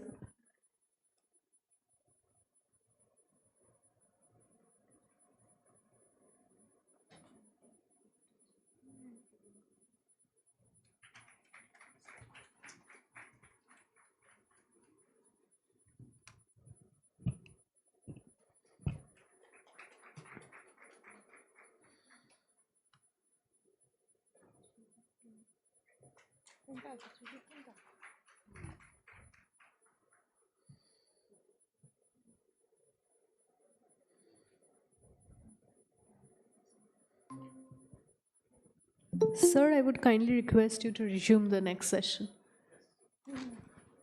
so our next session will be online, isn't it?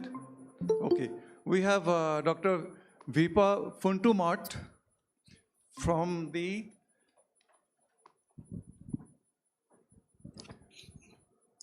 Bowling Green State University, and we are still going on gut microbiomes. So the topic that will be discussed is gut microbiome remodeling after fecal transplant in selectively bred alcohol preferring rat models. So it's a very interesting talk where we have alcohol preferring rat models, and we have fecal transplantation and gut microbiome. Scientist Dr. Viva Fontumart is a plant pathologist and molecular biologist with expertise in host pathogen interactions, and she studies major crop-threatening pathogens such as Phytophthora, developing molecular tools for detection and biocontrol strategies. Her research also includes CRISPR-based and PCR diagnostics for fish pathogens in aquaculture. Yes. She has various research grants, including Ohio Sri Grant for development of on-site detection of bacterial fish pathogens. And the co-speaker will be Professor Howard Casey Cromwell. He directs the Biology of Effect and Motivation Lab at Bowling Green State University, addressing questions that revolve around the general mystery of how the brain works and how the brain incorporates more global information, both from the organism's body and outside of the organism, to produce goal-directed actions. So I think we are looking forward to a very interesting session. Welcome to this Dr. Vipa Funtumart and Professor Howard Casey Cromwell. Can you hear us? Ooh, yes. So, can you start?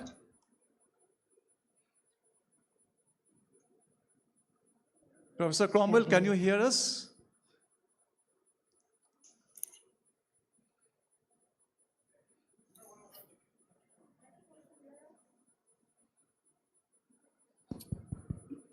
Can you... Madam, can you hear us?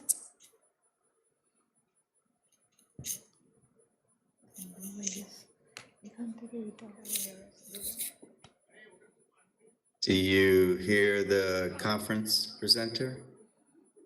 No. We can hear you. She's already introduced us, but I couldn't hear her. I could not either. I think we're having an audio difficulty. Can you hear us? We can hear you. Okay, she's chatting to us. Okay. And so do you want to put up the slides? You can put yours so you can control your own slide. Oh, I thought you were going to put up the slides. It's fine, I can. Yeah, why don't you go ahead and I'll tell you when to move through. That way, when you're completing the talk, you can move the slides.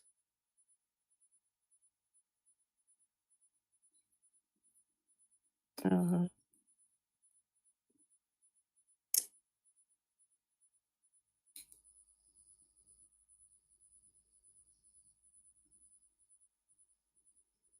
You see my screen? Looks like there's a share screen in the middle that you click and put up the slides. I have. Okay, I can't see your slides. Now you can hear us, hopefully. Okay, good. So we have a half an hour's time. So please go ahead and start. Thank you. Share your screen, please. It doesn't allow me. Okay. Okay.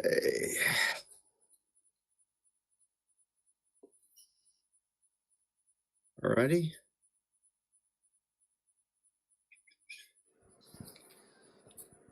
Yeah, we don't have the slides as yet. Alrighty. We have difficulty to share the screen. It wouldn't allow us.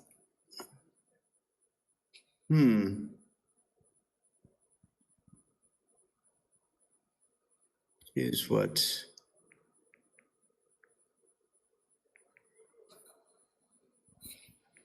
Yeah, I am having difficulty.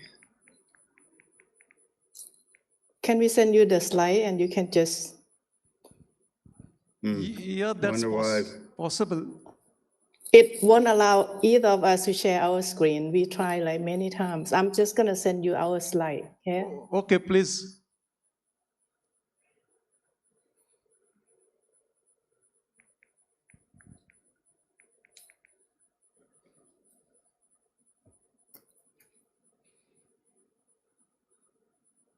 Slide party ditch.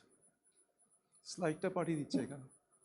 Yeah, we have difficulty with Well, if we slide. can't see the slides, Let them share first, see what happens. Yeah, we can share. Okay. I don't know what. Yeah, we just email it to you guys. Okay, have you emailed it? I just sent it, yes.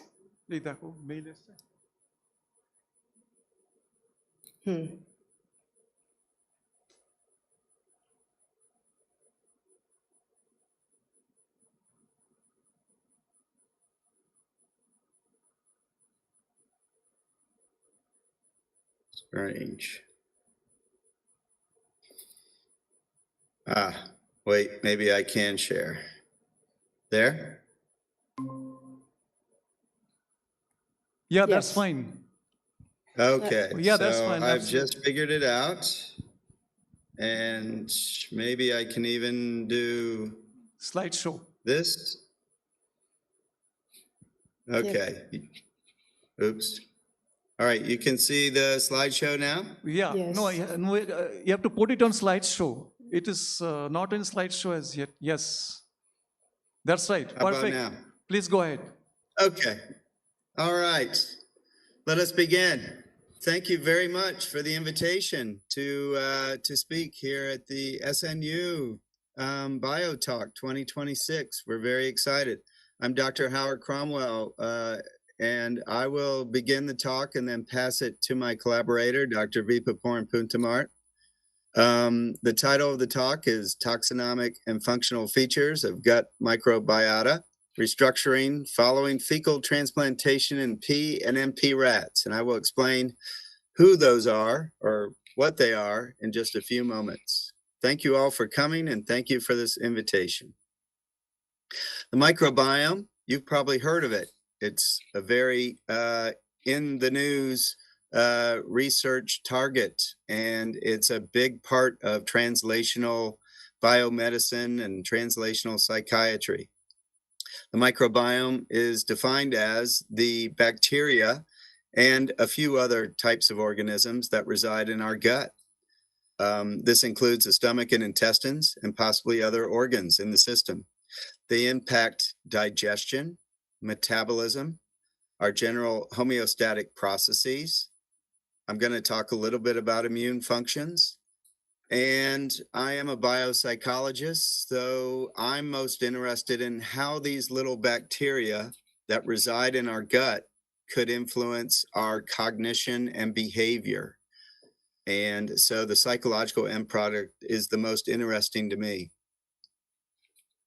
So I'll be talking quite a bit, and Dr. Puntamart will wind up with some details on the brain-gut microbiome. There's already work that's ongoing, and we know of several clinical cases and some preclinical work that's looking at how the brain-gut microbiome can impact our health and be used in medicine. The lists of physiological processes and disorders that can be targeted are getting more and more broad. They first began with basic gastrointestinal issues and metabolic syndromes, but have now branched out into neurological disorders, multiple sclerosis, neuroinflammation disorders, autoimmune disorders, and cancer, which of course all sort of overlap. But again, on the other side of the slide, we have the neuropsychological disorders that possibly can be impacted by manipulating the microbiome, depression, anxiety, even severe mental illness like schizophrenia, attention deficit hyperactivity disorder, and other disorders.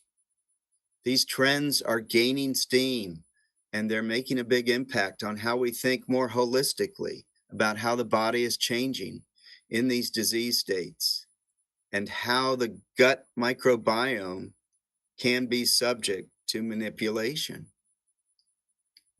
The treatments could be varied, and you and I probably both take some form. There's a little yogurt at the bottom of the slide of a probiotic or prebiotic.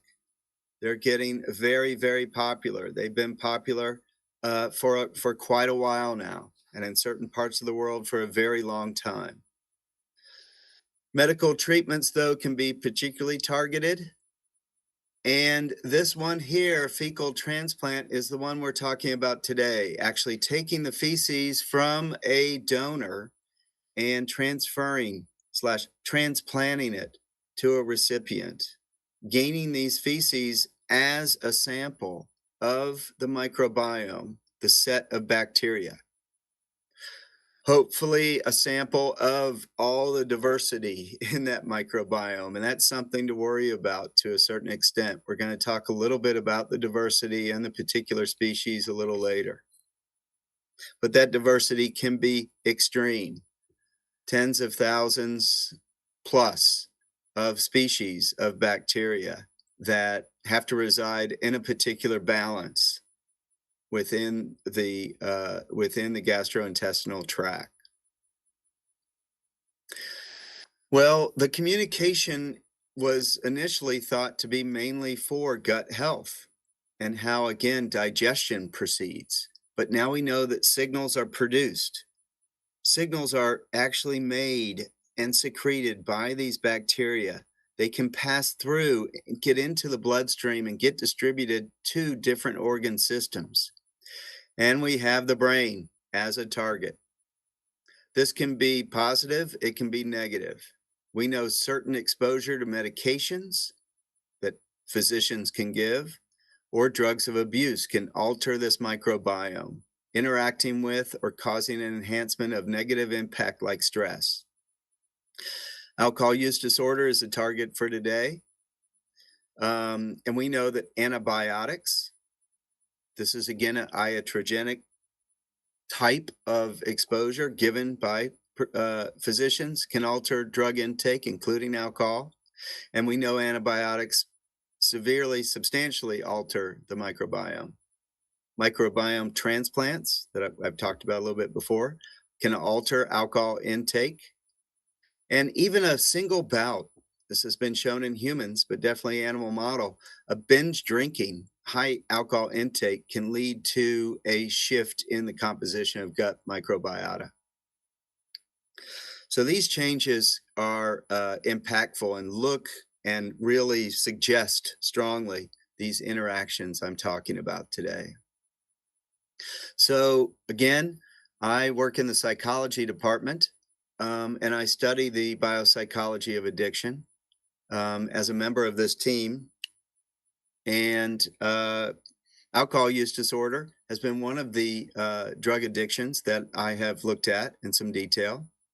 It's a debilitating disorder that leads to psychological, behavioral, and physiological problems, craving, drinking despite harm, drinking despite negative impacts, and a loss of choice in their lives in terms of out of control drug intake. This is a global problem, so I know I'm speaking globally today to folks across the world. And so countries around the world are impacted. The darker red showing a higher percentage of individuals within the location that are impacted by this disease.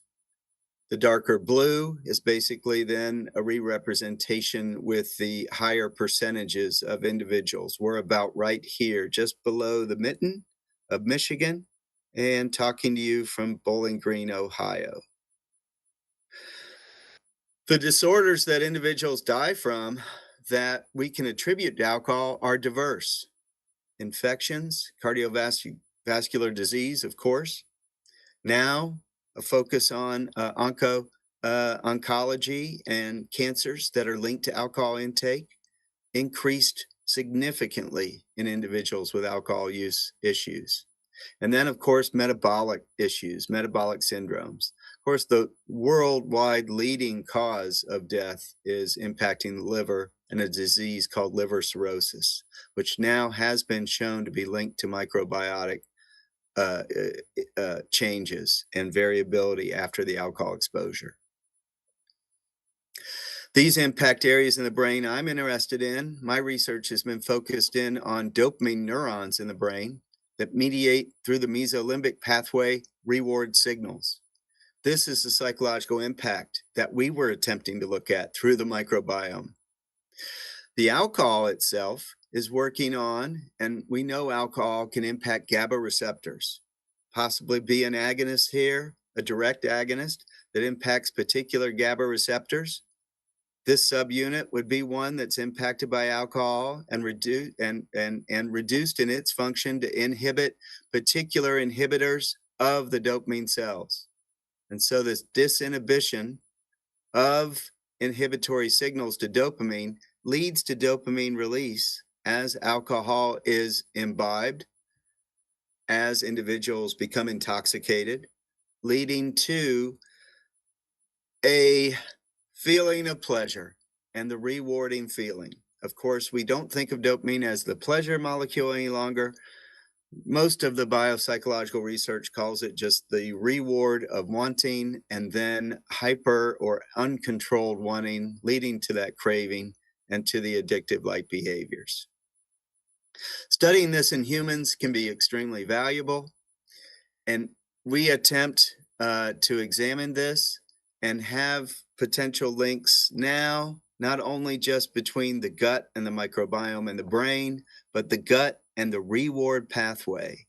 And there is evidence, and we've had some of the evidence from our lab, that alterations in the microbiome change dopamine receptors like D1 and D2 and alter dopamine signaling that could alter the reward pathway.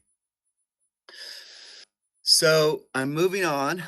The fecal microbiome transplant to alter drug-related behavior is not completely new. There is a previous study. There are several actually, but one that we keyed in on was done in our lab by a collaborator, not actually my lab, but Dr. John Sprague's lab at Bowling Green State University, who actually transferred phenotypic tolerance. And we were really impressed with this study. We used these methods of the fecal microbiome transplant First, he exposed animals to the drug methylone, which is a psychostimulant. It induced hypothermia. These animals with repeated experiences then became tolerant to the thermogenic effects. Their hypothermia was reduced. Then he took the feces from those rats and transferred them through diet. They ended up grinding up the feces, putting it into the rat chow, and the animals just ate the feces. This simulates a fecal sort of sludgy procedure that physicians have started to use, an oral gastric intubation or oral consumption of this fecal transplant. And it reduced the thermogenic effects in drug-naive rats. The take-home message is the rats didn't have to have methylone to become tolerant. All they needed was the fecal microbiotic transplant in drug-naive rats. We wanted to do the project with another model. In the United States, but across the world, there are different selectively bred animal models for drug addiction. This is called the alcohol-preferring pea rat. These pea rats have been bred for the last 4+ decades to prefer alcohol. Then we have their opponent, opposite phenotype, the non-preferring rat, selectively bred to be aversive to alcohol. The pea rats are one of the few animal models that accurately model the symptoms of use disorder.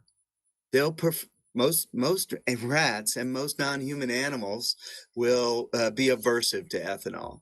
These rats prefer ethanol. They consume ethanol at high rates. They show functional tolerance, and they show brain changes that simulate, like D2 receptor downregulation, some of the brain changes seen in addiction. What's the method? And I have methods and a few slides of results, and I'll pass it on to Dr. Puntamar. For 5 weeks, we had a period, we did a baseline period of observing the animals and gaining some of the fecal transplant data, the microbiome data from the feces. Then we had them exposed to ethanol for a 3-week period. And we obtained the feces, ground them up, and provided them in the food to the animals. And we did the transfer between feces of the pea rats went to the NP and vice versa for 7 days. We monitored ethanol intake throughout, as well as food, water, and looked at these results and found that the NP rats did have very low ethanol intake. On the y-axis, we have the grams per kilogram from 0 to hardly would ever get above 10 grams per kilogram, but the pea rats are approaching, as a median value, 7-8 grams per kilogram. And this is something that we see with these animals typically. And in the FMT week, we had, instead of a continuing escalation, we had an actual suppression of the ethanol intake. And this continued into the week following the FMT. So through these 5 weeks of ethanol exposure, we did end up getting a significant decrease. We also had a decrease in the preference, mainly, and these 2 bars are 2 different concentrations of ethanol that we had, a high and a low, to see if we would get a difference depending upon concentration. And the 15% here doesn't rise as much. It decreased and kept decreasing. The 30% was their favorite and decreased, but not significantly so. So the main impact was on the lower concentration. We'll see, and we chose some of the animals for the microbiome analysis as the ones that are showing the lowest levels of ethanol intake after FMT. And you can see the variability where we did get a big effect and didn't get much of an effect with FMT at all. So that's a variability graph here showing the data over time. So that's pre-FMT ethanol, fecal microbiome transplant, and post, with 8 rats numbered there within our project.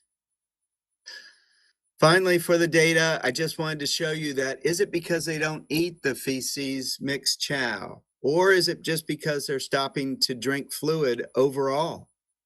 Well, here's a couple of indicators to show this isn't the case. One, their weights, and these are in grams, so they're pretty hefty. Male, Sprague-Dawley, Wistar, P and MP rats, that we have P rats in purple and MP in green. And we see their rats, if anything, weights, continue to increase. We see their food intake does decrease, but it's because of the ethanol intake, and then doesn't change during the FMT. If anything, there's an increase, just slight, for the intake during FMT week. And water and total fluid intake, as a take-home message from these slides, water does go down during ethanol intake because of the altered and changes in both animals. But total fluid intake does not change. And so it's not because these microbiome changes, because of particular general indicators of health that we might see. Dr. Puntamart is going to come up next. And I just want to end my portion by saying the general results we saw with the FMT on their ethanol is that the rats did increase their intake and continued to decrease. The NP rats did not have such a huge effect, but had a trend toward shifting their increase. And this led us to think that some of the aspects of the gut microbiome can and do impact behavior. And some of the aspects could be transferred in a clinically relevant manner. Now let's learn about the microbiome from Dr. Puntamart. Please welcome. We cannot hear you. I muted my microphone, Okay. sorry. Thank you. Come. All right, so you already saw the behavior. Now let's just look at the metagenomics or the gut microbiome.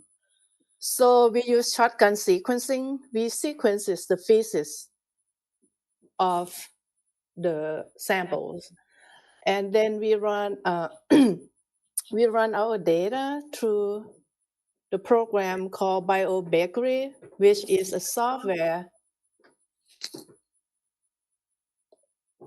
Just 1 second, please.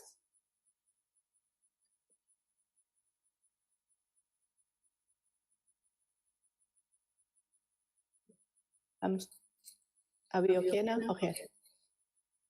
This is echo, right?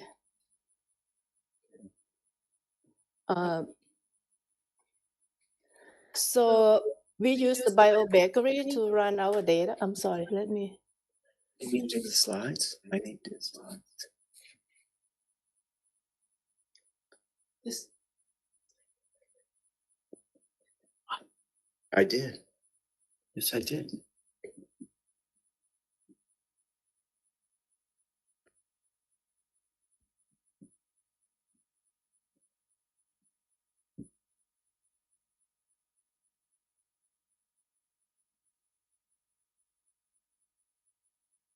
Can you please?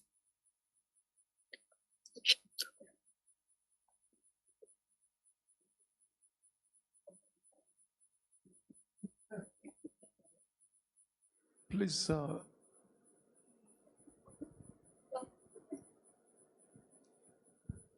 You need to unmute. I keep muting my microphone, sorry. All right, let's look at the metagenomics or the gut microbiome. We did shotgun sequencing because it gives us a richer. Can you hear us? Yes, fine. Please go ahead. Okay. So it gives us more information than just the 16S sequencing. Once we got our data, we ran our data through BioBakery, which is a software that it has many tools built in that allow us to ask these 3 core questions. Which microbes are there? How abundant are they? And what genes and pathways are active? So, got to move the slide. My computer was setting to not allow me to share the slide. Can you use the one from your end? You can go into the next slide and put it on the projection. It's not my screen. I can't control the slide. Okay, let's see. Please give us a little bit time.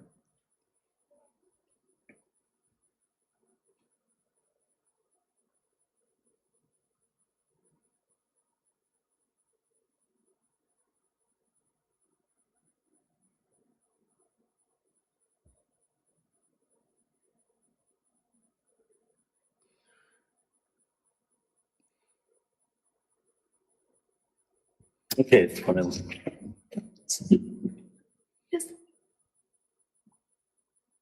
Go to the next part, Dr. Fontum Arts part.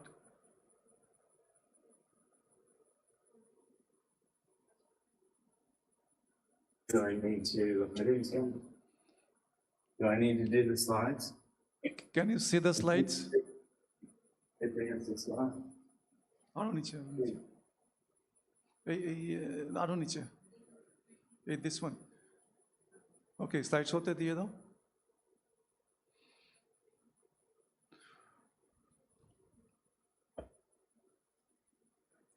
Okay, so Dr. Fontomart, we are on the last slide, the metagenomic slide. Shall we change? Yes, please. Okay, so next slide. Okay, so it says phylum and species level changes. So you cannot show it on the screen either? Dr. Cromwell, are you there? This is, no, we cannot do that probably. Dr. Cromwell. Yes. Can you move the slide, please? Yes. Okay. You still share the screen. Okay. Sorry. Okay, so let's do the slideshow, please. Oh, I'm sorry. I'm sorry. Okay. ওটাকে of করে দাও করে back করে দাও yeah it's good all is good now. Okay, yeah, it's okay now. Okay, let's just look at the overall structure of the whole community. So if we look at the the community composition across the phylum on panel A here, between PRAD and NPRAD across 3 time points. Just to remind you, the T1 is before they actually exposed to ethanol. The T2 is when they are drinking. The T3 is after we did the fecal transplant. Okay, so if you look at panel A, you see that the community in both and across all time points, it dominated by the Bacteroides, which is the dark blue at the bottom, and the Firmicutes, which is the light blue there. So we didn't see really a lot of difference between the NPRAD and PRAD across the board at phylum level. Okay. Now let's zoom in to the species level on the panel B to your right here. You can already appreciate it that there is a bunch of color moving, the bars going up and down. Definitely something changed. The community composition now changed across the entire experiment. And we only pick our top 16 species. Now, there is some changing composition or changing at species level. Okay, and I will walk you through these species specific in the next few slides. Okay, the next slide, please. Now, before we go into that a specific species level, let's just look at the general or the big picture of the diversity of the microbes in the gut. Okay, in panel A, again, we look at NP rat in green and P rat in purple. And we measure the alpha diversity, which means the diversity within the sample. Okay. And if you look at the figure here, the p-value, the Kruskal-Wallis p-value is pretty low, which means that there is no significant differences between the diversity of the microbes within the sample. Here, in panel B, we look at the 3D structure, look at the beta diversity. So again, the green are the NP rats and the purple are the P rat. You started to see them started to separate a little bit, right? So however, they still form the cluster of their own. So we did not really get a lot of information here besides knowing that, yes, after FMT, there is some change, but there's still cluster. We don't even know if the transplant occur. Okay, so now if we go to the next slide, I'm gonna walk you to, let's just see who are actually changing in this community. So the first slide here, we focus on the microbe species that are already there before they drink alcohol. Okay, which means the T1, all the T1 should have a very tall bar, which means that they are already abundant before they see ethanol. What grabbed my attention really, when they were drinking ethanol in T2, most of them disappear or go down sharply. So what happened to these microbes when the rat drink ethanol, right? And it's very similar in both P rat and NP rat, right? They were there, but they're gone. So what happened? Do they actually do something, or they're just sensitive to ethanol and they're just so sensitive that they just can't survive? So we don't know. That is the question that we would like to know. In the very next slide, I will show you what are they doing in the community. Now in this slide here, we show you the microbes in P rats that are very abundant during the time when they are drinking ethanol. Okay, you see the purple bar at T1 are either not there or have very little. Now in T2, when they are drinking ethanol, the bar is going up. So these guys definitely do something with ethanol when the rats are drinking those ethanol. Okay. Now I did not really point out the species in the previous one, but for this one, if you look, you see this is not the slide that I have, but never mind, because the species on the right-hand side, Akkermansia. So basically, the first figure here is the anaeros, I can't even say it, Anaerostipes here, right? It's really tall. And the second one is Acibrotia. And the last one is Akkermansia. So this, so we're supposed to move the species to the right and it got shifted. So these species are known microbes that associated with gut integrity, means that if you have less of them, your gut can leak. Okay?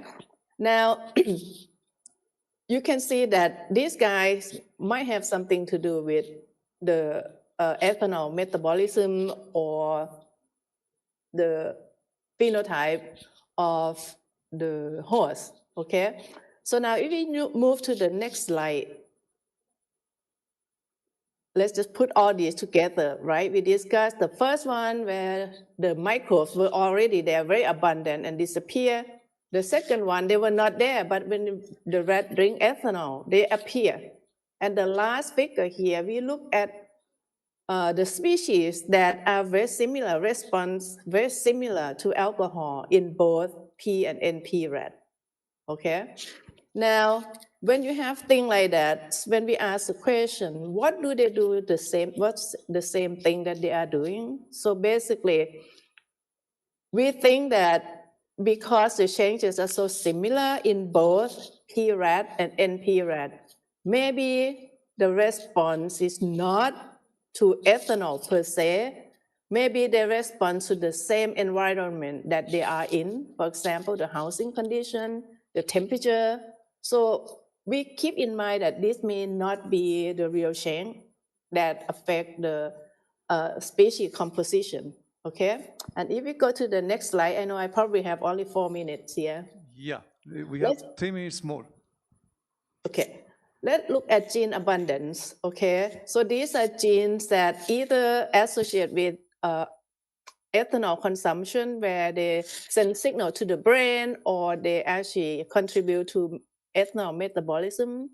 So if you look at A, B, C, D, these 4 pathways here, the abundance of of these genes, they all contribute to either the gut integrity, they can be permeable, or they're involved in the neurotransmitter regulation.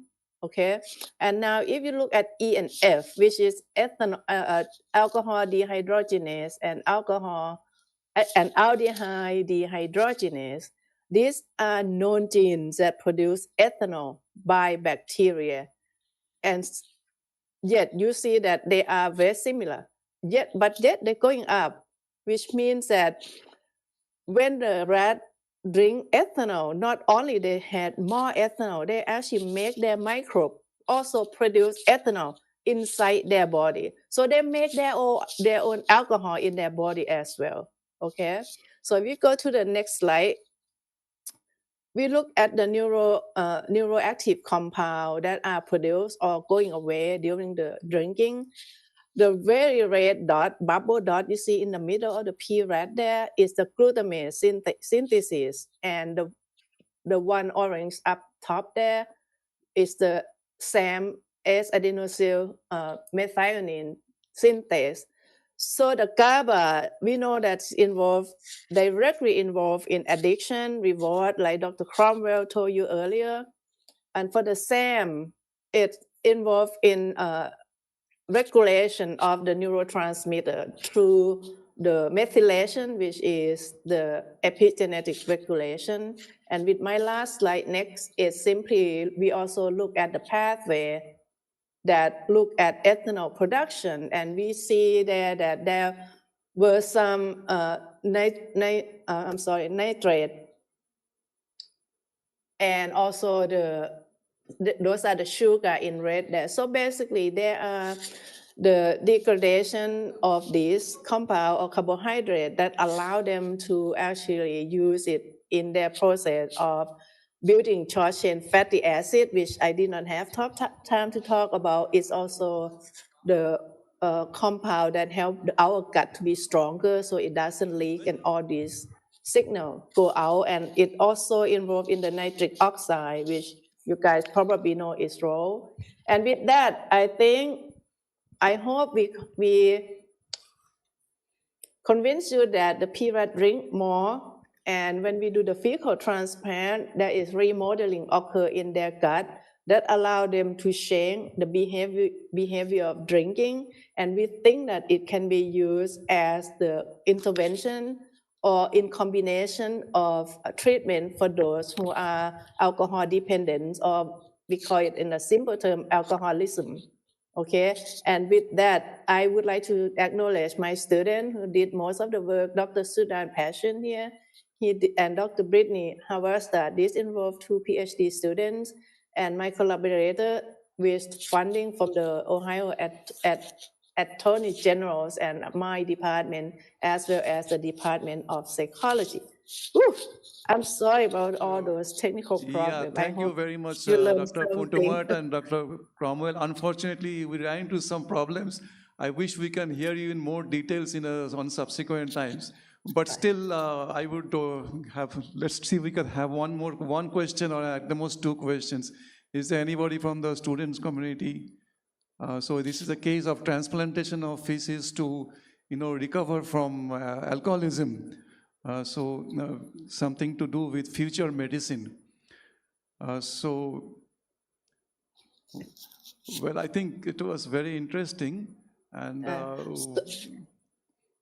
If you don't have questions, I'd like to share with you just one last thing. There was a case in Belgium that they actually did use microbial transplant between daughter and father because the father had problems. So they use with ethanol and they use microbiome from the daughter to transfer into father because they have very similar microbe community and after about a month or 3 months, I don't remember, it helped the father to become less So the drunk.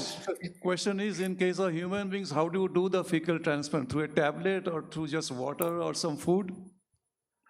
Oh, we don't do food, but I think in United States they used to do it for the bacterial infection. What they did, they will filtrate, they will collect feces, they filtrate everything out, and they only collect the bacteria.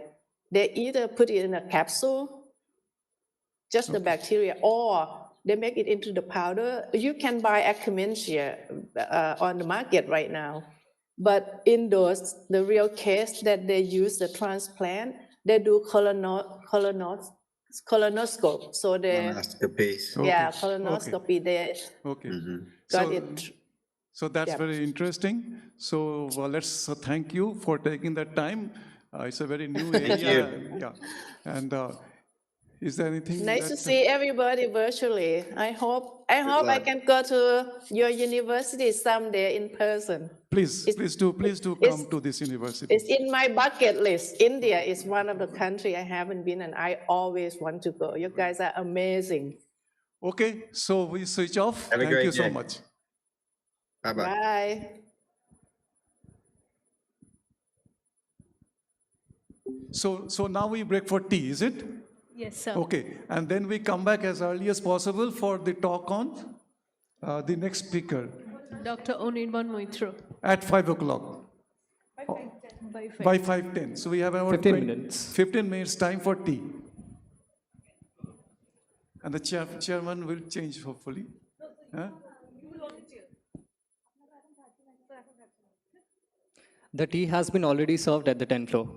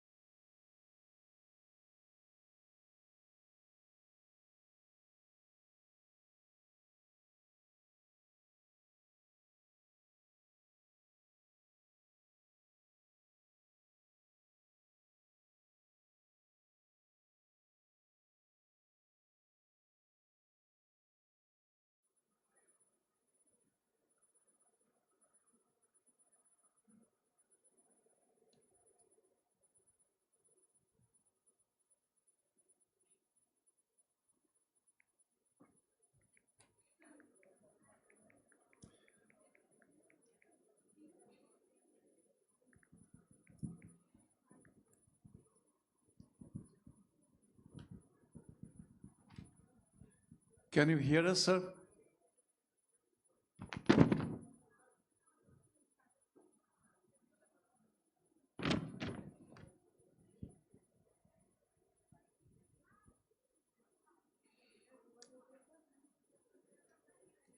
Professor Mitra, can you hear us?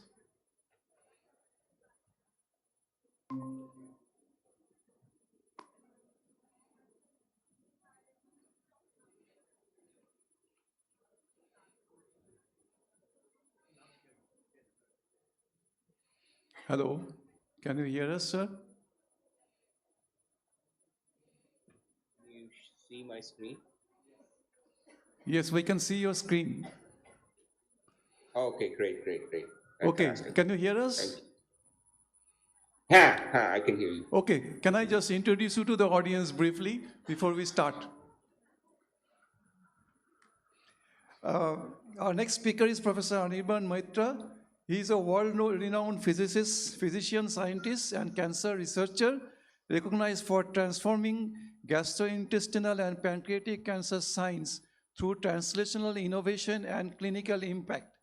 He trained in medicine and pathology from AIMS India and the United States and has held leadership roles at institutions including the University of Texas MD Anderson Cancer Center, Johns Hopkins University School of Medicine, before joining the NYU Langone last year, where he serves as the director of the Perlmutter Cancer Center, New York.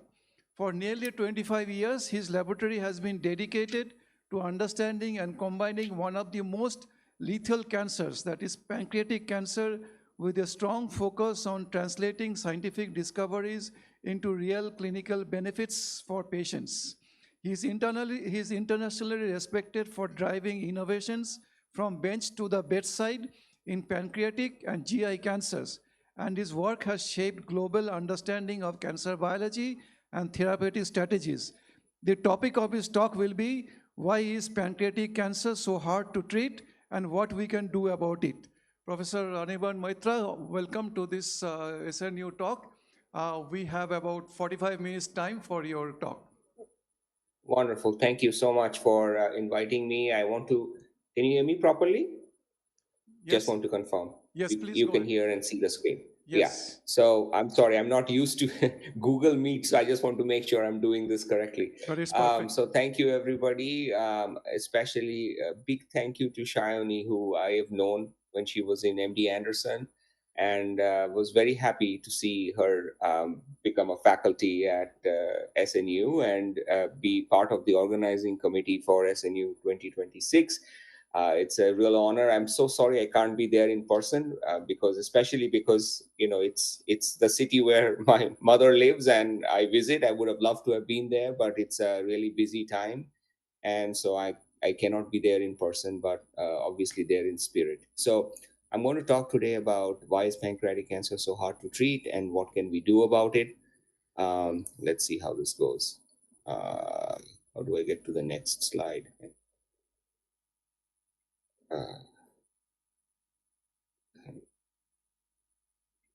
Do you know how this goes to the next slide? Or do I move the field?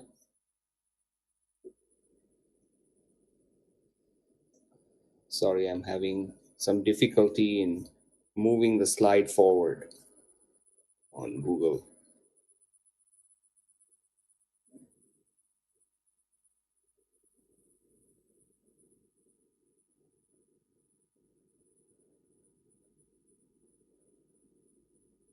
Changing in your computer? Yes, I'm on my computer. I'm just trying to see why this is not moving forward. Do I have to move? Oh, do I have to move on this? Oh, can you see it now? Yes, if I'm moving like this. Perfect. Oh, perfect. Okay, I got it now. Okay, this is how I have to do it. Sorry, I'm learning how to use Google Meet. So I want to start with a case history of a 31-year-old lady with metastatic pancreas cancer. Okay. She was diagnosed in 2017 with pancreatic ductal adenocarcinoma. She was given what is a typical first-line therapy, FOLFIRINOX, FOLFIRI, which are multi-drug regimens for pancreas cancer. but she had a lot of side effects, and she was only 31 years old, and then the treatment was discontinued. She was then sent for a second opinion to Dallas, UT Southwestern, where there was a biopsy done, and the biopsy showed that she did not have the typical molecular profile of pancreas cancer, which is RAS mutation, but she had this very strange fusion gene in her tumor, which is PRKR1A RET fusion. And at that time, there was a new clinical trial that had just started, which was against tumors that had RET fusions. This was a small molecule inhibitor called selpercatinib that targeted tumors with RET fusions. And she was put on this trial at MD Anderson in 2018. I was actually there when this trial started, and she did very, very well, and is still alive.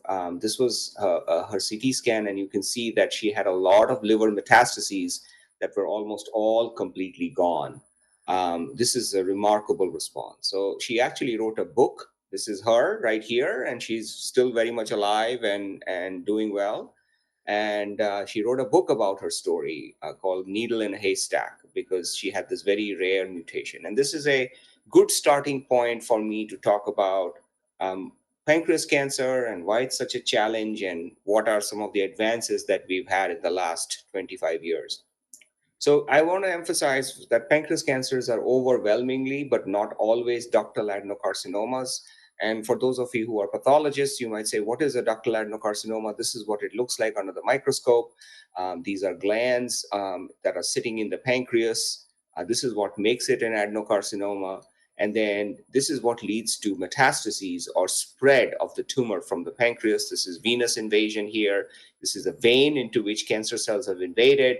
And this is an example of perineural invasion. This is a nerve, actually, and these are cancer cells surrounding the nerve. This is why so many patients with pancreas cancer, if you have ever talked to a patient with pancreas cancer, they will tell you that they have terrible pain towards the back. And this back pain happens because of perineural invasion. There's nerves that are invaded by cancer cells.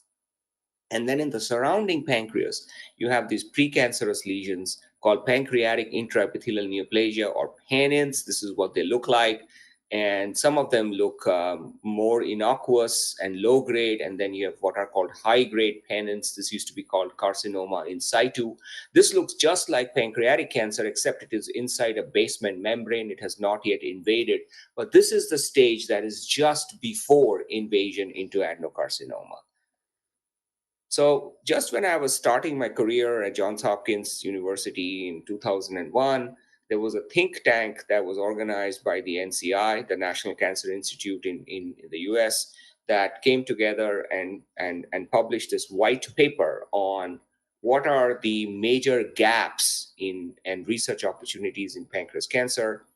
And I use this paper very extensively. I think anyone who's studying pancreas cancer should look at this paper even after all these years. This paper remains very relevant.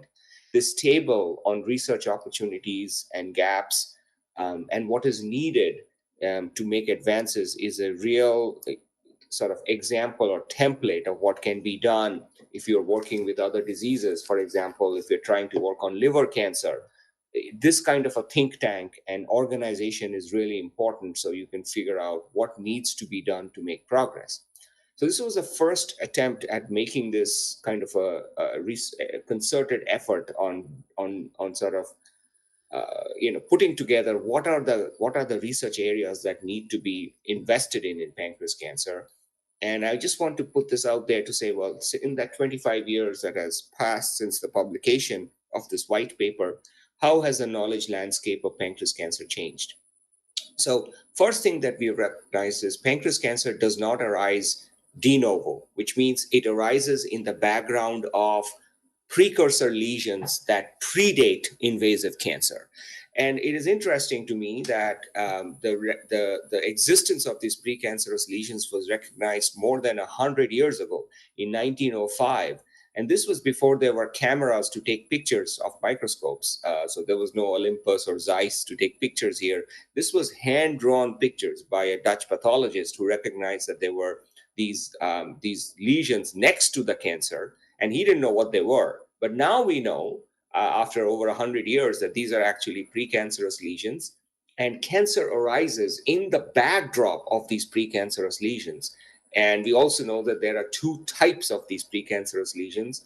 The ones that I mentioned called pannins, which are most common. And then you have a second subtype, which are cystic. And you can see this on imaging studies, and you can follow these patients for risk of progression to pancreatic cancer.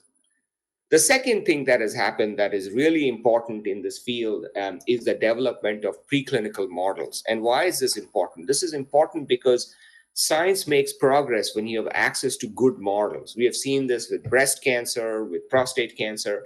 And for the long time, there was no good models of pancreas cancer. And then in 2003, we had the first models of pancreas cancer in mice that looked exactly like human pancreatic cancer. They had pannins in the pancreas, and then they developed cancer in a subset of mice. And this was done by expressing mutant KRAS, which is the most common oncogene in pancreas cancer, mutated in 95% of cases. And you express this KRAS oncogene in the mouse pancreas, and you get pannin lesions. And then a whole host of other more sophisticated mouse models have been developed, and we now use them regularly in the lab to study pancreas cancer. And the other big advance that happened was the development of what we call organoid models. These are 3D cultures that are done ex vivo, and they are much more easy to use than mouse models, and they are also less expensive. So organoid models have also become very popular in the world of cancer research. The third big advance was understanding the molecular landscapes of pancreas cancer.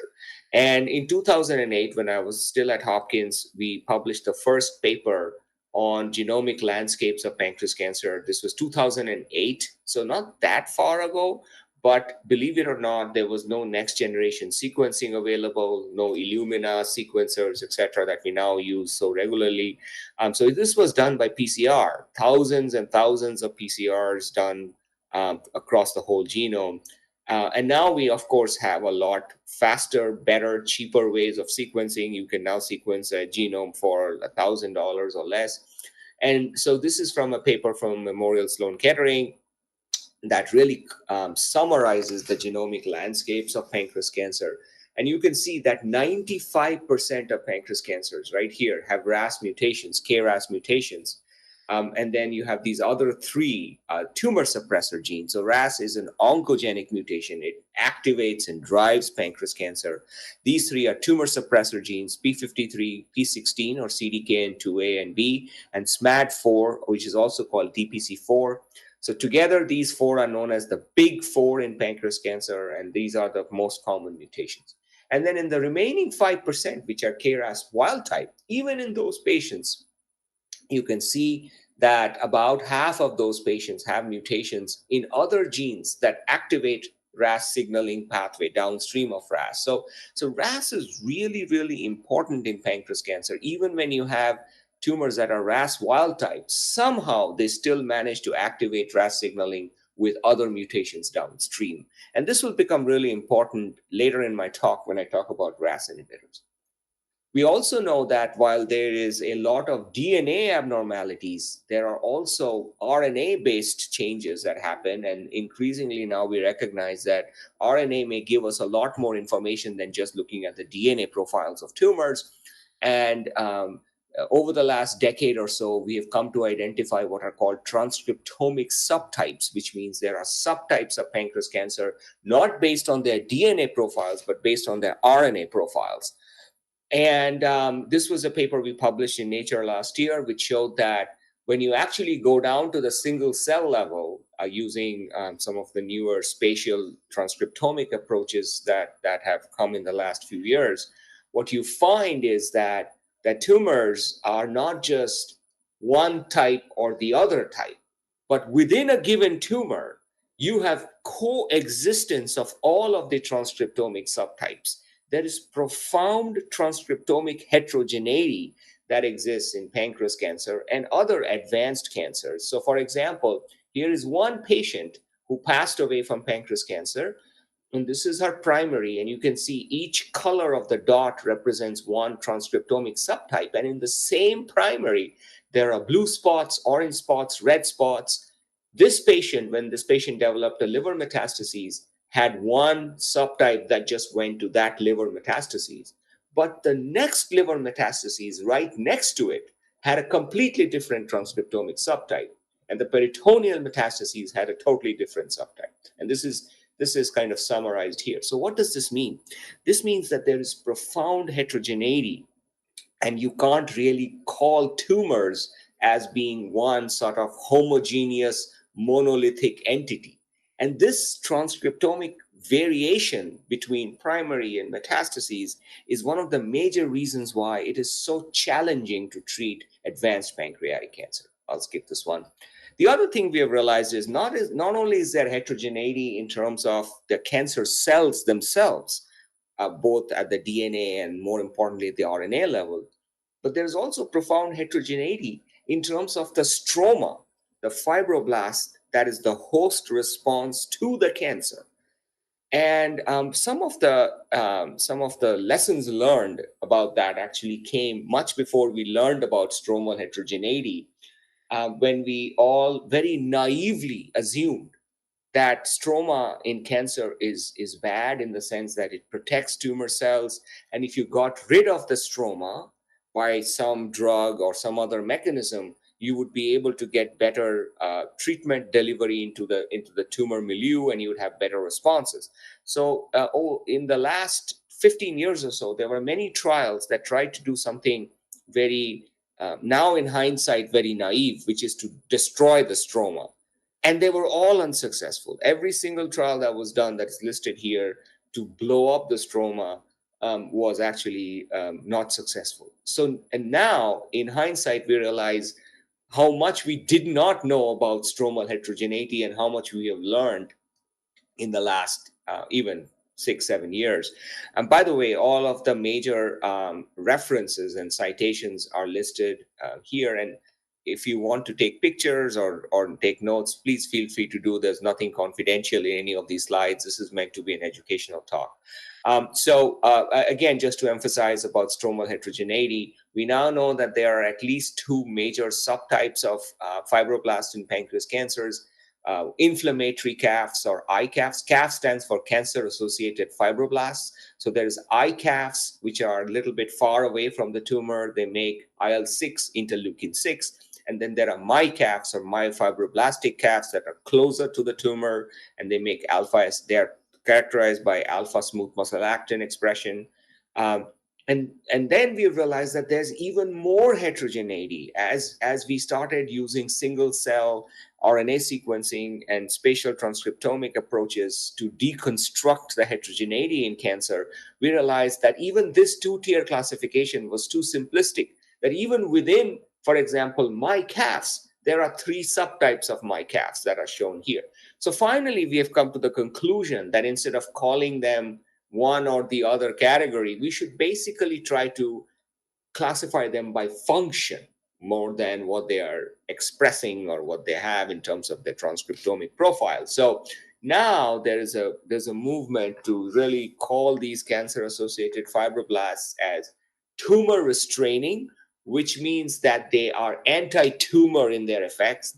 They are tumor suppressive, and tumor promoting, which means they actually promote tumor formation. Why is this important? This is important because if you try to just non-specifically target all fibroblasts, all CAFs, you're going to, in a way, neutralize the effects of both tumor restraining and tumor promoting CAFs and not have any effect at all, or worse, actually cause the tumor to become worse.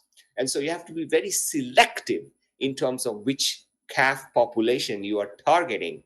And so there is a need now for rational targeting of specific CAF subsets. You want to spare the tumor restraining CAFs and only go after the tumor promoting CAFs. You may be using cell surface antigens that these tumor promoting CAFs have, or maybe you can reprogram these tumor promoting CAFs into tumor restraining. But the bottom line of this slide is to explain that there is, again, profound heterogeneity in the stroma, in the host response to tumor. And we really have come to understand how that heterogeneity impacts the response to therapies. We now also have new regimens for treating advanced and localized pancreas cancers. These treatments are all available all over the world, including in India. So now when patients are diagnosed, they are either offered gemcitabine and nab-paclitaxel, which is a nanoparticle formulation of Taxol, or FOLFIRINOX, which is a multi-drug regimen. One or the other is offered to patients at first line. And then we have other treatments in second line, as well as in patients who have been surgically operated. So all of this is great, but the truth remains that the therapeutic landscape of pancreas cancer is still very challenging. The median survival is in advanced disease is still less than 1 year, and the 5-year survival overall is still only about 10 or 12%. So it's really very challenging. And when you look at the treatment, the clinical trials that have been done in the last 10, 15 years, you can see many stories like that of treatment trials, of clinical trials failing in this disease. So it's a very challenging landscape, and most trials, unfortunately, are destined to fail. And again, coming back to this paper we published earlier last year, is that profound heterogeneity, the molecular heterogeneity in metastatic disease, in advanced metastatic disease. When oncologists are treating metastatic pancreas cancer, they're not just treating one disease, they're treating 5 diseases at the same time, because the primary and the metastases look very different from each other. So it's a real challenge, and that's why so many patients progress so rapidly. We've also come to recognize that the tumor milieu, and I don't know if there are immunologists in the audience or people who study the tumor microenvironment from an immunology perspective, but pancreas cancer is one of the most profoundly immune suppressive tumor microenvironments amongst all solid cancers.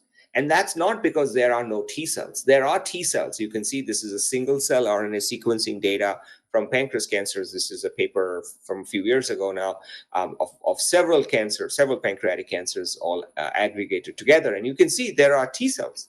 And yet these T cells are not working in terms of being anti-tumor. They're not able to conduct their actual function. Why is that?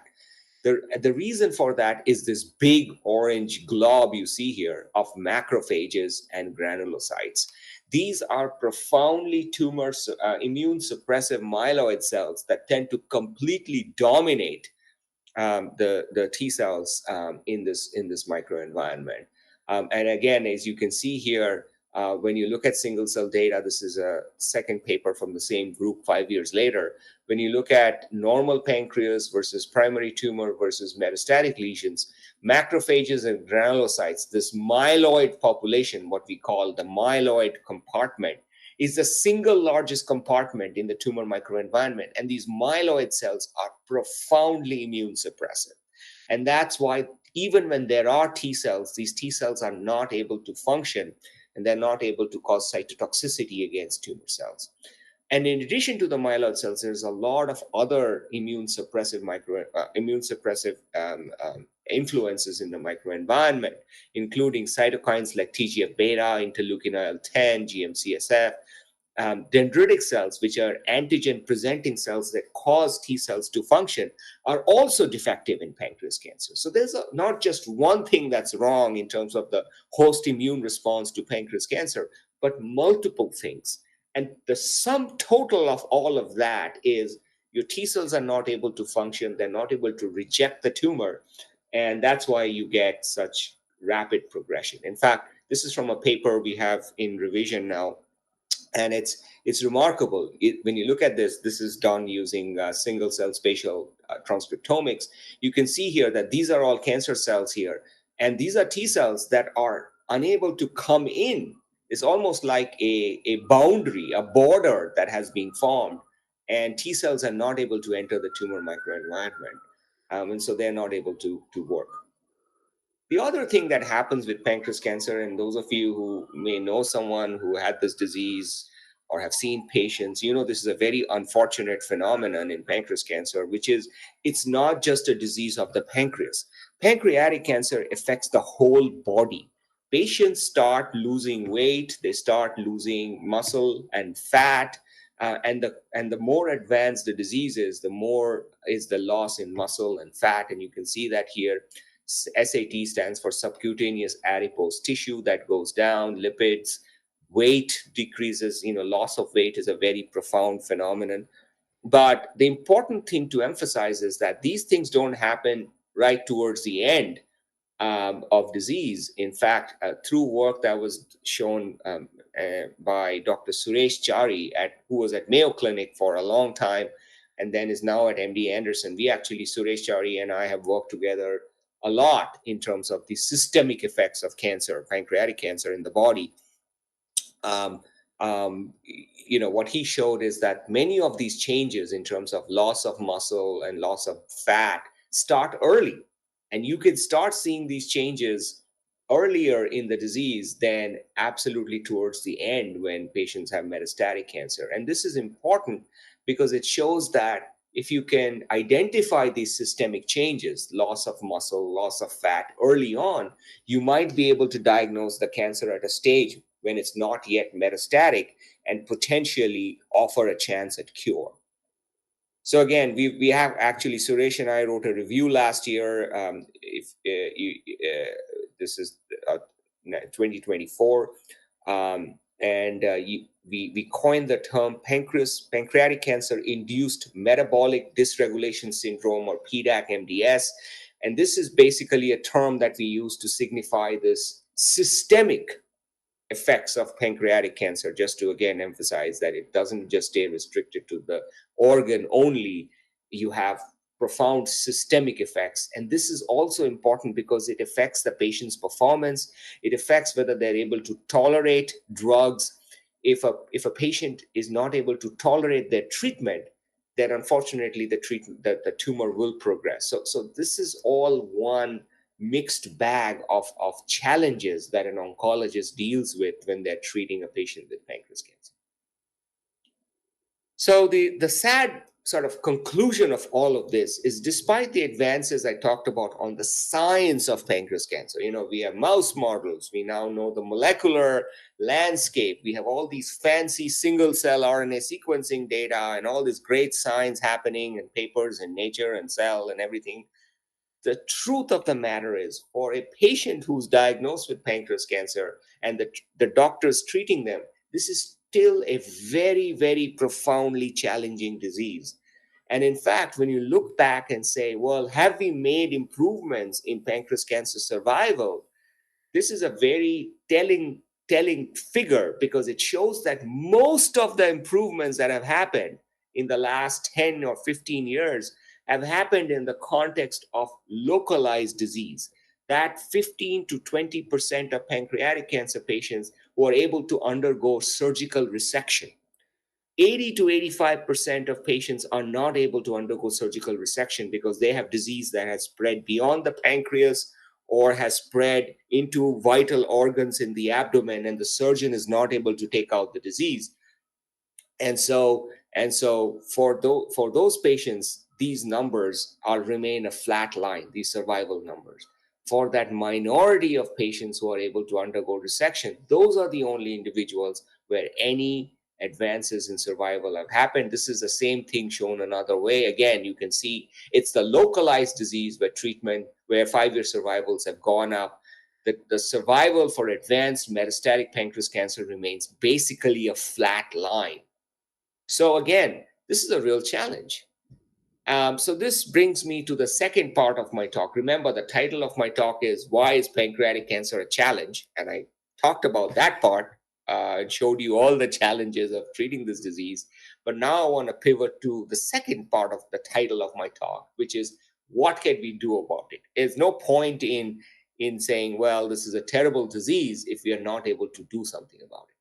And so I want to, again, pay my tributes to this wonderful lady who very recently passed away. She was somebody I have known for a long time at MD Anderson. She was actually a professor at Texas A&M University. She was a 6-year pancreas cancer survivor. She has herself had a very interesting germline mutation in this gene called RAD51D. I had actually invited her to speak at MD Anderson. This was her speaking there. And this is from a slide from a talk believe it or not, her father also had pancreas cancer. That red arrow is actually her father, who was on a clinical trial for RAS inhibitors. Anyway, she passed away last year, an incredible advocate for pancreas cancer awareness. And so I just want to pay tribute to her. She really tried to help the field and raise awareness for this disease. So this brings me to the story of RAS and the 40-year journey in cancer. So RAS was discovered as an oncogene in the 80s. And the fact that it was mutated in pancreas cancer, this is the timeline from this particular paper here in Genes and Development. You can read that if you're interested. The fact that RAS is mutated in pancreas cancer was discovered almost 40 years ago by Channing Durr and Manuel Perucho and many others. But it took almost 3 decades after that for the first RAS inhibitors to be discovered and to be brought to the clinic. And now we have some really good inhibitors that have already been approved in the United States. Hopefully, they'll soon be coming to India as well. Sotorasib and adagrasib are the first 2 drugs that have been approved for one of these rare variants in pancreas cancer called G12C mutation. This KRAS G12C allele is more common in lung and colon cancer, but not so much in pancreas. But anyway, these drugs are available. And now there's a huge amount of RAS inhibitors that are being developed in the United States, in China. I'm sure Indian pharmaceutical companies will also be developing them or are developing them, and they're not publicly disclosed just yet. But the bottom line is the entire universe of drug development in oncology right now is focused on developing these RAS inhibitors, and some of them target specific mutations like G12C or G12D. Others are what we call pan-RAS, that they target more than one allele. And this is from my friend and colleague at MD Anderson, David Hong, whom Shayoni may know. He talks about this as the Roger Bannister 4-minute mile analogy, which is before Roger Bannister, who broke the 4-minute barrier. Nobody thought that the 4-minute barrier for running a mile could be broken. And then he broke it. And then 2 weeks later, that was broken. And now everybody kind of, it's like taken for granted. It's the same thing with KRAS inhibitors. For the longest time, people thought you couldn't drug KRAS. And now there are so many drugs all over. And this is one example of a patient from one of our own trials at MD Anderson. And you can see a nice response there in the liver metastases to a G12C inhibitor. So what have we recognized? We recognize that these RAS inhibitors work really well, but they only work for a short period of time. After a while, all patients become resistant to these RAS inhibitors. And there are multiple mechanisms through which these tumors become resistant, some of which, about half of the time, it is because of a resistance mutation, typically in the RAS pathway itself. So maybe you develop a second mutation in RAS, or you develop an amplification of RAS, or you develop mutations downstream in BRAF or MAP kinase, etc. But in about half of the cases, there is no genetic alteration that can account for resistance. And this non-genomic mechanisms are really of great interest, because this is where you don't really have a drug necessarily that you can use, but can you think of combination therapies that might target these non-genomic mechanisms of resistance? So one approach that we have been part of, and this was work actually done by Memorial Sloan Kettering and Dana-Farber, and we were very grateful to be collaborators on the study, is targeting particular lineages. Now, remember, I talked about lineage heterogeneity, RNA-based heterogeneity in pancreas cancer, and how tumors have different cell lineages present in them. So it turns out that, and this is data from MD Anderson, that when you use RAS inhibitors and you look at which cell types, RNA-based cell types, respond best to RAS inhibitors, it turns out that this so-called cell type known as the basal cells, basal-like cells, actually respond the best, while the classical cell types don't respond. So again, here, this is a tumor that is treated with a RAS inhibitor, and what's left behind after the tumor has been treated in red are all the classical cells. All the basal cells in green have gone away. And these are all the papers, the 2 cancer discovery papers. There's a paper from our group in Science Translational Medicine showing that this is in fact true. And so, again, this is data from our own paper last year in Science Translational Medicine showing that when you treat with RAS inhibitors, you selectively get rid of the basal lineage, but the classical lineage is enriched in relatively. So this gives us an opportunity actually to target, in combination with chemotherapy and RAS inhibitors, both lineages in pancreas cancer. And what do I mean by that? So it turns out that chemotherapy, the drugs that we use today, which are not very effective, are actually only working against the classical lineage of cells, but they spare the basal lineage.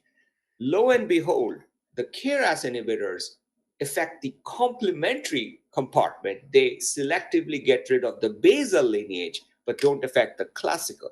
So now you can imagine putting these two side by side together, one hitting the basal type of cells, one hitting the classical type of cells, and hopefully getting a response that is better than either alone. And those combination trials are happening now as we speak here in the US. And hopefully we will have data that shows that the combination of targeting both cell lineages, not just classical, not just basal, but both together, will have more profound effects than either alone. So again, this is a great example of how understanding the biology of the disease helps us develop better therapies. The other thing is that when you target KRAS, RAS actually has profound, remember I talked about the immune suppressive tumor microenvironment. RAS actually has a profound effect in driving some of that immune suppressive milieu, mutant RAS in particular. And it does so by secreting a whole host of cytokines like CXCL1, GM-CSF, CSF1, and all of these are myeloid cell attractant chemokines that bring these immune suppressive myeloid cells to the tumor milieu. In addition, mutant RAS also reduces class 1 antigen presentation, so you don't get T cell education. And so there are many ways that RAS impacts the tumor microenvironment and immune function. And so by extension, when you inhibit RAS, you can think that you will be creating a window of opportunity for immunotherapy. And in fact, this is exactly what we showed last year, that when you suppress RAS in animal models, you can get T cell influx to come in, because remember, you're removing now all these bad influences that RAS is causing. So good T cells come in, and you can get really good combination responses with immunotherapy. And that's what others have shown as well. So this is work from Ron DePino at MD Anderson showing that when you combine RAS inhibitors with this triple regimen, which is 3 drugs, 3 immunotherapies together, one targeting myeloid cells, one activating T cells, and the other one is a regular checkpoint, you can see that these mice survive for long periods of time. And in fact, about 1/3 of them are completely cured. So this is really where we want to go now, is sort of the next slate of trials we want to do with these RAS inhibitors, which is to combine them with immunotherapies and see if we can get better responses. And in fact, at NYU, as well as at MD Anderson, Memorial, Sloan Kettering, etc., we are now doing these trials where we are looking at treating patients on these RAS inhibitors, both alone as well as in combination. We are doing biopsies on these patients to see how is the tumor responding, how is the immune microenvironment responding. We are obtaining blood samples, serial blood samples on them to look at ctDNA and how ctDNA profiles change over time, stool samples to see what's changing in the microbiome. So really to dig deep and understand how RAS inhibition impacts the tumor and the tumor microenvironment, and what are the best combinations we can use to get better therapeutic responses. And we have identified And this is kind of one example of how we are using these biopsies to identify mechanisms of resistance. So this is work from my lab showing in a patient who was treated with adagrasib, which is a G12C inhibitor. You can see that at the time of progression, when these patients are stopping response to this RAS inhibitor, they have amplification of CDK6, MYC, and ERBB2. So unfortunately, multiple mechanisms of resistance. But one thing we do see is they have a lot of neutrophils coming in. So again, these myeloid cells. So if you can somehow keep these myeloid cells in check with myeloid cell targeting agents, then hopefully you'll be able to sustain responses. So again, a lot to learn in terms of how to better utilize these RAS inhibitors. But for the first time in 40 years, we have access to these drugs. And there's a lot of excitement in the GI oncology community that finally we might be able to get responses that we can sustain in our patients. And then finally, in the last part of my talk, I want to talk about intercepting pancreas cancer. Again, remember I said that the greatest advance that we've had in 5-year survival, much of that has come in the localized disease setting, patients who were able to undergo surgery. And so this is a gentleman who, again, I have known for a long time. His name is Scott Nelson. He's the guy on the left. And this is his brother, Steve. And Scott is a 20-year pancreas cancer survivor. His brother was also diagnosed with a precancerous lesion. And he's now on surveillance. He's doing well. So again, a really great example of when you diagnose this disease early, you can actually get true long-term survival and potentially even cure. That's Scott speaking at one of our team sessions, which I led a few years ago. So what do we know about early disease and interception of pancreas cancer? So one thing we have recognized is that CA19-9 is a blood-based biomarker for pancreas cancer.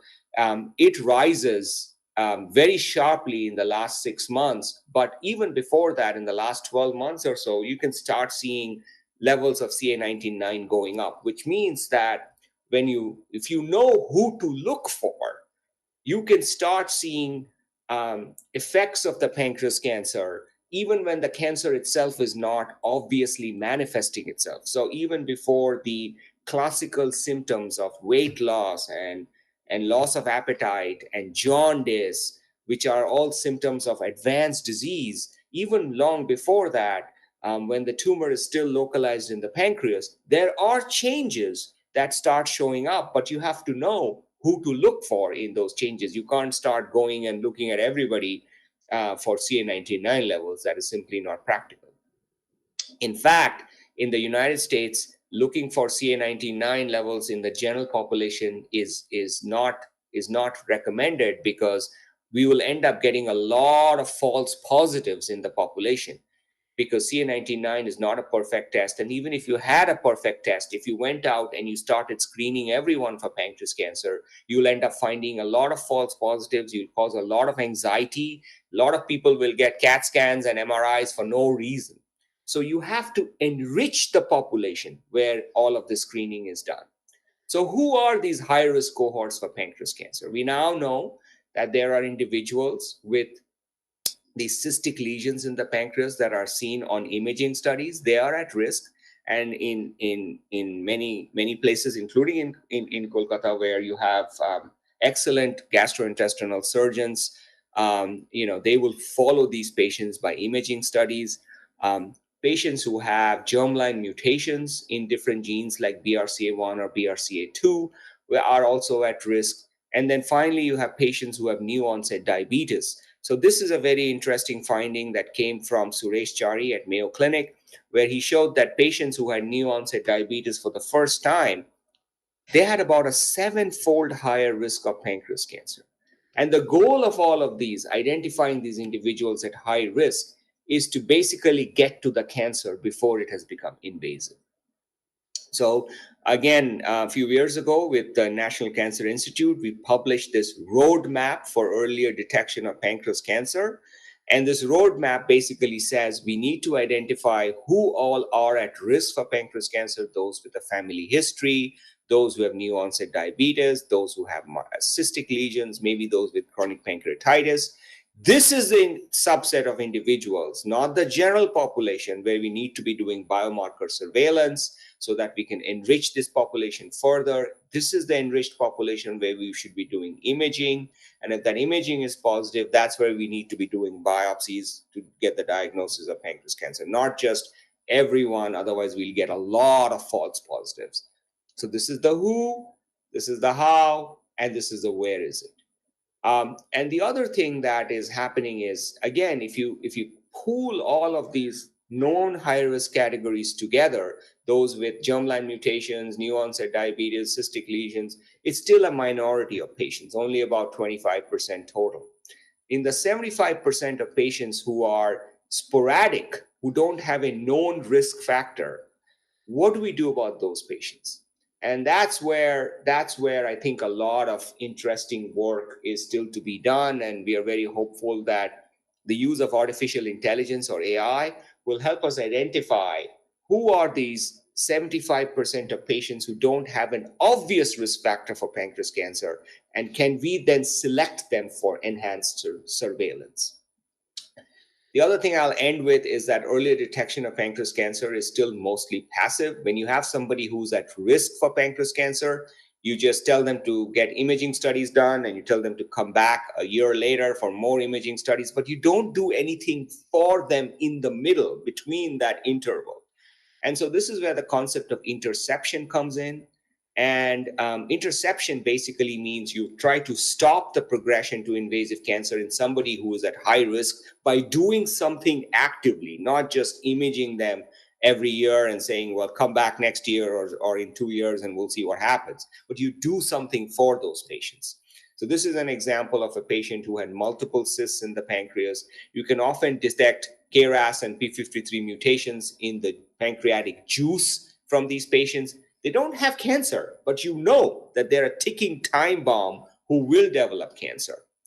And so now there are a lot of vaccines that are being used in the setting of patients who have diagnosed cancer, pancreatic cancer. And these are 3 studies that have been published, one using mRNA vaccine, another one using a peptide vaccine. And so what we are now trying to do is to take these vaccines into the interception setting in patients who are at high risk and to stop the progression to cancer.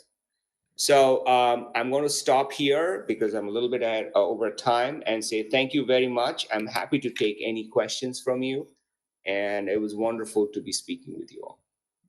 Well, thank you, Professor Moitra. It was mind-boggling about this pancreas. When we used to do a PhD in the 1980s, I think we heard about these RAS oncogenes. I think the KRAS and the HRAS, and it's nice to revisit how that is influencing pancreatic cancer. So questions from the students about pancreatic cancer, about the role of RAS oncogene.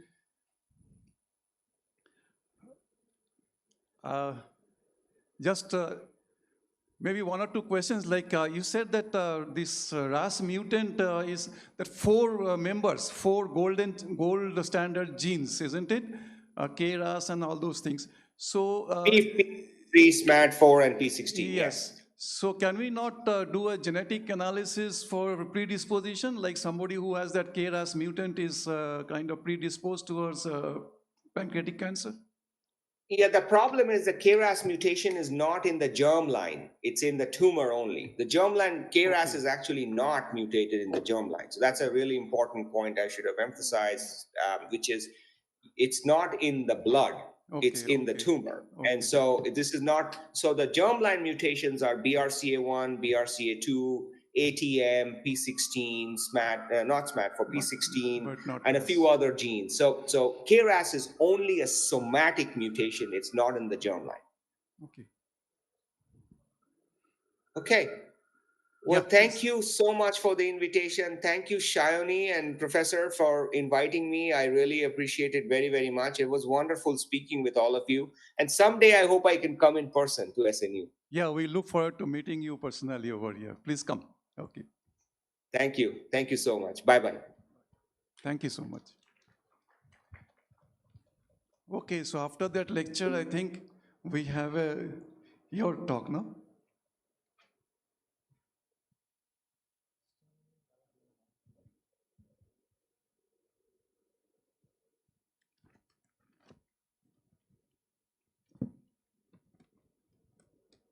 Shomaditya Day, no?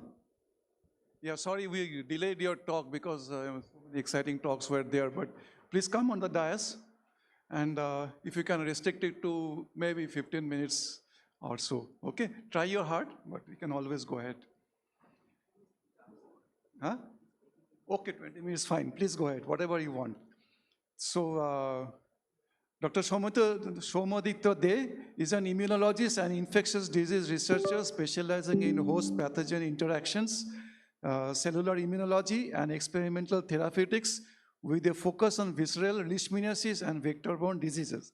He earned his PhD in cellular immunology and experimental therapeutics and subsequently conducted postdoctoral research at the National Institute of Allergy and Infectious Diseases in NIH, USA, as an international fellow supported by the ICMR.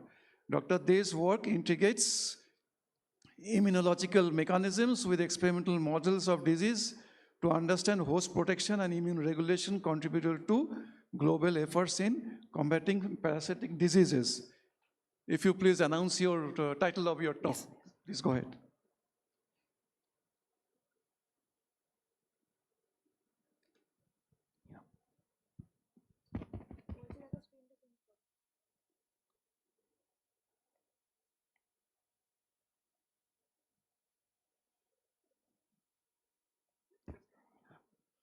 Yeah. Good evening, everyone. So today I will be discussing the topic from natural infection to immune intervention, understanding the parasite dissemination and translational therapeutics in leishmaniasis. So just before starting my talk, at the beginning, I'm just showing the institutes where I have been associated for the last 10 or 11 years. So this is Barashat Government College, where I have started my journey at West Bengal Education Service. And during the tenure at Barashat Government College, I have done and completed my PhD from West Bengal State University, Barashat, under the supervision of Dr. Chiranjeev Pal, professor at WBSU Department of Zoology. So this is NIH, the Building of Laboratory Malaria Vector Research and Institutes of Health. So I have done my postdoctoral training there. Rather, I have visited as an international long-term fellow funded by Indian Council of Medical Research. And this is the present workplace, that is Acharya Prafulla Chandra Roy Government College, Shiliguri. So now coming to the topic, as you know, leishmaniasis is the world's 9th largest disease burden, affecting almost 88 countries, and is the largest parasitic killer in the world after malaria. The causative agents are different species of leishmania and transmitted by mostly female sandfly vectors, Phlevotomas and Lutzomyia. There are 3 types of leishmaniasis. First one, the visceral one, characterized by hepatosplenomegaly, weight loss, fever. The second one is the cutaneous leishmaniasis with the ulcers. And third one is the mucocutaneous leishmaniasis affecting the mucous membrane. Going to next slide, the recent scenario still for visceral leishmaniasis and cutaneous leishmaniasis, mostly Southern America, part of Africa, and Eastern Asia, along with India, Bangladesh, Nepal, they are endemic for both the diseases. And if we study the recent scenario of India, there are several new foci of Kalajar. Treatment failure is a major concern, and specifically, despite of several visceral leishmaniasis program of 2015, 2018, 2023, 25, still the major problem is that emergence of drug resistance Leishmania donovani strain. So there is no established vaccination strategy. So at the first part of my talk, I will talk about the new anti-leishmania leads or adjuvant, and we have actually utilized the combination of heat-induced apoptotic Leishmania donovani, that is HIP, in crude form or lysate form, along with Mycobacterium indicus prani, evaluated for its immunotherapeutic efficacy. So why MIP and HIP? Because Mycobacterium indicus prani, that is MIP, earlier known as Mycobacterium welchi, is actually a saprophytic strain, and that is available in commercially available as a heat-kill vaccine, showing excellent immunoprophylactic candidate for vaccination in leprosy as well as tuberculosis. And why heat-induced promastigote proteins? Because that particular proteins, those are actually B-cell mitogen and helps in proliferation of T cells along with maturation of the antigen-presenting cells and natural killer cells. So, objective of this study was that to check the efficacies as well as the modulation of antigen-presenting cell and Th1, Th17 response, and thirdly, the involvement of T regulatory cells and T memory cells. So in brief, the schedule of in vivo therapy, the biopsy mice, they were injected with Leishmania donovani amastigos for both drug-sensitive strain and drug-resistant strain via intravenous route. After 1 month, those post-infected biopsy mice were treated with MIP, that is 10 to the power 8 cells per kg body weight, and there are 4 doses of HIP, 25 microgram, 50 microgram, 75 microgram, and 100 microgram. And this combination was given for day 1, day 3, day 5, day 7, and as well as day 14. Ultimately, the mice were sacrificed on day 16. So I have just kept the in vitro data. So in vivo data, you can see that parasite burden is reduced in a dose-dependent way with concomitant induction of nitric oxide, both in case of resistant strain as well as in case of drug-sensitive strain. So for further analysis, we have just used this highest dose, that is MIP 10 to the power 8 and HIP 100 microgram per kg body weight. So for preliminary study, we have checked the induction of cytokines. So IL-6, IL-12, IFN gamma, and TNF alpha. These pro-inflammatory cytokines has been increased along with the reduction in IL-10, IL-4, IL-5, and IL-13. To find out the source of IFN gamma, we have checked the classical T cytotoxic cell and T helper cells. This is the CD3, CD4 positive and CD3, CD8 positive cells. And we have found that there is a significant increase of IFN gamma positive cells in case of CD3, CD4 and CD3, CD8, along with the reduction in the anti-inflammatory cytokine in the treated condition for IL-10. So then we are interested to see that whether if there is a recurrent infection, whether this combination therapy is able to produce the memory cells in the spleen of the treated mice. So you can see that these are the antigen experienced memory cells, which are actually designated as CD3 positive, CD4 positive, and CD44 high. So among those cells, we have identified 2 subsets. One is the T effector memory cells, that is the CD62 ligand low and CD11 high, as well as the T central memory cell, where both the cell populations 11A and CD62L is high. So you can check for both those type of cells in case of CD4 positive memory cells, T effector memory cells, as well as T central memory cells, those are actually being increased. After that, to check the stimulation behind those T cell activation, we have just checked the parameters of antigen presenting cell, mostly the DC, and we have checked the conventional DC1, CDC1, that is CD11C positive, CD11B negative, and CD8 alpha positive. And you can check that in infected condition, there is no increase of IL-6, but in the treated condition, there is a huge increase of IL-6 as well as IL-12 in case of the treated animals. So to check the source of dendritic cells, we have just checked the conversion of CDP into the pre-DC form in the bone marrow of those mice, and have found that there is the significant decrease of common dendritic progenitor cells, and they are actually converting to pre-DC.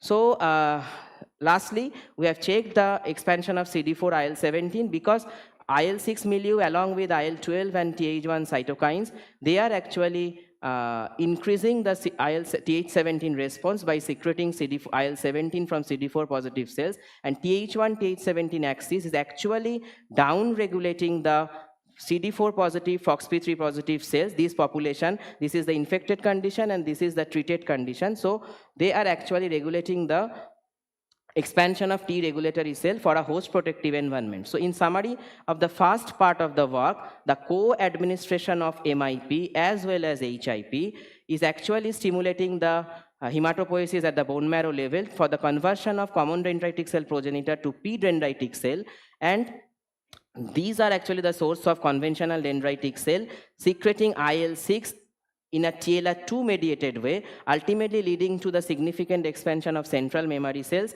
the upregulation of TH17 and downregulation of regulatory T cells. So here is the parasite clearance and the protective immunity. We have published this data or this particular project in the infection immunity, and the continuation of this work has already been published in also Scandinavian Journal of Immunology. So the main problem of these anti-leishmanial therapy, rather in vivo therapy, is that in India, we are still using the needle injection model, which is not appropriate. So during the visit to National Institutes of Health, USA, I was keen to learn the process of natural transmission, that is the transmission of parasites by natural sandfly bite. And the second part of my project is that Leishmania mexicana infected Lutzomyia longipalpis sandflies induce inflammasome-derived IL-1 beta in C57BL6 mice. So in case of India, the visceral leishmaniasis is important, but in case of USA, that cutaneous leishmaniasis is important. So there are two types of cutaneous leishmaniasis in the broad category. So old world cutaneous leishmaniasis, the major agent is Leishmania major with the uncomplicated disease, but Leishmania mexicana actually causes new world cutaneous leishmaniasis with chronic cutaneous recurring lesions. So we are now interested in Leishmania major and Leishmania mexicana driven disease. So if we briefly study the Leishmania infected, so the progression of leishmaniasis disease from a patient to a sandfly and then to a fresh individual, this process is very complex. This particular sandfly actually during the blood meal ingests the amastigote. After ingesting the amastigotes through procyclics, nectromonas, leptomonas stages, ultimately those amastigotes are transformed into metacyclic states. So these elongated flagellated parasites, those are metacyclics around 10 to 12 days, and after that they are congested in the thoracic midgut region. During the next blood meal, they actually ingest out a particular inoculum with the parasites, with the midgut microbiota, with the exosomes. And our group has previously reported the importance of this inoculum in the disease progression. They have also reported the induction of IL-1 beta from the innate immune cells. And another important report is that after 6 hours post-infected sandfly bites, these particular microbiota or gut microbiota along with metacyclic promastigotes are very much essential for inflammasome activation and IL-1 beta secretion, and these IL-1 beta and inflammasome activation is actually mediating the visceralization of the parasite from the bite site to the spleen or liver. So if we briefly discuss the canonical mechanism of inflammasome activation and pyroptosis, which is actually a controlled cell death in response to the toxins, virus, bacteria. So in response to the danger signal of the cell, NLRP3 actually activates the inflammasome complex formation with the cleavage of active caspase 1 to procaspase 1 to active caspase 1. This active caspase 1 actually converts the pro-IL-1 beta into its active form and the gasdermin D to its N-terminal P30 subunit and C-terminal P20 subunit. But the P20 subunit, the function is not clear, but this GSDMD P30, you can see, that can actually oligomerize to form the pore in the plasma protein lipid protein membrane, and that is actually mediating the influx of water and efflux of potassium ions along with the releasing the IL-1 beta and 18, which ultimately leads to the cell swelling and membrane rupture, important for the pyroptotic cell death. So objective of this study was that assessing the vector competency of Leishmania mexicana, the recruitment of innate immune cells, and the induction of IL-1 beta and activation of different inflammasome mediators. So briefly, if we study the study design, then the Lutzomyia longipalpis sandflies, these sandflies are actually infected with either Leishmania major or Leishmania mexicana by artificial blood feeding, and the parasites are transmitted to the sandfly ear by mode of natural biting, not the needle injection. So after 6 hours, cells were collected for flow cytometry and lyses were collected for western blot. So it was important to check the vector compatibility, that whether this Leishmania mexicana or major is developing the comparable mature infections in the sandflies. So two things are important in these axes: parasite loads per midgut and the percentage of metacyclic or percentage of infective cell. And for both the parasites, you can see almost 10 to 15,000 parasites are there per midgut, and almost 75 to 80% of them are actually the percentage metacyclics which can transmit the infection. So you can see the video where it is very clear that these are the stomodial valve, the congested one, along with the thoracic midgut, and the parasites. If you see the Leishmania mexicana, The parasites are actually highly motile. So now we have studied the sandfly infection and feeding scores post-transmission. You can see the blood-fed fry along with the unfed sandflies. So the scenario for Leishmania major as well as Leishmania mexicana is similar for two of the independent experiments, but you can see that the bite as well as the swelling as well as the redness of the Leishmania mexicana infected ear site is more vigorous than the Leishmania major.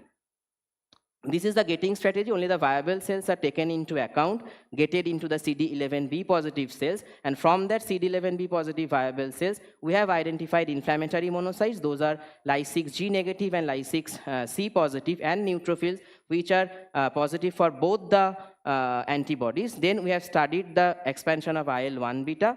So you can see a clear expansion of IL-1 beta from these particular, for these particular infected ears, and there is a huge recruitment of neutrophil. This is a naive or control mice, and these are actually the infected mice. So huge recruitment of neutrophil as well as inflammatory monocyte at the ear cells. To identify the source, we have backgated this particular CD11B positive IL-1 beta cell population and have found that neutrophils are actually the major source in the infected ear, as well as this is true for Leishmania major also. So now coming to the statistical analysis, these are the statistical analysis for different experiments in or 5 sets of animals. So there is a huge increase of neutrophils that is comparably significant in, with respect to the inflammatory monocytes, and there is a huge induction of neutrophils secreting the IL-1 beta. But in this particular flow cytometry data, we have utilized the pro-IL-1 beta antibody. That's why it was important to check whether the pro-IL-1 beta is cleaving into the active IL-1 beta form. So you can see that this is very much important, where the pro-IL-1 beta, that is the P30 subunit, is actually forming the active IL-1 beta in the Leishmania major and Leishmania mexicana infected mice, which is not actually present in the naive mice. So here M0 to 4 means 5 animals, so 10 ears pulled together, and M1, M2, M3 actually represent 2 pulled ear for individual mice. So there is a huge expansion of the pro-IL-1 beta and cleaved IL-1 beta. Similarly, this particular infection is actually promoting the NLRP3 inflammasome formation in the infected sandfly ear. Next, we have checked the inflammasome activation after Leishmania infected sandfly bites, and we have seen that P53 gasdermin D is actually cleaved into P30 N-terminal subunit. Those are the P30 band and P20 subunits. We have also found one P40 non-canonical subunit. I am not discussing here. So if you remember, hope you remember that P30 is very important for the pore formation and final pyroptotic cell death. So in summary, for the Leishmania mexicana as well as Leishmania major, if we study the early immune response up to 6 hours, there is a recruitment of neutrophil as well as inflammatory monocytes, leading to the NLRP3 mediated inflammasome activation and cleaved gasdermin D and cleaved IL-1 beta, leading to skin inflammation and disease modulation. So here are some publications. One is in communications biology, another one is PLOS pathogen, and a manuscript is ready for communication for this particular work. We will just communicate within 2-3 months, I hope. And as I have told you earlier, that I have been just recently transferred to the APCR Government College, Shiliguri, and they are actually, there is very limited, where I am interested right now, there is a very limited published data in those districts, Darjeeling, Jalpaiguri, Kuch Bihar, Alipurduar, Kalimpong, and these particular population, the Phlebotomas argentifers, they actually prefer the low altitude environment, but in case of microhabitats near human dwellings, tea gardens, cattle shed, we have found some areas where Phlebotomas is present, and we have found, we are trying to collaborate with the North Bengal Medical College, and have found that there are reports of Kalajar patients over there. So vector surveillance, working with the salivary gland enzyme as well as the gut microbiota is an option there.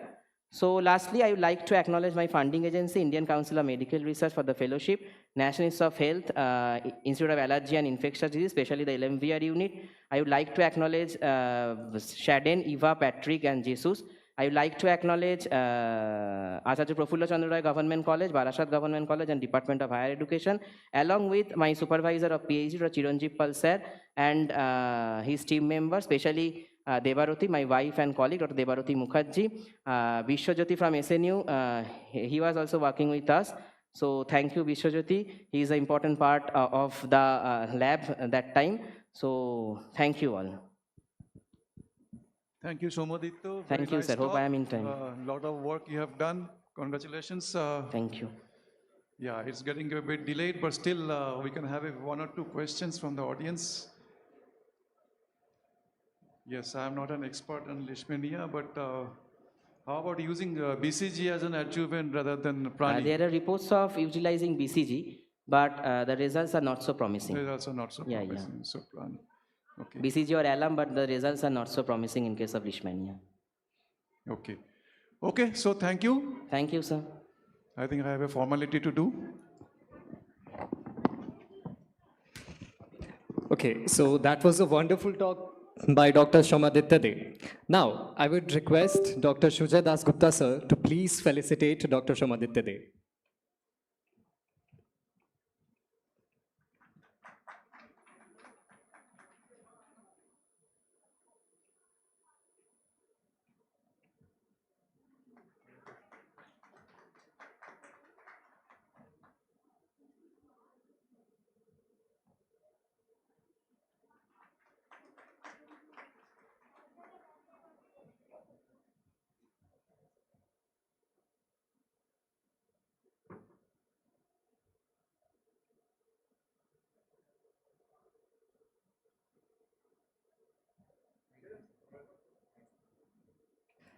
Now, I would like to invite Dr. Shudipta Saha, HOD Biotechnology, to please felicitate Dr. Shuja Das Gupta.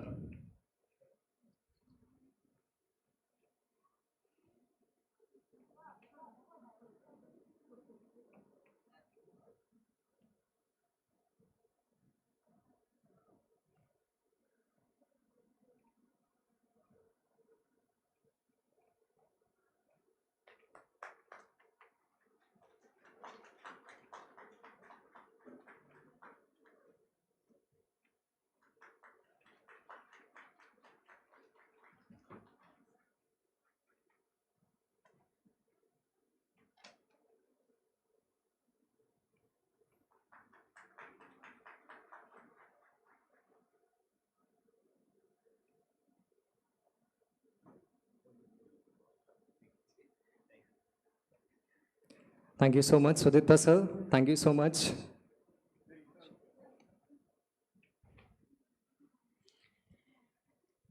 We now shall move on to one of the most exciting statements of SNU Biotalk 2026, the student speed talks. The selected students from yesterday's poster session will now be presenting their research in concise and dynamic short presentation format. So each presentation will be of 5 minutes and they will be able to share their work within this concise time. So let us begin with our first presenter. Let us have Ms. Tiyasha Shaha.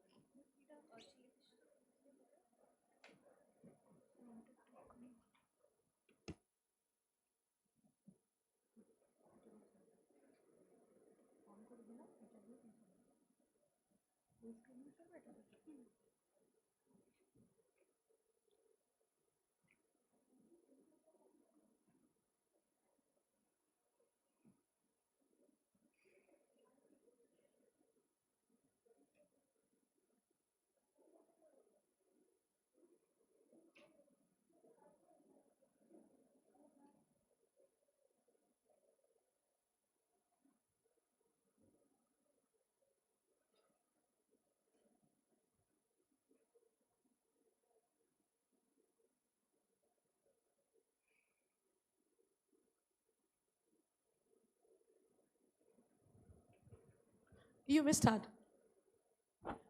Good evening, everyone. I am Tyasha Shaha. I work at the Department of Zoology at University of Calcutta under the supervision of Professor Madhusudan Das. My work focuses on the pharmacodynamic study of 2D black phosphorus as a novel drug carrier for inflammatory bowel disease. So inflammatory bowel disease, or IBD, refers to a chronic inflammatory condition of the gut, particularly the colon.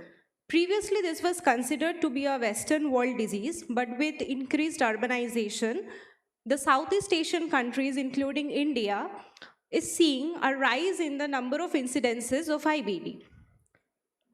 Now, the first and the foremost drug which is used till date is mesalamine. And mesalamine in its free form has certain drawbacks when it comes to targeting the inflamed colon tissues. So here, if we look at the pathophysiology of an inflamed colon region briefly, then we see that the cells which are having the inflammation, they acquire a relative positive charge because the mucus layer gets eroded. Also, there are overexpression of CD44 receptors. Now, these two pathophysiological conditions can be actually targeted in order to design a delivery mode for mesalamine, which can deliver the drug particularly to the inflamed colon cells and thereby enhance the bioavailability. So the idea here was to develop such a nanovehicle, and for that we have selected black phosphorus as the carrier molecule. And to make this targeting more robust, the surface of black phosphorus has been functionalized with hyaluronic acid, which is actually the natural ligand to the overexpressed CD44 receptors. And onto that, the drug is loaded. And this is the idea of designing the nanocarrier for mesalamine. Now, if we look at the zeta potential of black phosphorus hyaluronic acid conjugate, then we find that it has got a negative zeta potential. That means the surface charge is negative. So naturally, the region of the colon which is inflamed, since it has a positive charge, so the negatively charged nanoconjugate will also be preferably more attracted towards these regions. Also in the drug release profile, we can see that in our nanoconjugate design, the drug release pattern was slow and sustained in pH, in slightly neutral to alkaline pH, as is expected in case of colon. Next, we assessed the biocompatibility of our nanoconjugate through MTT assay in raw cells.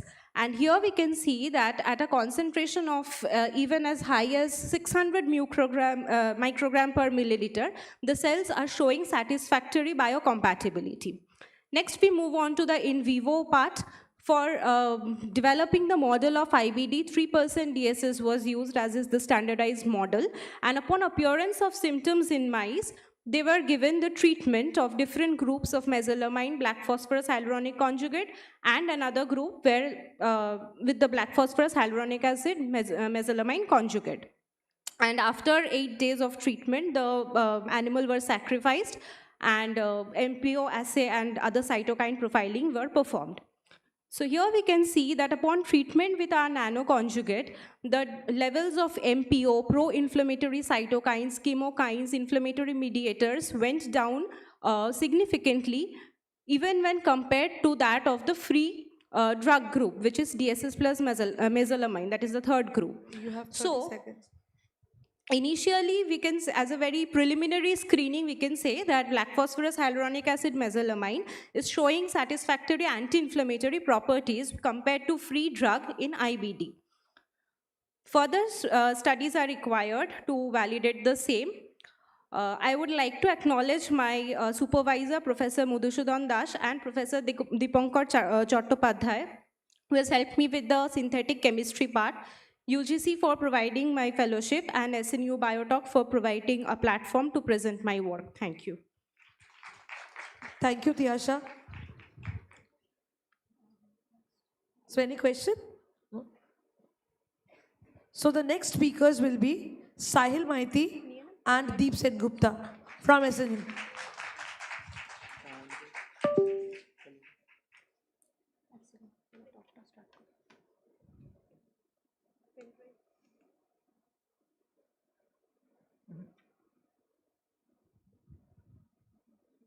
Hello,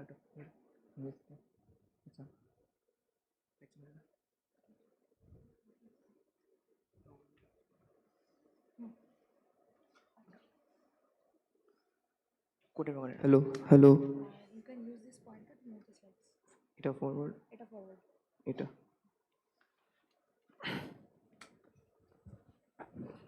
Ready? Yeah. You may start. So, good afternoon, respected sir, madam, and my dear friends. So, myself Sahil Maiti and my partner here, Deep Sen Gupta, from Sister Nivira University, and we will present our topic exploring biomedical applications of our soil as application.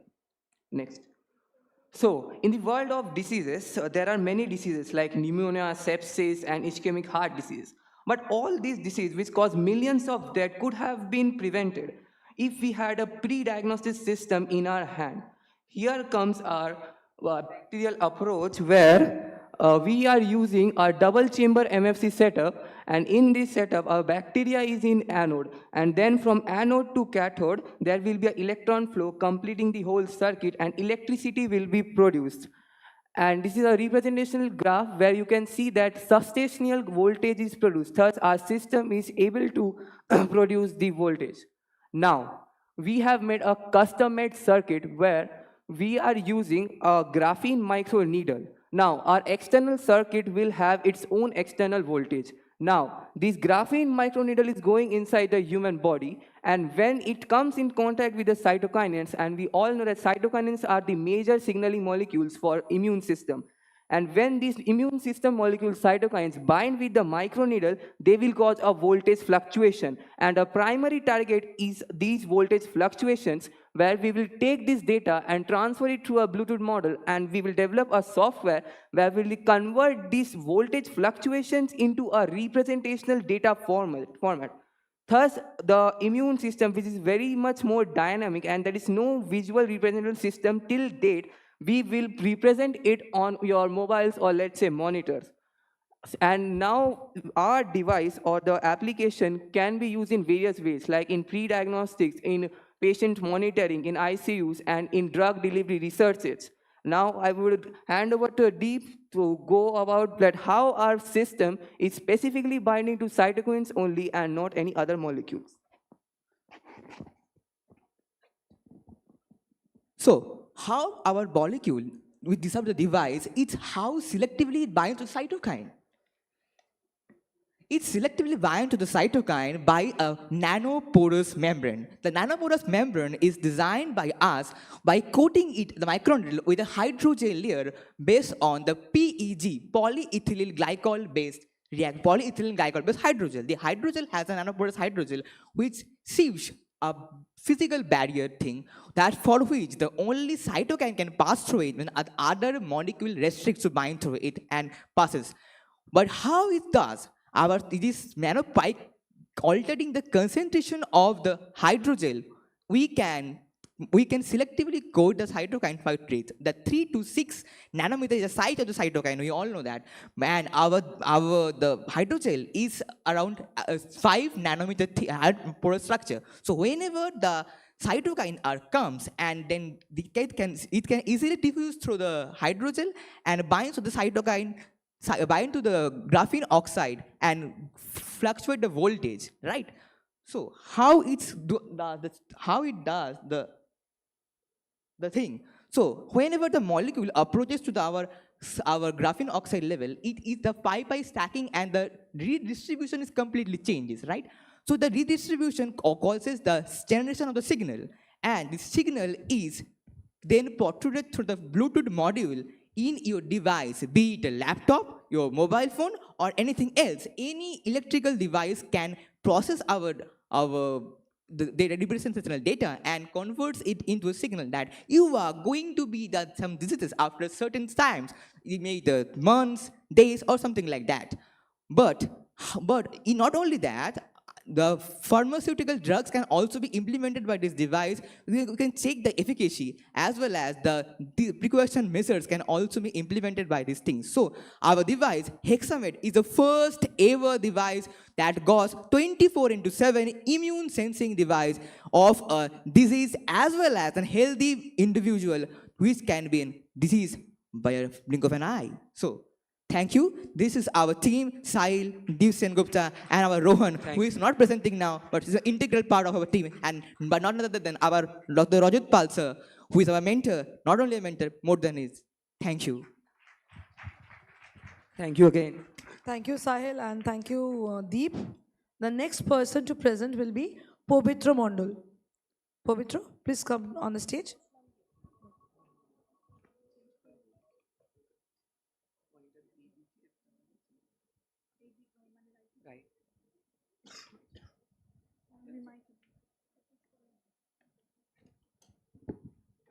Hello. Hello.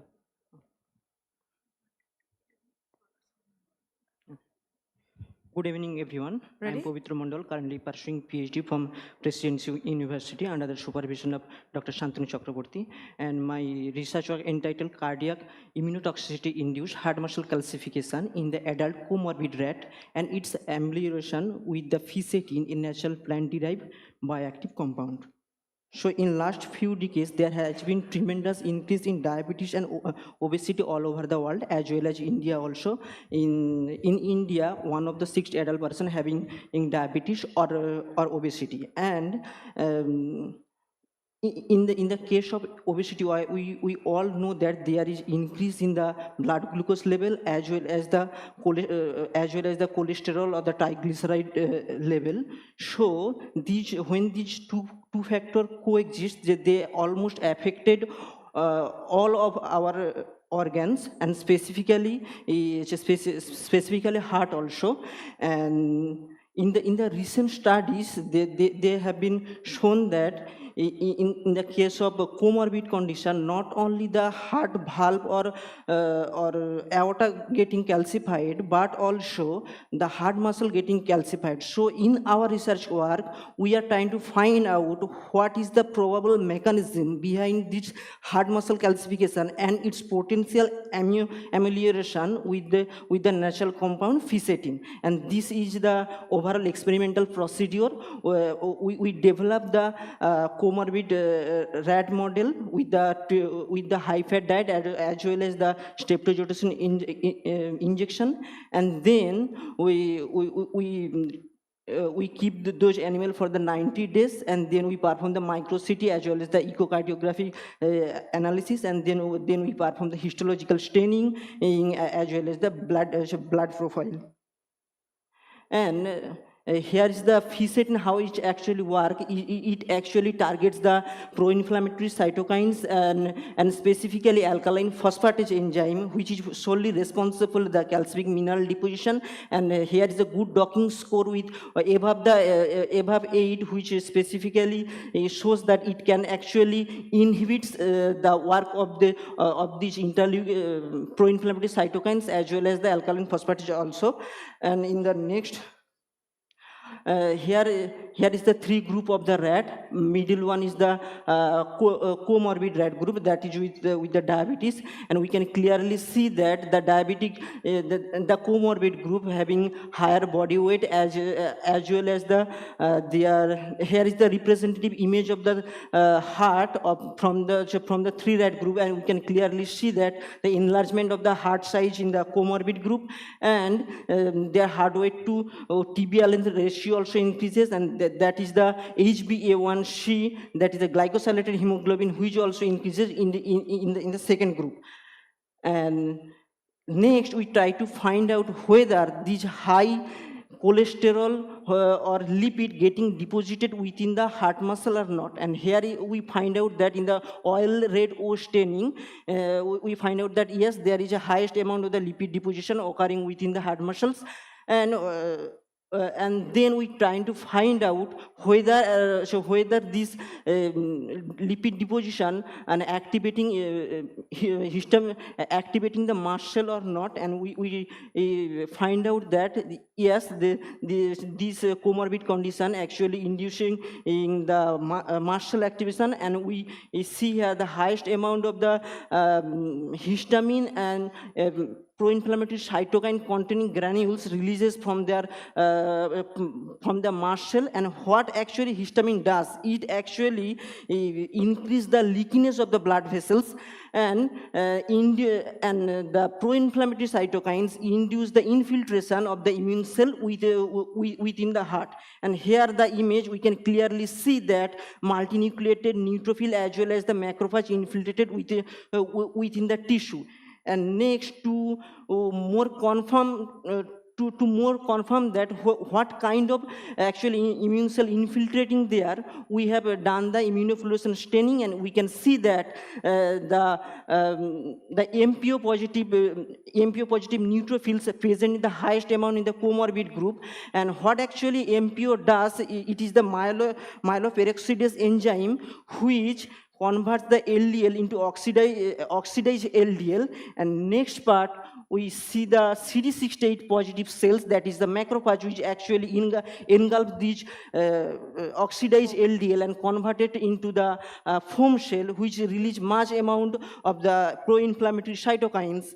And in the later stage, these pro-inflammatory cytokines actually activates the NF-kappa beta pathway, and we can clearly see there the nuclear localization of the NF-kappa beta, and in the nucleus, they actually...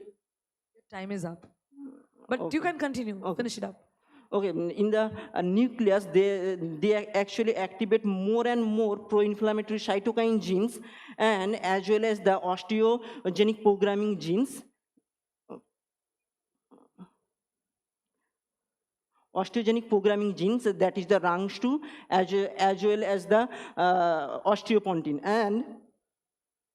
And so we also check the cardiac troponin, that is the marker for the heart injury. And we can see here that the third group, that is the treated group with the fisetin, actually reduced in all of these markers, and which actually confirm that yes, it is ameliorating these conditions.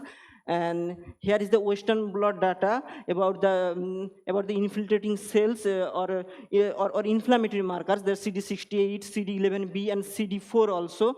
And these all cells are actually releasing the pro-inflammatory cytokines, that is the TNF-alpha and IL-6, which are ultimately activating the NF-kappa beta. And in the downstream, it actually upregulated not only the pro-inflammatory cytokine, but also the osteogenic progression markers. And here is the CD36 as well as the LOX-on mRNA level expression, that is also high in the comorbid group, which is specifically helps in the engulfment of the oxidized LDL in the macrophage. And last one is the mRNA level expression of the alkaline phosphatase. Alkaline phosphatase enzyme is specifically responsible for the calcium and mineral deposition within the heart, which actually resulting in the calcification of the heart muscle. Can you wrap up? How many slides? Can you wrap up quickly? Yes. It's the last one? No, or 2-3 slides also there. 2-3 more. Can you wrap up quickly? Okay, here is the Alcian blue staining, which is confirm the acidic mucopolysaccharide deposition, which is mainly used as a precursor for the calcification. And next one is the von Kosa staining, which also confirm the calcium deposition, as well as the alizarin red staining in the red color, which confirms that yes, the muscle getting calcified. And this is the micro-CT imaging to further validate in the in vivo system whether actually this calcification happening or not. And in the comorbid condition, we can clearly see the highest amount of the calcium deposition occurring in the comorbid condition, but no calcium deposition present in the reversal group. And most importantly, in the micro-CT image, the bone getting more intensified, so it actually marks the small amount of the calcium deposition, but we are getting enough calcification within the muscle that is we can see in the comorbid group here. And this is the echocardiographic data which also confirm that yes, in the comorbid condition, heart functionality getting reduced. That is the cardiac output, LV mass, that is the left ventricular mass, which getting more, which increases because of this kind of lipid as well as the calcium deposition. And next one is the ejection fraction, that is the how much blood actually pumping from the left ventricle. And next one is the fractional shortening, that is the contractile ability of the heart. We can clearly see the contractile ability of the heart also improving in the ameliorative group, that is the physician treated group. And this is the overall pathway, actually how calcification occurring within the heart, and we can see the lipid getting deposited within the heart muscle, which actually induce the rush production, and then the muscle getting activated, which actually releasing histamine as well as the pro-inflammatory cytokine, histamine increasing the blood vessel leakiness. From there, neutrophil infiltrated as well as the monocyte infiltrated within the tissue, and the myeloperoxidase enzyme which convert the LDL into the oxidized LDL, which getting engulfed by the macrophage forming foam shell. And these are the pro-inflammatory cytokine source which which ultimately activating the NF kappa beta pathway and activating the positive feedback loop, where they actually produce more and more pro-inflammatory cytokines as well as the osteogenic progression, that is the RUNX2 activation as well as the alkaline phosphatase enzyme activation. And how actually fisetin works, it actually blocks this positive feedback loop as well as the ROS production, and ultimately improving the heart functionality. And these are the future direction how. And thank you. And okay.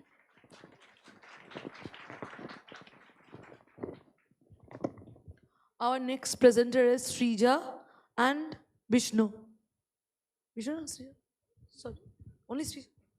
Only Srija, sorry, Srija.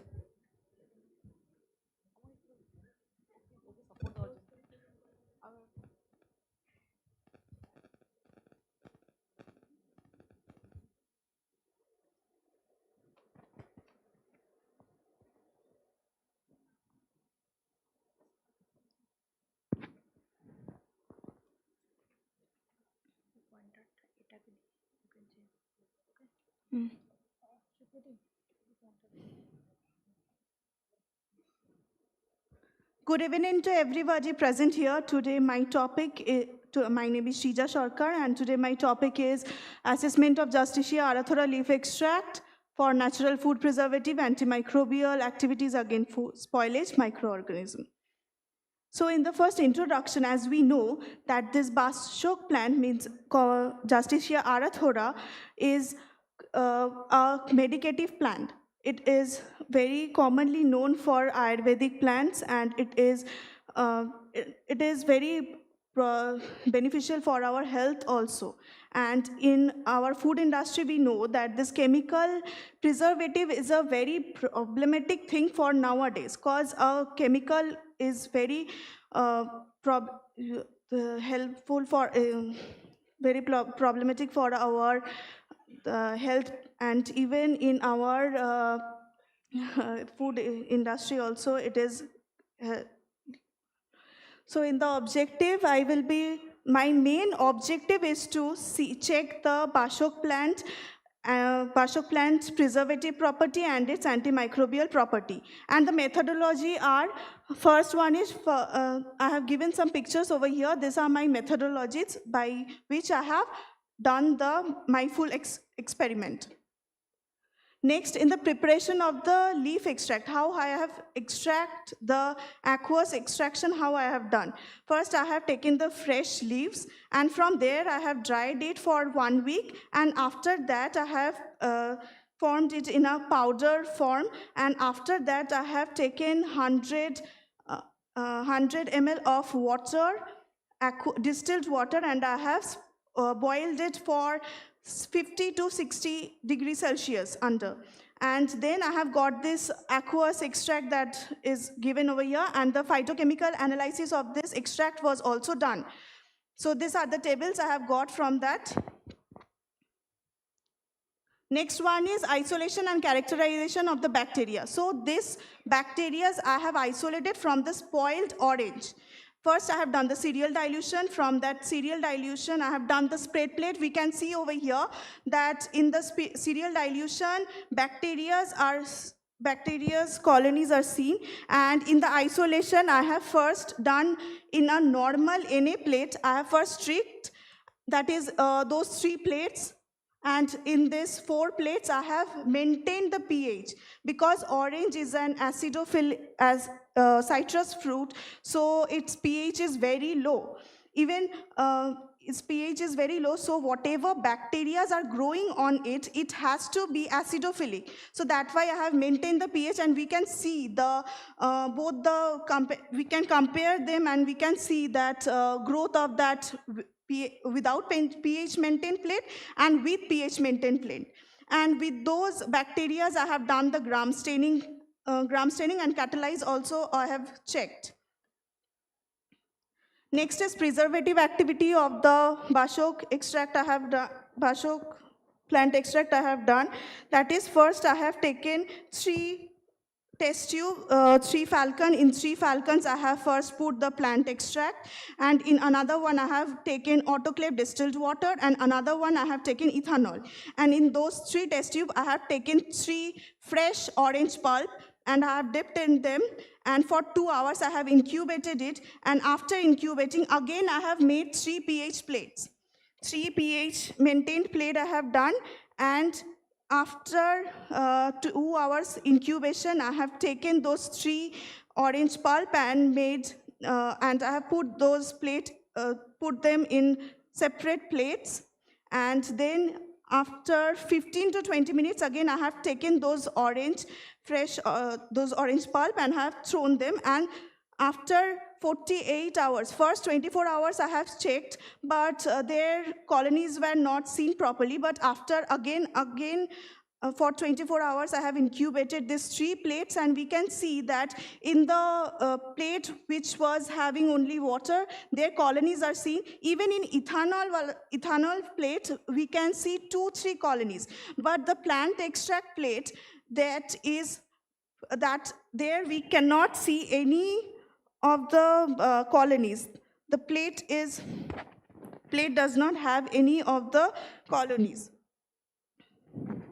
In the conclusion, I can tell that Bashok plant have a strong preservative activity, and some of the further research I have to do, and some of the biochemical of bacteria I have to complete that thing, and the antibacterial agar-well diffusion I will also do that, so that we can properly say that this plant extract, the Bashok plant is actually acting as an antimicrobial.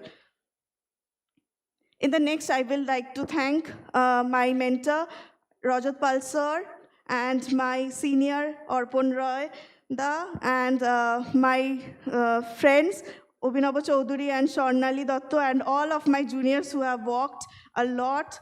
And thank you everyone. Thank you.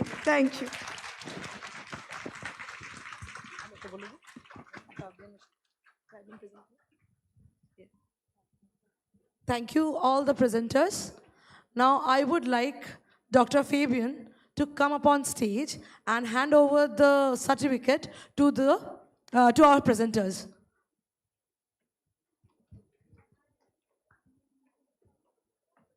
Presenters, please come up on stage. Tiyasha, Povitra, Deep, Sahil, and Srija.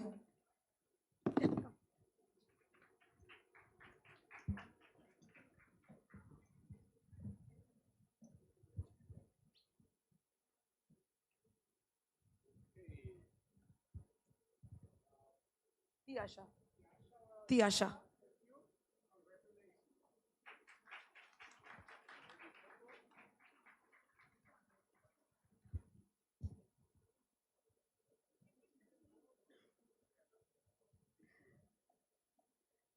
Deep Sengupta.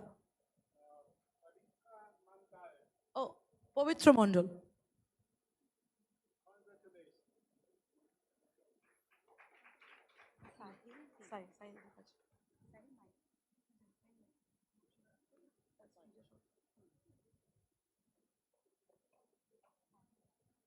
Sahil Maiti.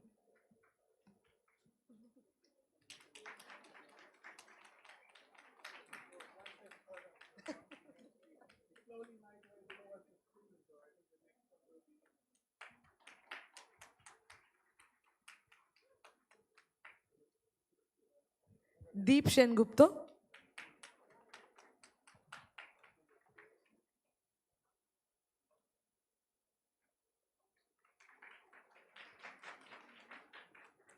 Srija Sharkar.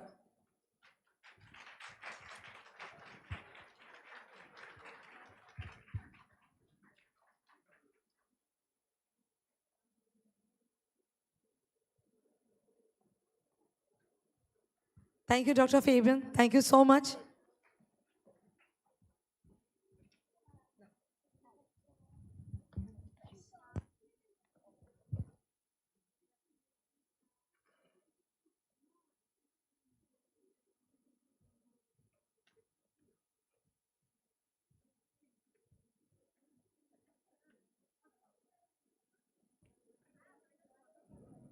Hello.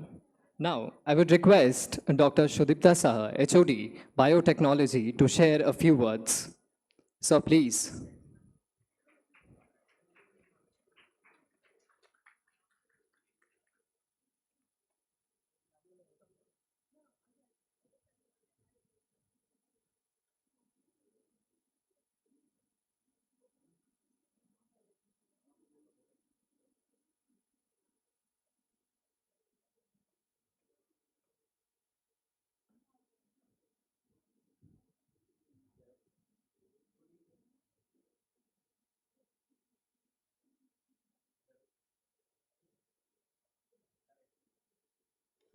Hello. Uh, Good evening to everybody present here. So, as we come to the conclusion of SNU Biotalk 2026, it is truly gratifying to reflect on the enriching discussions, thoughtful deliberations, and collaborative spirit that have defined these 2 days.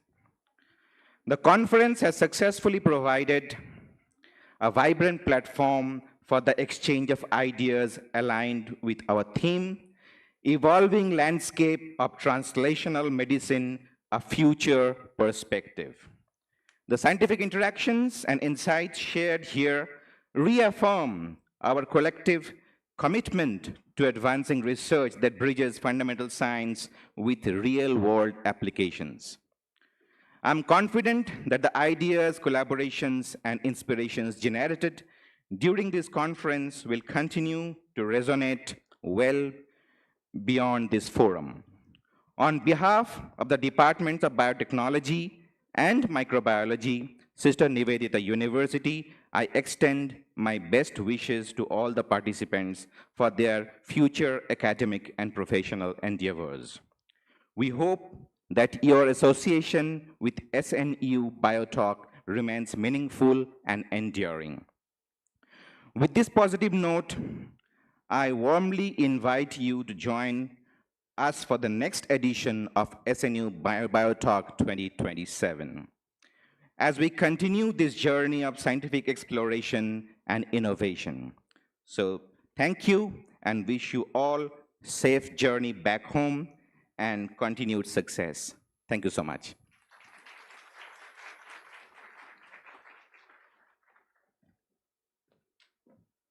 I would request all the presenters to come up on stage for a group photo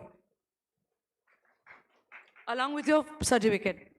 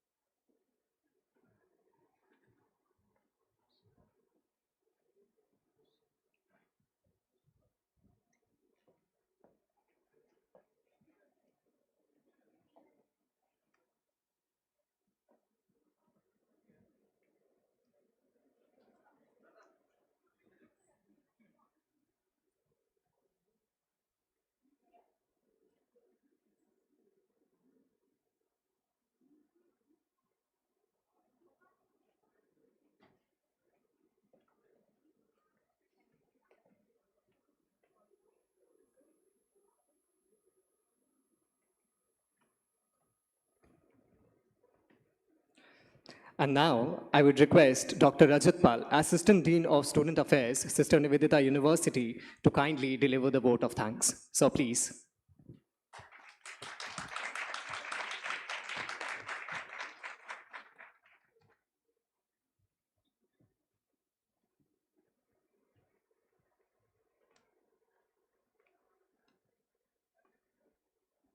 Good evening.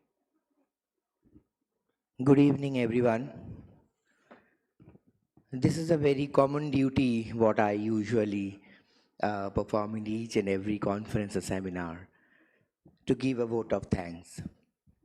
And to be very honest, this is the most important part of the conference, because here we actually show our gratitude to all the associated persons for whom any conference or event can go to a super success.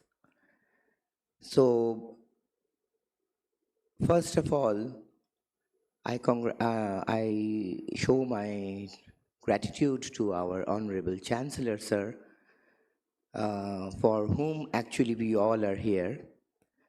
Honorable Pro-Chancellor, Honorable Vice-Chancellor, Pro-Vice-Chancellors, Registrars, all the high officials of this university, because of their constant support and constant encouragement for organizing these SNU Biotalk since from 2024, I guess, yeah. So 3 subsequent years we are organizing this, and successfully we are doing this conference for last 3 years, and I hope that on the next year also we will organize this and we will have more participants, more poster sessions, more talks, and we will have a discussion, more scientific discussions. I would like to thank our convener, Dr. Amarnath Mukherjee, Joint Convener Dr. Shomshubra Thakur Chaudhuri, and Joint Co-Conveners Dr. Mohua Ghora and Dr. Shayani Dashgupta. I also thank our Dean, Dr. Amit Sharkar, and I also thank our 2 HODs, Dr. Shudipto Shaha, Department of Biotechnology, and Dr. Fatima Kalkatawala, Department of Microbiology. All other faculty members of our department, I am very much thankful to them because of the constant effort they have given for last at least 3 to 4 months to make a successful event like this. And a very big thanks to all my staff members of the department. I am not taking the names of everyone, but Yoki, Smita, Neha, Payal, Obijit, and I cannot remember everybody's name. Who else? Just raise your hands. Okay. And a very big thanks to a very big team of my volunteers. May I have a very big round of applause for my volunteers? They have done an excellent job, excellent job.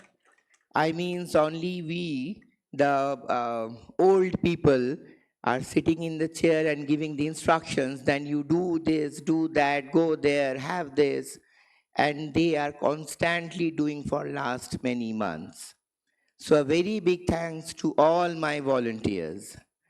And I also like to thank our sponsors, Mark, Biofossil, Amel Limited, Biotechnical Resources, Nandi's Creations, Allied Scientific Products, Omega Instruments, and a very big thanks to CSIR for giving a fund for organizing this conference. 2 more names I want to take in this conference as a very special thanks. One is Mr. Udit. Udit, may I have you on stage, please? Udit, please come on the stage. I am requesting Dr. Mohua Ghora and Dr. Shayani Dashgupta to join us in the stage.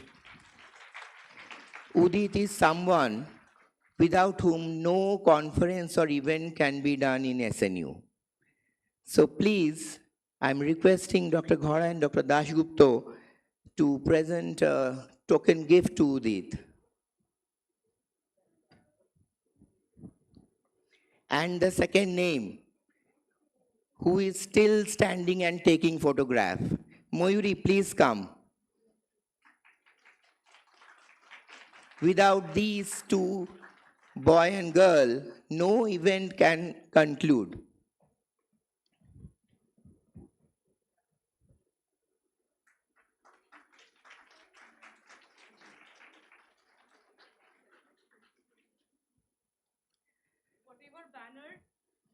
Whatever banner, logo, iCard, everything, whatever design you are seeing, it is all is like, he's behind this. Udit Chengupta, he's behind this. He designed everything.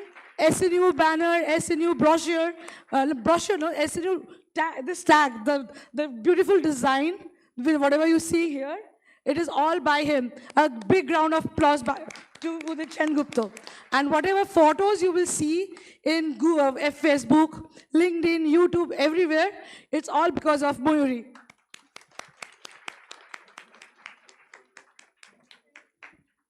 And one more very big thanks to Professor Fabian Kisling, who has come here for long away from Germany to enlighten us, to give a so insightful talk for my students. So a very big thanks to Professor Kiesling. And all other chairpersons, all other speakers, I'm not taking everybody's name. And a very big thanks to our anchors. For last 2 days, our 8 anchors, again I am forgetting everybody's name. Who are they? Shayanti, then Bishnu, Anubhav, yes, Debrupa, and then Soni, Swadha, Rishabh. Yes, so I guess I have taken everybody's name. Prantika, Are Babare, I will be killed if I forgot to take Prantika's name. Okay, so on an official note, I'm ending this SNU 2026 and hope to see everybody again in 2027, SNU Biotalk 2027. And I guess we shall have a photograph with our all volunteers, right? So,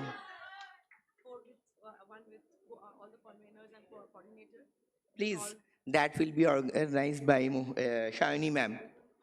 I would request program coordinator, RP sir, and all the conveners to come up on stage and have a group photo. Then I would request all the organizing committee of MEBT to come on stage and take a photo. And then at last, we'll take a photo with our students and volunteers.